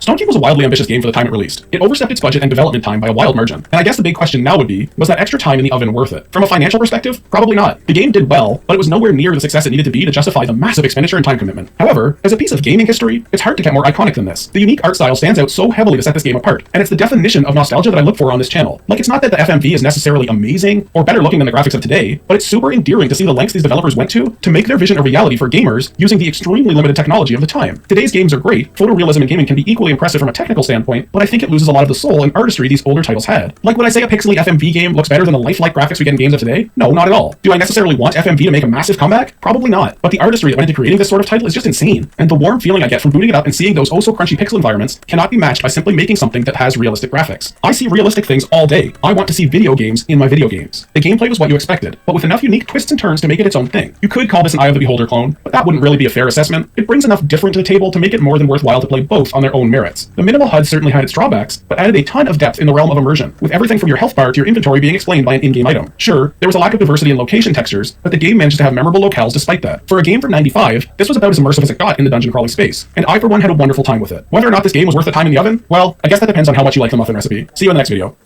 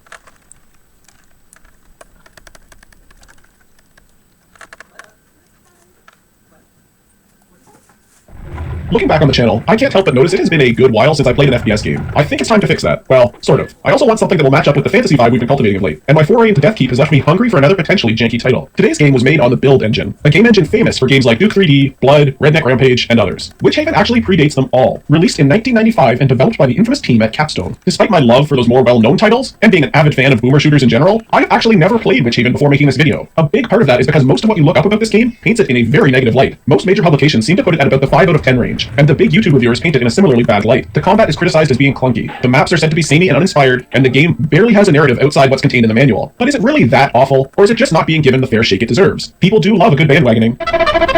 At a quick glance, the game at least looks decent. It has unique and interesting monster designs, pseudo-RPG elements, a variety of melee and ranged weapons, and even a magic system. Witchhaven had a lot going on that even newer titles released on Build did not. As to the lack of story, I think that's pretty par for the course on an older game. Many rely on the manual to set up the story, so it's hard to count that against it. But is all of this just window dressing? Does this game fail as spectacularly as the internet at large would have you believe? Or are there redeeming qualities to this often overlooked RPG shooter? If nothing else, I think it deserves a fair kick at the can.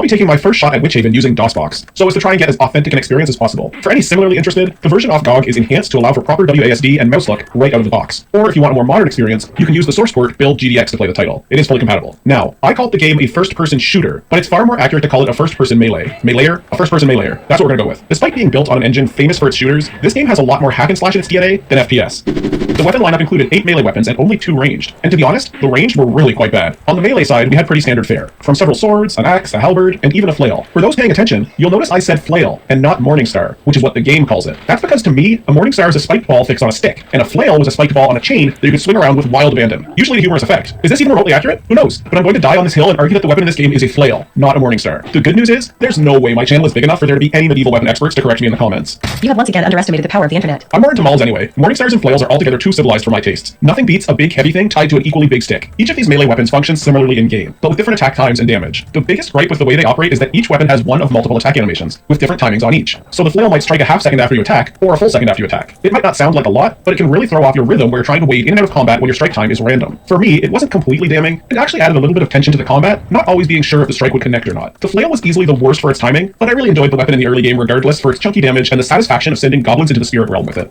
Oh shit! A gun!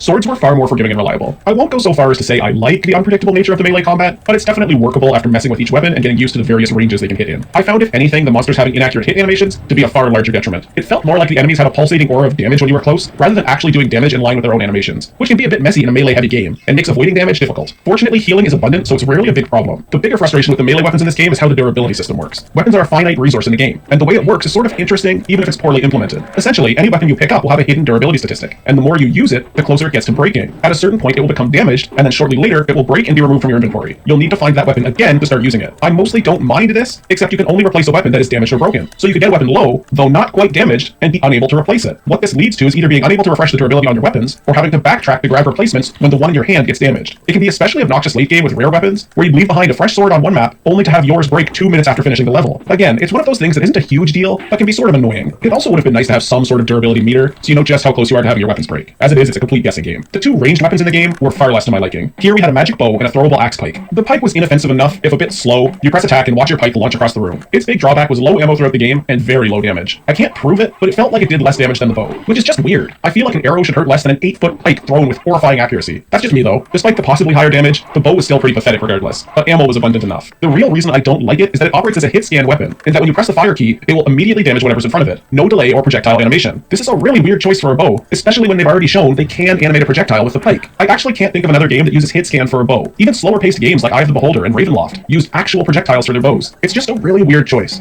Worst of all, the aim for it is super off, and the game has no crosshair, so trying to land hits is extremely difficult and unsatisfying. I would just get enemies mid-screenish and spam attack until I saw them enter pain state, often missing as many hits as I would connect. Outside martial means, the game did have several magical spells to choose from. Magic in this game operated by finding scrolls that could be used as single-use consumables. There were damaging spells with varying efficacy, the best of which were the nuke spell and the magic arrows, and the worst being the almost completely ineffective fireball and freeze spells. Freeze in particular was a bummer, because it was sort of neat when it worked, but most creatures were completely immune to it as far as I could tell. Or maybe my aim was off. It's really hard to tell. The biggest problem with these spells, outside their suspect usefulness, was just that there weren't enough of them to ever really work them into your rotation regularly. Like, the magic arrow spell was great for taking out a pile of low-end enemies, but I probably only found about 10 copies of it throughout the entire game. Nuke could instantly kill one mid to high tier enemy, but I found it maybe 3 times. Not nearly powerful enough to justify such scarcity. Also, it was just as difficult to aim as the bow. There was one particular instance I was trying to hit a high-end enemy with it, only for it to instead hit the low-level goblin beside. What an absolute waste. Also, it should be illegal to call a spell nuke when it only hits one enemy. There were also utility spells such as Night Vision, Fly, and Unlock. Night Vision was weirdly ineffective, seeming to barely change the brightness. Fly worked well enough, and was actually necessary at least a couple of times throughout the game, but it didn't work the way you would expect. Instead of swimming in the air as you might expect in an FPS with this sort of mechanic, you instead sort of just feebly and slowly listed through the air, moving far too slow to try and make use of this in a combat setting. The last utility spell, Unlock, was a very odd choice for an FPS. Essentially, each cast would open any one door of your choosing, so you could completely sequence break levels by unlocking a door instead of having to find its key. It's fine, I guess, but it just seems sort of out of place. I tried to mostly avoid using it unless I just could not find the key I needed, which happened only one time. The game, unlike some other dungeon crawlers I played, was not ever mazy enough that I found myself particularly lost, or felt that I couldn't find a key on my own. I do really wish I had this spell in Deathkeep. On top of consumable spells, we also had potions that ran the gamut from literally necessary for progression to completely useless. On offer here we had healing, strength, cure poison, resist fire, and invisibility. Healing did what it says, heals 25 points. Strength boosted your physical damage, both great potions. Cure poison is our first dubious choice. It cures poison, which is fine, but sort of unnecessary in this game. The only thing that ever poisoned me was the spiders, which are probably the most annoying enemy in this title, but we'll get to that later. The problem is, the poison they put on you is so non-threatening, as it could really have just not been there at all. It ticks for like 2 damage every 30 seconds or so, like wildly minimal damage. Its pointlessness is even further illustrated by the massive abundance of resist poison potions. Like if a room has a spider in it, you can be assured there's a cure poison potion within 15 feet. Were the spiders hoarding potions or what? Are they damaged by their own poison and need to keep a stockpile of anti-venom? There is no spider health crisis, you onion ring. Resist fire is one of the more useful potions, but the problem here is that it isn't fire resistance, it's fire immunity. You can quite literally swim in magma, actually walk on magma. This game is far too rudimentary for swimming mechanics. The problem here is that it throws the balance all out of whack. Pop a fire resist potion and you are immune to the great majority of range damage, allowing you to go on a rampage and clear a room with no threat of reprisal from enemies. It's not terrible, but again, it's just sort of off. The last potion is the invisibility potion. It literally does nothing that I can discern. It's maybe making distant enemies less likely to attack, but I can't even quantify that. I tried it the first few times I picked one up, but decided early in my playthrough that they weren't doing anything for me. Outside consumables, the game has an extremely rudimentary leveling system.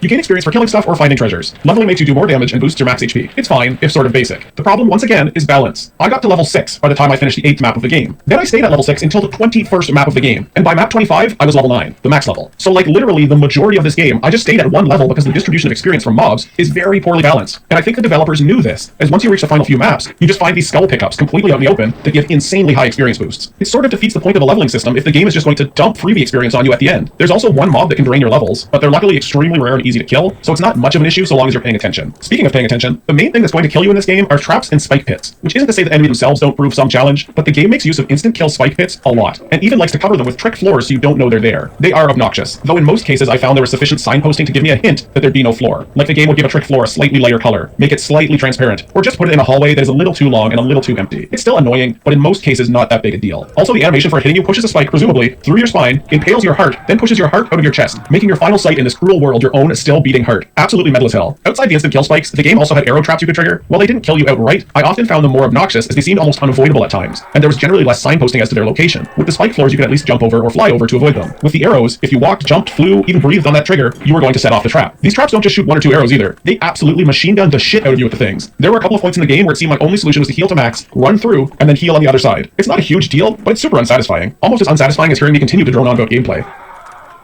Like I said, the story this game offers comes 100% from the manual, and by golly it is bare bones. There is no lore in this game, no environmental storytelling, not even the barest hint of a journal entry. The levels are arguably not even connected, ending with teleporters in each. Regardless, here it is. In this world there are many realms. The ones we inhabit are called the Prime Realms, and in their direct opposition are the realms of the Nether Reaches. The place that separates our realm of order and the Nether realms of chaos is called the Vale. In time past, the island of Char was ruled by Lord Vercaperin, and the isle itself was a place of knowledge and study. The high priest of his order, Midius, sought knowledge beyond the Vale. He assembled a host of powerful priests to conduct a ritual to pierce through to the other side, but in doing so attracted the attention of a powerful being of chaos, whose name I can't pronounce, so I'm going to force my editor to do it. Ilwerin. Using her magical ability, she was able to disrupt the ritual and bring herself and the priests into the Vale, and using their very souls as an anchor, pulled herself into our realm. Once the priests were defeated, she fed upon the powers of all present in the keep to fuel the portal to the Nether Reaches and pull in an army of evil to assist her in conquering our world. She is eventually forced to close the portal to her realm, but the damage has been done. The island of Char, now known only as Witchhaven, had been conquered, and she, despite slowly growing weaker while in our realm, is now trying to reopen the Vale for her final victory. We are the warrior Grondeval, and have been tasked to go to Witchhaven and destroy her before she can tear the Vale forever. And that's literally the whole story. It's actually not the worst plot for an FPS from 1995. I mean, it really just boils down to kill the witch and save the kingdom, but still, it gets the job done. We start on the outer edge of Witchhaven, and this first level introduces us to the combat loop and the basics of the game. We get access to our first weapons here, the game teaches us lava is bad, how keys and spells work, and even has some great non-linear level design with multiple ways to reach the end. Each level here is the same in that you need to first find a pentagram and then bring that to the end to teleport out of the level. Moving through, it does become clear that the claims of this game being extremely samey are unfortunately quite true. There are standout moments in some levels, but the early maps especially are extremely similar to each other. You're going to be moving through stone castle hallways, crushing beasts and dodging traps. It's not to say the levels are ugly by any means, and in some cases can actually look quite nice, giving me Heretic and Hexen flashbacks with the great use of color to make things stand out. The lighting is done well, giving appropriate atmosphere to the areas to explore. The textures can sometimes feel quite stretched, and the scale of enemies and items often feels a touch off, with everything seeming quite small at a range, but just way too massive up close. Look at the tiny baby. You're no match for mighty Grondeval. Great heavens! The game also does this thing where it will just randomly jump scare you. It's so ham-fistedly done, I cannot help but find it funny, but it actually got me more than once. I can't imagine doing something so disrespectful to my audience. Hey, don't do that.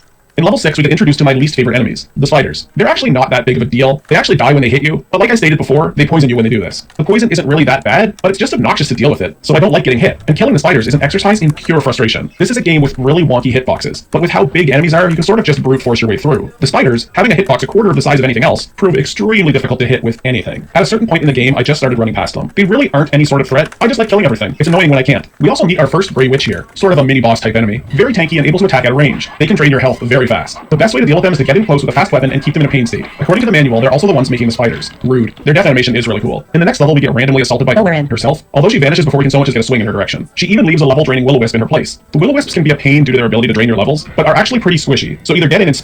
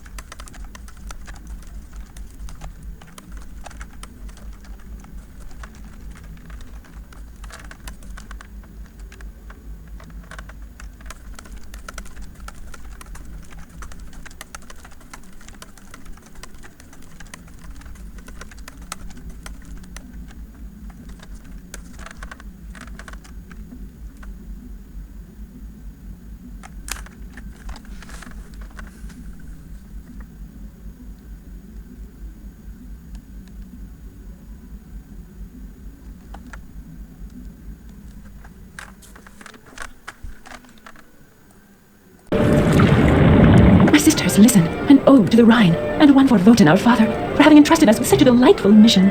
Frolicking all day long in the ever-changing waters, and guarding a sacred treasure. The treasure is brilliant, spectacular gold. The gold is so spectacular that it can be forged into a ring that will grant the power to rule the world. It's even beyond that. It'll grant absolute power. Wotan has told them to lure away or distract anyone who comes too close, but unfortunately for them, they're dealing with Alberic. Poor little fish. You think I find your advances irresistible? No. Go instead and sing your desires to the salmon and the trout. For blowing off each of the Rhine Maidens, Alberic gets a new key, and then he surfs away. You go through this a few times. Elusive as the river, deceptive as a woman. A dwarf I may be, yet I am not fool enough to be caught in your net. Come, drink peace, happiness, and oblivion from my breast. I have no taste for peace and happiness, and as for oblivion, my little fishy, you're already history. Fuck off, I hate being happy. The anti-gravity boots let you fly up, but the no-clipping, I have no idea, it's like a playable YouTube boop. After dealing with the fish in the sea, Alberic must endure the Halls of Torment. They might not actually be called that, but it's what they feel like. The environment can be really cool in these sections, but the puzzles become nonsense. Not their standard was high before, but now you grab a fish and put it in another tank, and a dolphin eats it, which is actually another Rhine Maiden, and this leads to playing hot potato with a medallion for multiple sections. One will give you a medallion as a gift, and then you give it back, and they say you deserve it, then someone else needs the medallion, so it keeps going all over the place. Sometimes you click water and a fish lady comes out, sometimes you instantly drown. It's one of those classic adventure game moments where doing the exact same thing gets you killed. Do it right and you won't drown, or be murdered by the haunted arms. There's a lot to get past in this section, but Alberic's musings do make it entertaining. Just is the weak man's favorite excuse. I am a conqueror, not a beggar of human charity. I choose to be rich and warm, a condition which better suits my royal nature. What's weird is the maidens want to demonstrate all kinds of qualities, and he just brush past them, and then he usually dies. Instead, he performs the good deed, they say why that's good, and then he says it's all bullshit. Well, on this point I must agree. Sacrifice is indeed a noble thing. In fact, without a moment's regret, I would sacrifice all those who stand in my way. Alberic is quickly moving up my list of villains as he gets closer to the goal. There is an option to choose love or virtue or something like that, but it is treated as a game over, which is appropriate for Alberic. Of course, you can just die here again if you forget to use your diving helmet. As for the good ending, it sure looks like another one where he drowned, so let them sing to the salmon and the trout and get the gold. Well, here's the gold, you walking disaster. It wasn't that difficult. Now, open your ears and gather your few remaining wits about you. You must forge a ring and a crown in accordance with my precise instructions. The world is mine. The Nibelungans, my slaves! Nah, you and Glug have to take a final trip to the Astartes chamber. Now Log's Tear can be used to power up the factory again, and the ring lets him rule over everyone. This could go a few What have you learned, my son? I have learned that desire is a cruel mistress. I've seen a man renounce love for gold. And why did he so desire this gold? So Ish gets a little what was that all about lesson, and then it becomes a Heaven's Gate manifesto. At the dawn of the 21st century, the 9 forms of intelligent life in the universe came into contact with each other. This was to be the second great upheaval in human history.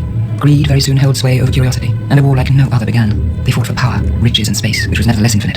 Soon the 4 most powerful warmongers formed a deadly alliance.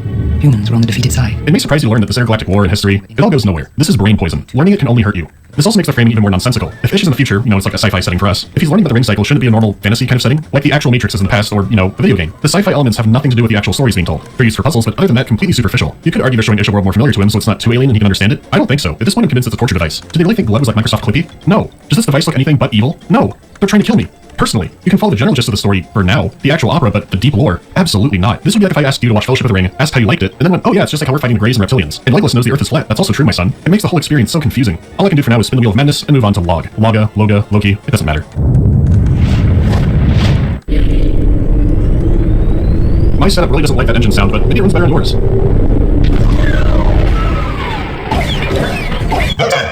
We have completed Valhalla. Alright, so they don't clearly explain what's happening here, but the original story does. These 2 Transformers are the giants Fasolt and Fafnir. They were contracted to build Valhalla for the gods, being offered Wotan's sister-in-law Freya as payment. Now that they're done, Wotan is getting cold feet about the deal. It's just they're playing the scene without any setup to it, so it looks like nonsense. Freya, sweet Freya. Ugh. Freya with her generous hands, to whom we return each day in search of our immortality. I cannot abandon her. How dare you break your oath! You were the first of all the gods not to keep his word! Freya was promised to us! Freya belongs to us! The lack of music makes this whole scene extra surreal. Like shoving a frog in a diving equipment was worthy of music, but this doesn't make the cut. You just hear Starscream and his brother mad about their payment plan. We shall keep Freya! The gold, Wotan. The gold may be our only salvation. Fuck it. Alberic has stolen it and forged the ring. I have learned that since then, he has been hoarding countless riches in the gloom of Nibelheim. Your labor has been immense. Your rewards shall be infinite. I am not offering you gold, but rather its inexhaustible source. You must accept this price. We have learned to mistrust you, Wotan. When we see the gold, and if it is as inexhaustible as you say, then we shall return Freya to you. Loga, my loyal advisor, return to Nibelheim. Seize gold and ring from the dwarf's filthy hands. Once again, I shall oppose the giants. You go down into the mine and take care of that rat. This is where hell begins. Look, who goes there? The mine is closed, so no visitors are allowed down here. No entry, that's right, no entry. So don't you come any further. So I am, at the moment, working on something that is very, very precious. The music loops like this throughout Loga's entire story. It keeps looping and building back on itself to a crescendo that never comes. This talk with Mime goes on forever too. He just wants to see Alberic. Mime explains that Alberic has been working everyone to the bone and is now a powerful sorcerer. He's created effigies that make scary things appear, or something like that, and that's how he keeps control. He's terrifyingly good, tell me! Terrifyingly good! It's 5 minutes of this, and nearly impossible to retain any of it. Mime mentions there's also transformation material somewhere that could help you out. We'll see. Now you get to explore Nibelheim again. Put your backs into it, you processionary pigs! Albrecht has a lot of different lines for screaming at the dwarves. Word, you repugnant regurgitation from the throat of a bold and ugly mother-in-law! You evolutionary rejects! You have no right to exist! Make yourself useful at least! Grovel, you spineless hunchback! Nim takes so much joy in his work. Now you need to hunt down his effigies, and his gaming lair seems like the best place to check.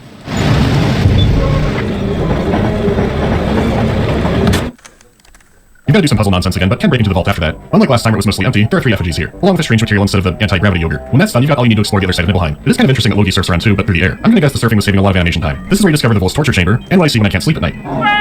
You have to talk to the Scotchinucci Volus, and it is designed to make you crazy. It feels like he contains the activation switch for taking out some politician somewhere. It is a 7-minute tirade about dwarves and, I don't know, the delivery, the way the music loops over it. Let me give you just a little bit. I've devoted my life to them and did what I could to get them to rebel, but in vain. To them, I am just a freak to be laughed at during the Greek turn. I bent over backward to protect that megalomaniac rape. You won't even be able to get close to him. The only solution is to kill him. Doesn't that just make your ears sing? The voice always changing, the music endlessly looping, for 7 minutes. This legitimately might have been done in one take. I'll leave a link to the full scene if you want to see how long you can last. From what I can make out, he says the dwarves stole Albrecht are a lost cause and deserve genocide. Redirecting that water from earlier could cleanse this place from sin. Since he delivered this information like a crazy man trying to impersonate the master from Fallout single-handedly, I think he deserves to be the first to join the New World. The scene cuts are so abrupt, it feels like being shocked back to life or something. It doesn't matter, let the river flow. My dwarfs! My Nibelungen! He's killed my dwarfs! It can't be! All my dwarfs! All my little dwarfs! Oh, what am I supposed to do now? Mr. I kill everybody, it doesn't stop me from having laugh! What am I going to do without the dwarfs? One little dwarf to the small one! Oh, God, I don't fall it! Teeny tiny one! Oh, my kingdom for a dwarf! After the Pocket Prince purging, you can confront Albrecht, and it is a doozy. In the original story, Albrecht gets tricked, and here it's something else entirely. Well, Wotan has sent me his cherished what? Let's face the facts, mongrel. Yes, Wotan is a god, the god of gods even. But you see, I'm the dwarf of dwarves. The biggest, the smallest, and by far the most vicious, brutal, cruel, sadistic, and dangerous creature under 5 feet tall that you've ever had the displeasure of meeting. Imagine how much confidence someone has to announce that they're under 5 feet as part of their threat. Loki is here under the order of the god of gods, and Albrecht could not give a single fuck. After some more surfing, Log explains the nature of order, and gives an entire monologue about his perspective of how things go. Logan's performance is also very good, and his cold, calculating demeanor is a perfect contrast for Albrecht. Albrecht's not too bothered by the threats or even the genocide. Instead, he's the most offended by how long Logan's speech is taking, so he decides to end it in an effigy battle. I call on the insidious arrow with its coat of lies, the poisonous slither of ring.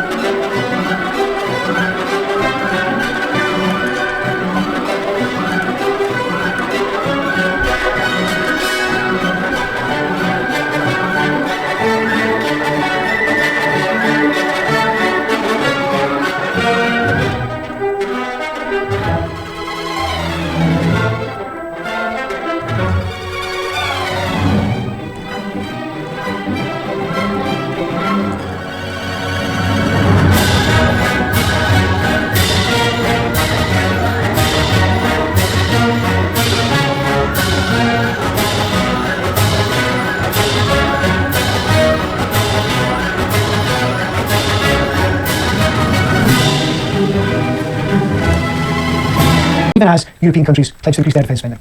That's Nick Eardley from BBC Verify there. Well, in Ukraine itself, reports suggest that the country's current stockpile of weapons will last another 6 months. MPs have already been discussing the consequences of America pausing its military aid there. Our Ukraine correspondent is James Waterhouse. There are ministers calling for calm. There are MPs arguing that if Ukraine is fighting for peace, fighting for its survival, then President Zelensky should just go and sign this mineral deal, should apologise, should give America the repeated thank yous it seems to be calling for, if it's all in the name of Ukraine's continued survival. But this is a political lever that has been most feared. The last time this happened, when American aid was slowed by disagreements in the US Congress, President Zelensky said Ukraine lost lives and land, and there was an eastern town called Avdiivka, which was once a fortress, which fell because Ukrainian soldiers partly ran out of kit that they needed to sustain their attack. If you go to the western border in the country, there are constant convoys of military aid coming in under police escort. They are an artery. They are much needed armour and ammunition needed by exhausted troops to keep fighting this full-scale invasion that Russia exerts. So this has long been feared. Seemingly it could be resolved in a political sense, but at the moment, and in the words of one Ukrainian advocacy group, you've got Russia that's been given the green light to keep advancing, which it is in the eastern Donetsk region. You've got these reports of America, exploring the relaxation of sanctions, trying to continue to warm relations with Moscow as it deals directly with Moscow, and all of the levers and pressure is being exerted on Ukraine as it's looking in both directions now. James Waterhouse in Kyiv there. Well, in the last hour, the European Commission President Ursula von der Leyen has been talking about a new plan to boost military and help Ukraine in the process.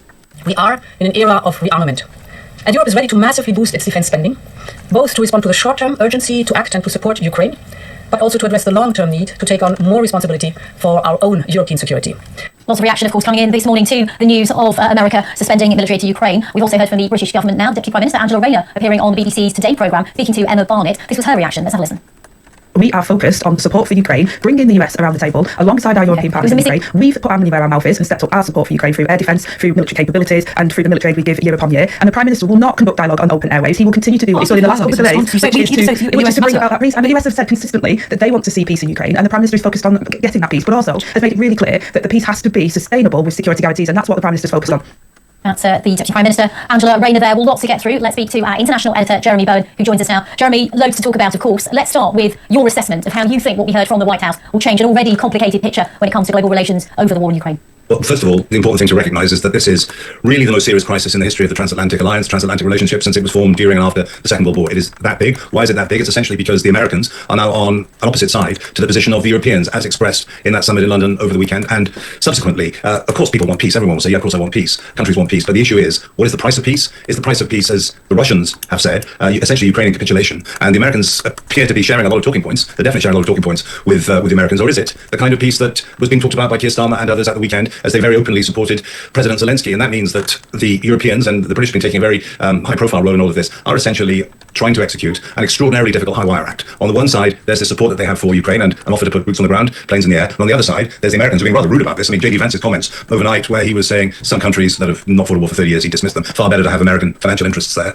So to try to sustain that high-wire act, to somehow keep Trump happy, and at the same time not sell Ukraine down the river, that might actually be impossible. And Jeremy, as we look at what is potentially, as you say, an impossible situation to work back from, is the only way the US might walk back on some of this if President Zelensky says sorry, because that's what some people have been speculating over, or indeed if he leaves the office? Well, yeah, it is extraordinary to say, but there was a time until quite recently when American foreign policy was based on a system of alliances where people, of course, America put its own interests first, but where there were also shared interests. Now, the idea is Trump's view, which is America first, which is essentially the rest of the world is raw material for America to do deals, to get richer, to be more powerful. And it's a throwback to big powers in the 19th century when they would get together. The British, of course, were one of those, and just decide things for themselves, send gunboats if necessary, if not, send traders and merchants. And so this is a really difficult, serious crisis, and it may well be the unravelling of that alliance which has lasted for so long. Indeed, and of course, we see European leaders, we saw at the weekend that meeting in London, for example, trying to come up with some sort of plan. We've seen that offer from France as well, and the UK working with them on that. Is that going to have any leverage with the US? Will they sign up to that now? Well, it's hard to know, perhaps. I think the action of suspending arms shipments is undoubtedly by the Americans a gambit to try and get Zelensky to the table. But let's assuming he does come to the table. Let's assuming he goes to the White House or to Mar-a-Lago, cap in hand, says to, like a naughty schoolboy, says to J.D. Vance or Donald Trump, look, I'm terribly sorry for sticking up for myself like that. I won't do it again, won't happen again. And where's that contract? I want to sign it. And sign away a lot of mineral rights to the Americans. What happens after that? Because when they get to the table, then the situation may well be, if Vladimir Putin or his people are there, that they will say, look, we made it very clear what happens. Ukraine needs to be demilitarized. We, the Russians, need to keep territory. Would the Ukrainian Zelensky or some successor accept that? Would Europe accept that after everything it's said about protecting Ukraine? There are so many imponderables, but what makes it a lot more difficult to try to solve is there's a great lack of clarity now because of Trump. And you can argue that, in fact, look, what was going on before under Biden wasn't going to work. He gave Ukraine enough weapons not to lose, but not to win either, because he was worried about what the Russians might do. He took their nuclear threat seriously. So Trump supporters would say he's just being realistic. And of course, both sides are going to have to give something. But at the moment, the way the Americans are presenting it, the givers are the Ukrainians, and the takers are the Russians and also the Americans. Because of course, it's quite clear that another big priority of Donald Trump is mending America's relationship with Russia. Yeah, and Jeremy, you talk about Russia. We're just seeing lines coming into us from the Kremlin, from the Reuters news agency. One here saying if the US stops these supplies, it will be the best contribution to the cause of peace. So Vladimir Putin presumably watching on with quite a lot of glee, looking at what's been unfolding. I think for Russia, for peace, read victory. This is Christmas every day for them at the moment. This is reflected in the things they put out on social media, the way that the pro-Putin media have been crowing with delight about what's happening. And I've just spent a couple of weeks in Ukraine. I only got back a few days ago. And of course, there's consternation there about what's happening. And also, I have to say, from certainly soldiers I spoke to in areas near the Russian border who had been fighting, for example, in Kursk, which is the area that the Ukrainians took from Russia back in last August. I mean, they're quite defiant. They say well, they're going to fight on, that drones are now such a big part of the battlefield, and they are, that they can get by. They don't necessarily need what the Americans have got, though they do accept that losing US intelligence, losing air defenses, losing the ammo for these very sophisticated weapons they've been given, and the satellite information they need to acquire targets, all of that is going to be very difficult for them, but they're building a lot of their own weapons. And I don't think, the thing you have to remember is that for the Ukrainians, this is about existence. It's not about real estate. It's not about, well, maybe we can do a deal, give Putin some land and he'll be satisfied. They believe that Putin will never be satisfied until he's broken Ukrainian independence and sovereignty, and certainly his own writings suggest that is very much what he wants to do. Jeremy, we're hearing from some Ukrainian politicians that they believe they have enough military supplies, at least for the next 6 months or so. But you were just drawing on your experience having just returned from Ukraine, and what we've seen in recent days is a huge number of drone attacks continuing on Ukraine. Reminder, of course, that while all these talks continue, the war continues on. I just wondered if I could get your assessment of how you see things going militarily, I should say, given this news now as well. Well, without American weapons, it is going to be easier for the Russians, no doubt about it. I mean, while I was in Kyiv, for example, they had their worst, the biggest drone attack they'd had since the start of all this from the Russians. The Russians have also been boasting about that on their own outlets. And, you know, for hours that night in the capital city, there where you could see searchlights going through the sky, old-style anti-aircraft cannon firing tracer up at these drones, and you could hear the drones as well. I mean, I could hear the drones very clearly when I was standing on the roof of our hotel doing lives for the BBC there. So the situation is, though, that both sides are actually very good at this drone warfare now, and the majority of casualties on both sides are being caused now by drones. The shape of the war has changed since it began. Well, you remember there were these lines of tanks and there was old-fashioned heavy artillery going on. It looked rather like World War II or World War I even. It's different now because these drones are transforming things. They're absolutely deadly, and they make even movement on the battlefield incredibly dangerous and difficult.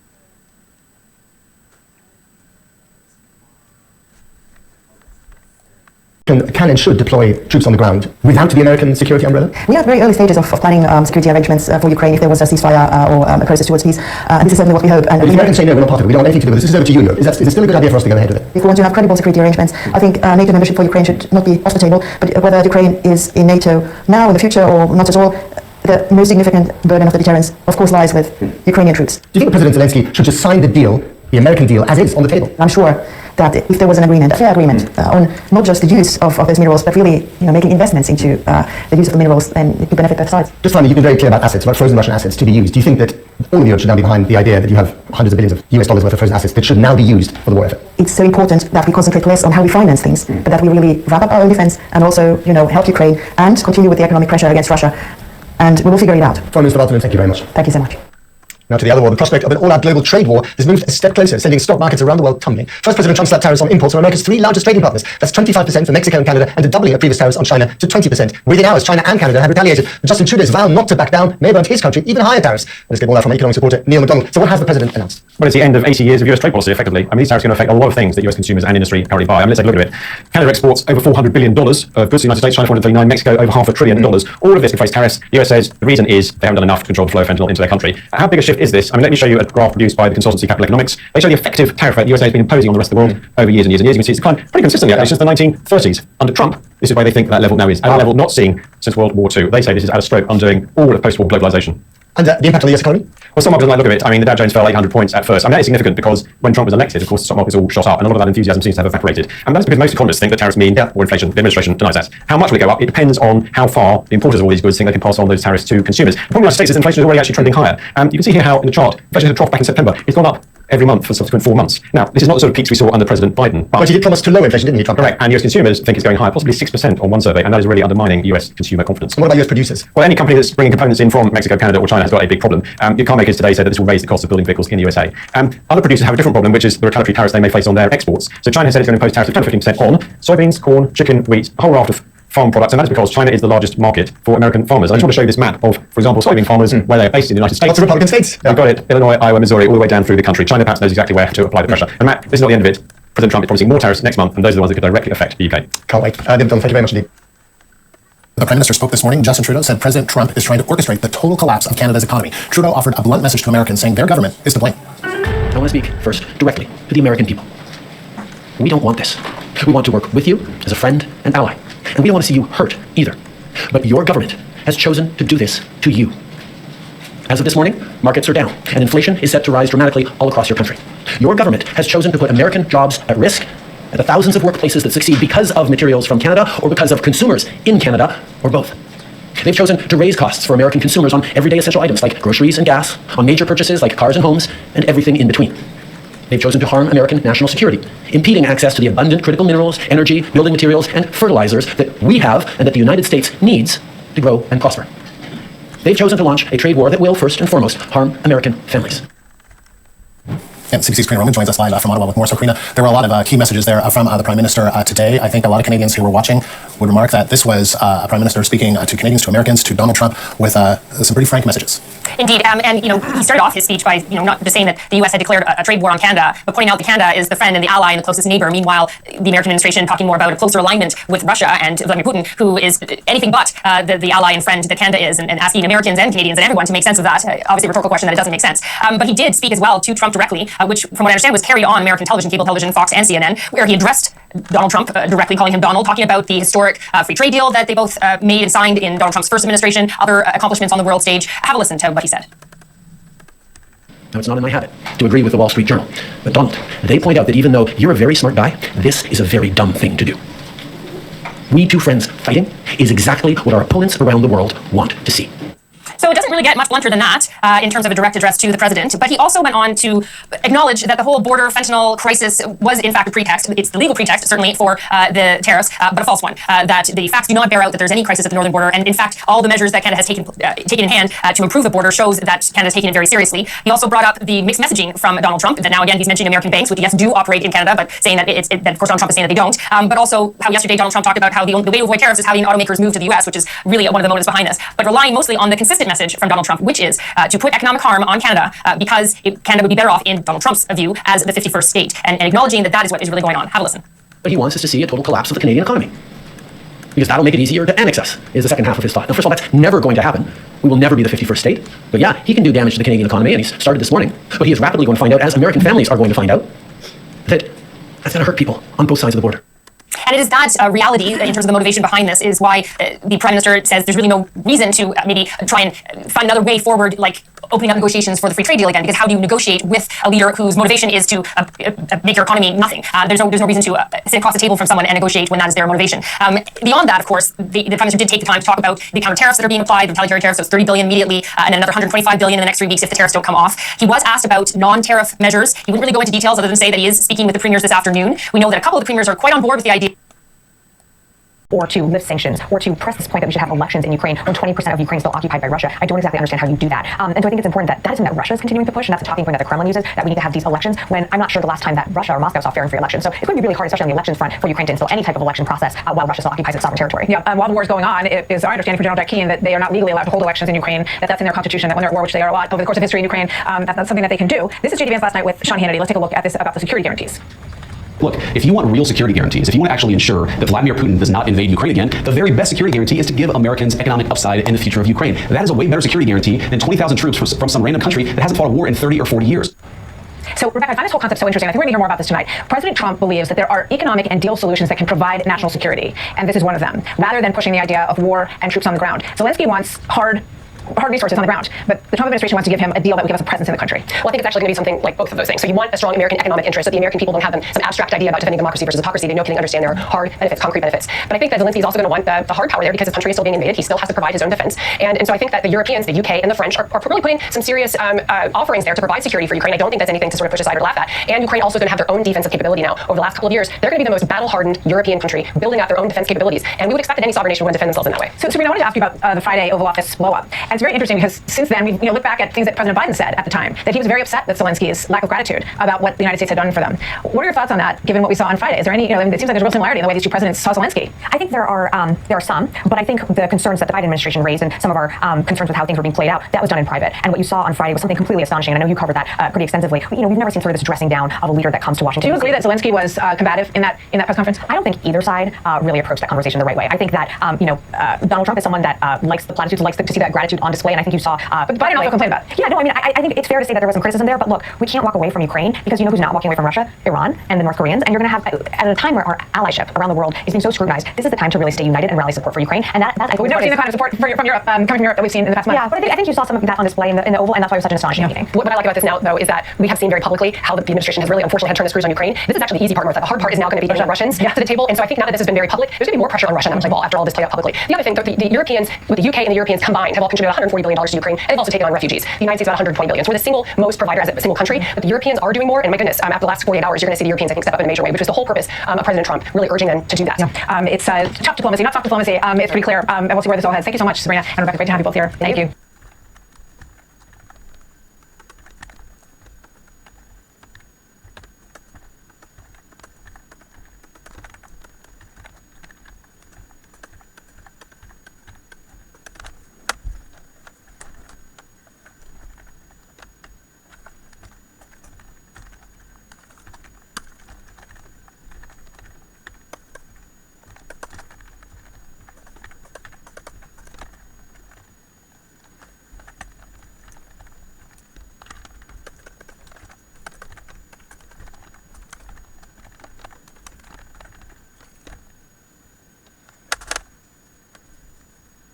"5 weeks into Donald Trump's presidency, and established norms in war and in trade have been completely upended, with the president deciding to suspend military aid to Ukraine, a move praised by Russia, and to impose huge tariffs on the US's main trading partners, Canada, Mexico, and China. The pausing of aid followed last week's unprecedented clash in the White House between Presidents Trump and Zelensky. Today, Mr. Zelensky described the angry exchange as regrettable and said it is time to make things right, indicating he was now ready to work with the US on a peace deal. But there was fury from another quarter from Prime Minister Justin Trudeau of Canada. His country now faces US tariffs, that is, taxes on their exports of 25%. It led to the latest outbreak of starkly undiplomatic language, with Mr. Trudeau describing Mr. Trump's decision as a very dumb thing to do. With the latest, here's Sarah Smith in Washington.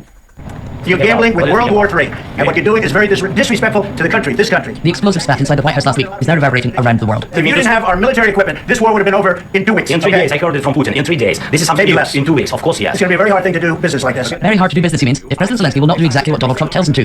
So he yanked away American military support to force Mr. Zelensky to agree to America's terms, no matter how favourable they may seem towards Russia. The European leaders who have rallied around Ukraine don't want to get on the wrong side of Donald Trump. They appear to have persuaded Mr. Zelensky to offer him an olive branch. In a statement on X, he promised to work for a limited truce under what he called President Trump's strong leadership. "We really do value how much America has done to help Ukraine maintain its sovereignty and independence," he said. And that the row in the White House was regrettable, it's now time to make things right. On that critical minerals economic deal that Donald Trump is so eager to agree, Ukraine is now ready to sign it at any time, according to President Zelensky. Offer some words of appreciation. Vice President J.D. Vance has long believed that American support for Ukraine is a waste of money. Today he said it's not the public posturing that matters, but what happens behind the scenes. The public stuff doesn't matter nearly as much as what are the Ukrainians doing to meaningfully engage on what a peaceful settlement would look like. We need the Ukrainians privately to come to us and say, this is what we need, this is what we want, this is how we're going to participate in the process to end this conflict. That is the most important thing, and that lack of private engagement is what is most concerning to us. Russian drones attacked towns in northeastern Ukraine overnight. Without American military support, Ukraine will find it harder to fight back. A pause in US aid does not mean a pause in the fighting. Ukraine can keep going, albeit with a depleted arsenal, and Russia will be eager to make the most of this battlefield advantage. War places a heavy burden on our nation's extraordinary military families. Later tonight, Donald Trump returns to Congress to deliver a speech he says is going to be big, and he will want to make a big announcement on Ukraine. Reshaping global conflicts to suit his schedule is now part of Donald Trump's playbook, as he's the one making the rules. Well, more from Sarah at the White House now. Sarah, as you said, President Trump is due to deliver that major speech to Congress in a few hours. Where might this go? Well, we haven't yet had any direct response from him to President Zelensky saying that he's ready to work towards a peace deal and that he will sign that minerals deal any time. So we wonder, could that time be just before Donald Trump's big congressional speech tonight? He would love to announce that he had signed the deal and treat it as vindication of his aggressive, even bullying approach to international diplomacy. And we will have full coverage of Donald Trump's speech to Congress through the night with BBC News here on BBC One. Thank you very much, Sarah. Let's go now to James Waterhouse, who's in Kyiv for us. And James, given President Zelensky's words today, this anticipation of a deal, is Ukraine bowing to the inevitable? I think so, Rita. We are seeing Ukraine bend to Donald Trump's vision as for how this war should end. It is a position driven by Ukraine's reliance on America. This is a country that at the moment is manufacturing around a third of the weapons it needs to fight against Russia. It hopes that'll go up to 50% by the end of the year, but it's the quality and quantity of what America provides that it wants so badly. The pausing of this military aid will affect Ukraine's ability to protect the skies in cities like Kyiv, as well as to strike Russian targets deep behind enemy lines. Now, the signing of this mineral deal just might bring America back to Ukraine's aid in a military sense in the future. But it also might not. The presence of American companies in Ukraine didn't exactly stop the full-scale invasion. But the most concerning thing for Ukraine, I think, is what this means for Russia. Of all the compromises Ukraine's being asked to make, Ukraine's ability to defend itself is being hampered, and there's nothing new being announced by the White House that is slowing Russia's continued advances across a vast front line. Okay, thank you. James Waterhouse reporting there from Kyiv. Well, as we heard, US tariffs on imports from its top 3 trading partners, Canada, Mexico and China, have come into force. Canada and China have already hit back with tit-for-tat levies. Faisal Islam is here to tell us more. Faisal. Thanks, Rita. These are huge new tariffs aimed at the US biggest trade partners, Canada and Mexico. These are countries with whom the US shares a free trade area. This action, 25% on almost all imports from both countries, effectively blows up that Mexico-Canada-America agreement negotiated by Donald Trump himself. China was hit today too with a 20% tariff on its exports to the US, and the official reason, the legal basis, is the claim that all 3 countries are responsible for the deadly fentanyl drug crisis in the US. But President Trump keeps on mentioning other reasons, unfair trade or wanting to make Canada the 51st state of the US. Both China and Canada already hit back with equivalent tariffs. Mexico will do so on Sunday. Today, the United States launched a trade war against Canada, their closest partner and ally, their closest friend. At the same time, they're talking about working positively with Russia, appeasing Vladimir Putin, a lying, murderous dictator. Now, it's not in my habit to agree with the Wall Street Journal, but Donald, they point out that even though you're a very smart guy, this is a very dumb thing to do. Now, the US president shot back that he would hit back in turn against Canada, again, refusing to refer to his neighbours as having a prime minister. He said, please explain to Governor Trudeau of Canada that when he puts on a retaliatory tariff on the US, our reciprocal tariff will immediately increase by a like amount. But President Trump may have been a little more worried by a considerable fall in US stock markets over the last couple of days, as traders finally had to take the president's trade threats, their impact on the economy and higher inflation, very seriously. The president tends to notice this sort of hit. And this is just the start. The whole world could be hit with tariffs on steel and aluminium, on cars, on agriculture, and on countries that have VAT, all of which could come into force over the next month. Now, the economic effect of this is well known. Tariffs hit growth and raise prices for consumers. Here's a rather clear example from Donald Trump's first term. In 2018, he levied America first tariffs on washing machine imports of 20 to 50%. By summer 2022, US washing machine prices were 42% higher, even dragging up the price of tumble dryers too. Now, 1,800 jobs were created in US factories, but at an astronomical enduring cost of $815,000 in higher consumer costs per new job. How does this affect us? Well, because the UK and US trade is pretty balanced, we might avoid these US tariffs as part of a friendly deal. Some economists believe Chinese manufactured goods or Canadian energy may be diverted from the US to the UK, effectively lowering prices here. But as the Chancellor told me today, we will not escape the overall impact, even if the PM can do a deal with Donald Trump. Even if tariffs aren't applied to the UK, we will be affected by slowing global trade, by a slower GDP growth and by higher inflation than otherwise would be the case, and we don't want to see tariffs. And I will continue to make the case with all my international counterparts for free and open trade. So this is a serious G7 tit-for-tat trade war that has started in earnest, that could hit Europe in the coming days, and so become bigger in scope than the infamous US tariffs of a century ago. So the impact will be difficult to escape even here. Trade wars are hard to win and easy for everyone to lose. Rita. Faisal, thank you very much.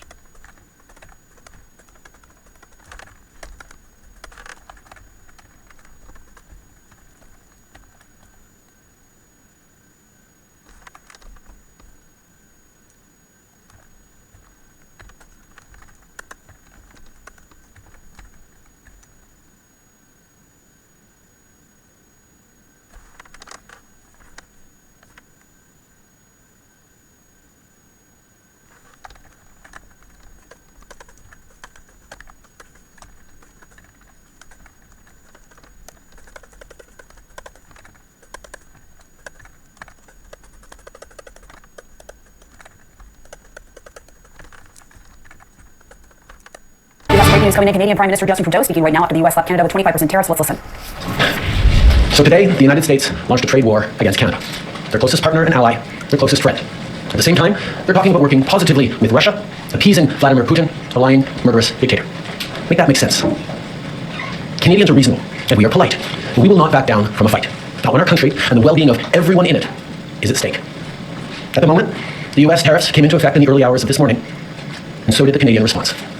Canada will be implementing 25% tariffs against $155 billion worth of American goods, starting with tariffs on $30 billion worth of goods immediately, and tariffs on the remaining $125 billion of American products in 21 days' time. Should these tariffs not cease, we are in active and ongoing discussions with provinces and territories to pursue several non-tariff measures which will demonstrate that there are no winners in a trade war. Now, just like I did a month ago, I want to speak first directly to the American people. We don't want this. We want to work with you as a friend and ally, and we don't want to see you hurt either. But your government has chosen to do this to you. As of this morning, markets are down, and inflation is set to rise dramatically all across your country. Your government has chosen to put American jobs at risk, at the thousands of workplaces that succeed because of materials from Canada or because of consumers in Canada, or both. They've chosen to raise costs for American consumers on everyday essential items like groceries and gas, on major purchases like cars and homes, and everything in between.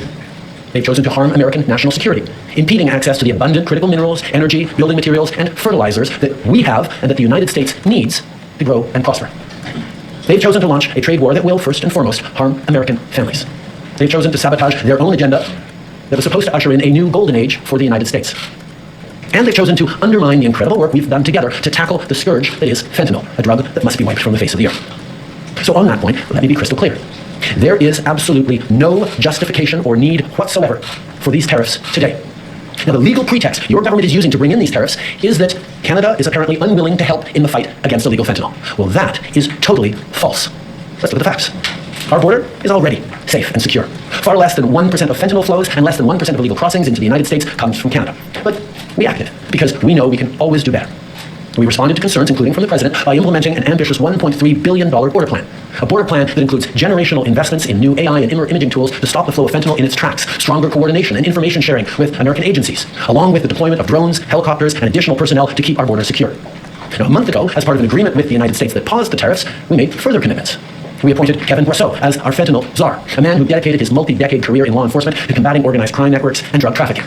We designated 7 drug cartels, sick, evil groups who cynically profit off the pain and suffering of people on both sides of the border, as the terrorist organizations that they are.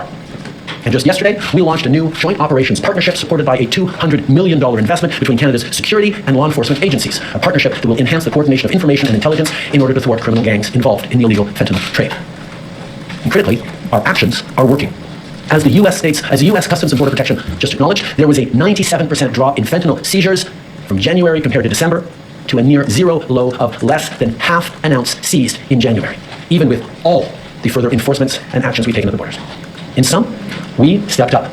We engaged closely and constructively with the President and his administration. We did everything we promised. We stuck to our word. And we did it because we believe in working together to protect our citizens. Now I want to speak directly to one specific American, Donald. In the over 8 years you and I have worked together, we've done big things. We signed a historic deal that has created record jobs and growth in both of our countries. We've done big things together on the world stage, as Canada and the US have done together for decades, for generations. And now we should be working together to ensure even greater prosperity for North Americans in a very uncertain and challenging world. Now, it's not in my habit to agree with the Wall Street Journal, but Donald, they point out that even though you're a very smart guy, this is a very dumb thing to do. We two friends fighting is exactly what our opponents around the world want to see. And now, to my fellow Canadians, I won't sugarcoat it. This is going to be tough, even though we're all going to pull together, because that's what we do. We will use every tool at our disposal so Canadian workers and businesses can weather this storm. From expanding EI benefits and making them more flexible to providing direct supports to businesses, we will be there as needed to help. But Canada, make no mistake, no matter how long this lasts, no matter what the cost, the federal government and other orders of government will be there for you. We will defend Canadian jobs. We will take measures to prevent predatory behavior that threatens Canadian companies because of the impacts of this trade war, leaving them open to takeovers. We will relentlessly fight to protect our economy, and we will stand up for Canadians every single second of every single day, because this country is worth fighting for. Les derniers mois ont été stressants et honnêtement épuisants. All right, while the Prime Minister is speaking French, I want to bring in CNN's Paula Newton. She's joining us from Ottawa. CNN White House reporter Elaine Latrine. Paula, I've covered U.S.-Canadian relations for many, many years. I grew up in Buffalo, New York, right on the border with Canada. Our family used to go to Canada, to Ontario, Crystal Beach. Every summer we had a home there, so I spent a lot of time growing up effectively in Canada. I have never seen this U.S.-Canadian relationship deteriorate as seriously as it has right now. The Prime Minister of Canada saying the U.S. has declared a trade war against Canada. Have you ever seen this U.S.-Canadian relationship as bad as it is right now? Absolutely not, Wolf. And I echo, your thoughts. In my entire lifetime, Wolf, in terms of what you speak and that very close friendship between Americans and Canadians, I have never seen anti-Americanism reach this height in my entire lifetime. And I want to note, Wolf, that was the Prime Minister, the man who will not be permanent Prime Minister much longer, probably a matter of days. And it was really Justin Trudeau unplugged, saying that he could speak to the American people themselves in a blunt, forceful way, because he doesn't have anything to lose now politically. And I do note that he basically said, Donald, addressing him directly, you are a smart man, but echoing the words of the Wall Street Journal, this is a dumb thing to do. He also made it clear, though, to Canadians, Wolf, that look, he's not going to sugarcoat it, and this will be tough. Wolf, what's interesting here is that so many people across Canada are echoing what the Prime Minister said. We've had leaders of provinces say that they're actually breaking up with America. And make no mistake here, Wolf, this will hurt Canadians. This will really bite. But it will also hurt many Americans as well. In terms of what happens going forward, Wolf, this is escalation. And Justin Trudeau is putting the United States on notice that there will be escalation. Key, though, he did speak to those strategic industries. When we talk about critical minerals, we've heard so much about how many Ukraine has. Canada arguably has some of the largest deposits of critical minerals in the world. They were willing to certainly open themselves up to even American companies that wanted to come in and try and exploit that and try and clear some of the regulatory hurdles. It's clear the Trump administration was not interested. Well, this is a decoupling, not just from Canada, but certainly many, many Western allies. And Europe right now have also been put on notice about tariffs in April, are taking note. What happens next? We continue to see the fallout. We do hear hear that more measures, including what we discussed weeks ago about things like U.S. alcohol coming right off the shelves in Canada. That's just one example of something that will hit Republican states like Kentucky that will not be able to sell much of their bourbon into Canada at all. But there is so much more here at stake. Key is energy, both oil, but also natural gas and also electricity. And Canada on the table right now has a threat of putting an export tariff on that, which will instantly make energy Hold on for a much moment, more because the Prime Minister has started taking some questions from reporters. He's speaking about Vice President Pence right now. Vice President Vance right now. I want to listen. Very clearly that in terms of taking action on fentanyl, we are doing everything that is necessary, and not just for the United States, for ourselves as well, as Canadians are suffering as well from the scourge that is illegal fentanyl. We have laid out extensive plans, actions, cooperations, including as recently as the past days in Washington, and they have always been very well received. And the numbers bear that out.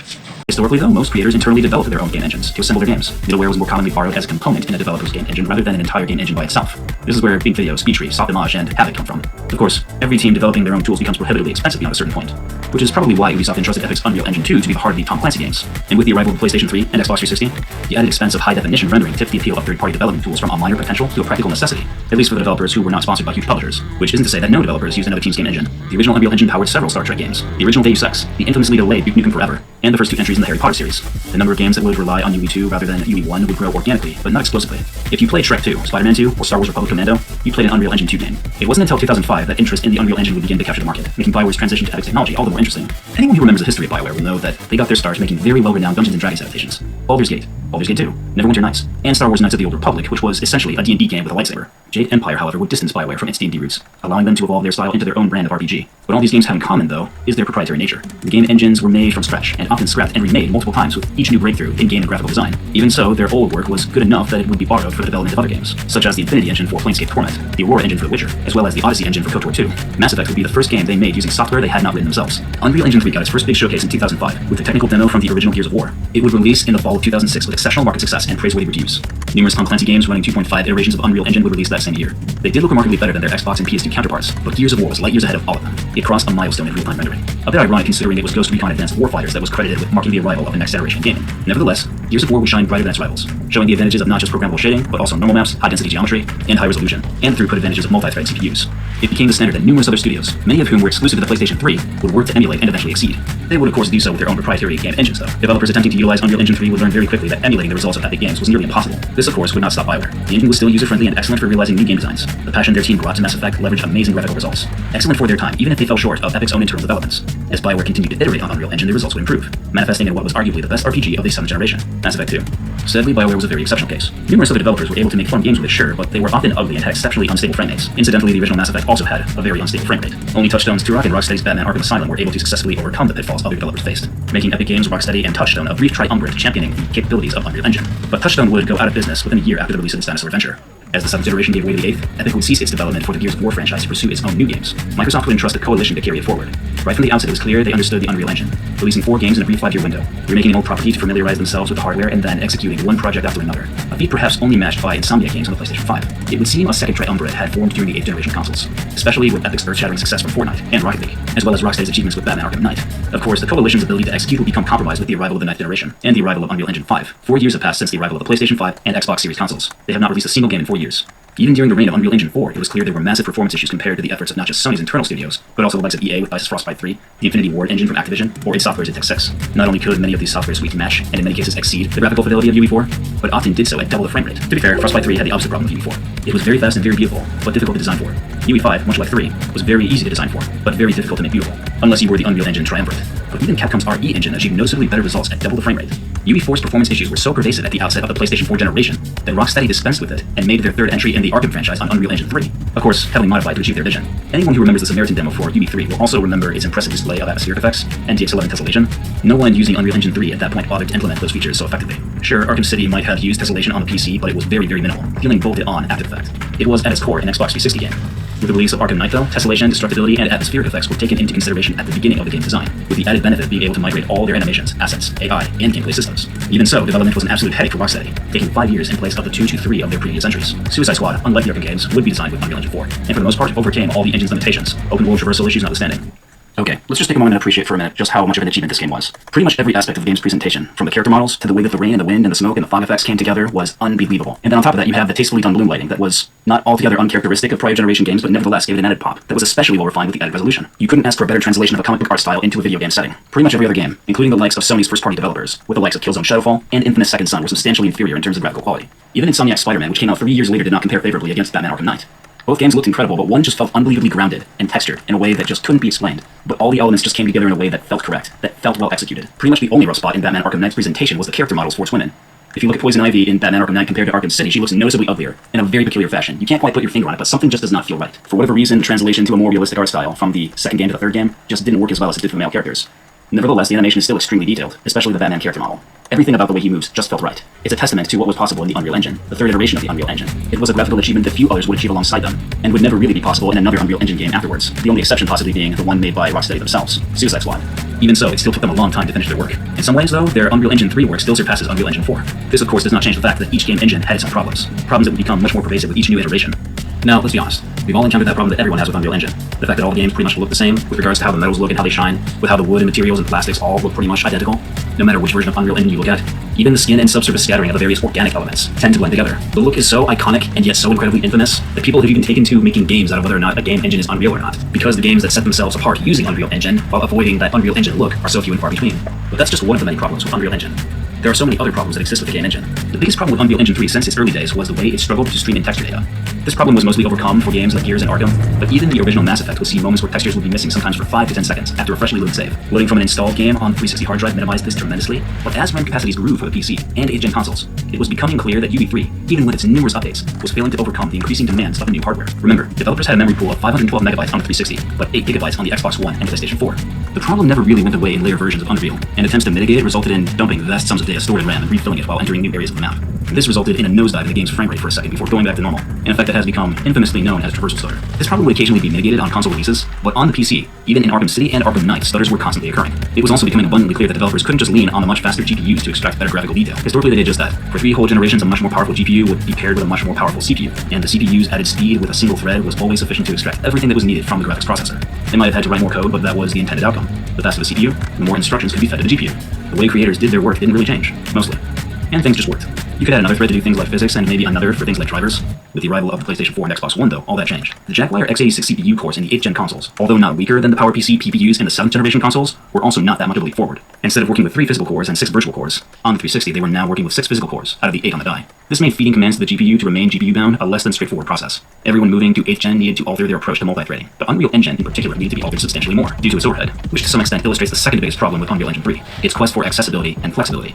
To make a design environment flexible and accessible, a certain level of optimization is sacrificed. Once the overall vision of the game is achieved, going back after the fact to optimize the experience is a difficult task. It's like trying to remove all the seams of a coat after sewing it together, and then re-sewing it together multiple times. The third biggest problem with the Unreal Engine 3 is the constant battle with being bottlenecked by the CPU. Because the Unreal Engine began its life just before the dawn of the 21st century, it is heavily reliant on legacy code that is fundamentally single-threaded at its foundation. To some extent, every program is single-threaded, because there are certain tasks that need to be done in a specific order, one at a time, waiting for each stage of execution to complete. But numerous other game engines have demonstrated that this does not need to be an obstacle, at least to flexible game development or blisteringly quick GPU performance. Of course, again, the triumvirate of Unreal learned how to instinctively circumvent this obstacle, even when moving on to later versions of the engine. Another attribute of the game engine that didn't help was the programming language that held it together. It is uncommon, but Unreal Engine is one of several game engines that create their own programming language. Bethesda's Creation Engine probably being the best other example. This game engine-specific script is often written at a high level. Theoretically, this simplifies the process of game development, but also lacks the precise control offered by low-level languages. And although the freedom to write code at a lower level is still available, it often exposes compatibility issues with other approaches to game programming. It also means certain aspects of the graphics pipeline are impossible to optimize. Well, supposedly. Again, this doesn't seem to compromise the work of the triumvirate of Unreal. It is also worth pointing out that a well-made CPU with sufficient single-thread performance would be substantially less likely to encounter problems as a result of these design choices. Sadly, though, most UE games could not rely on the PC being their platform of choice. The easiest thing to criticize about Unreal Engine 4 is the way it didn't really do much to solve the problems that existed on Unreal Engine 3.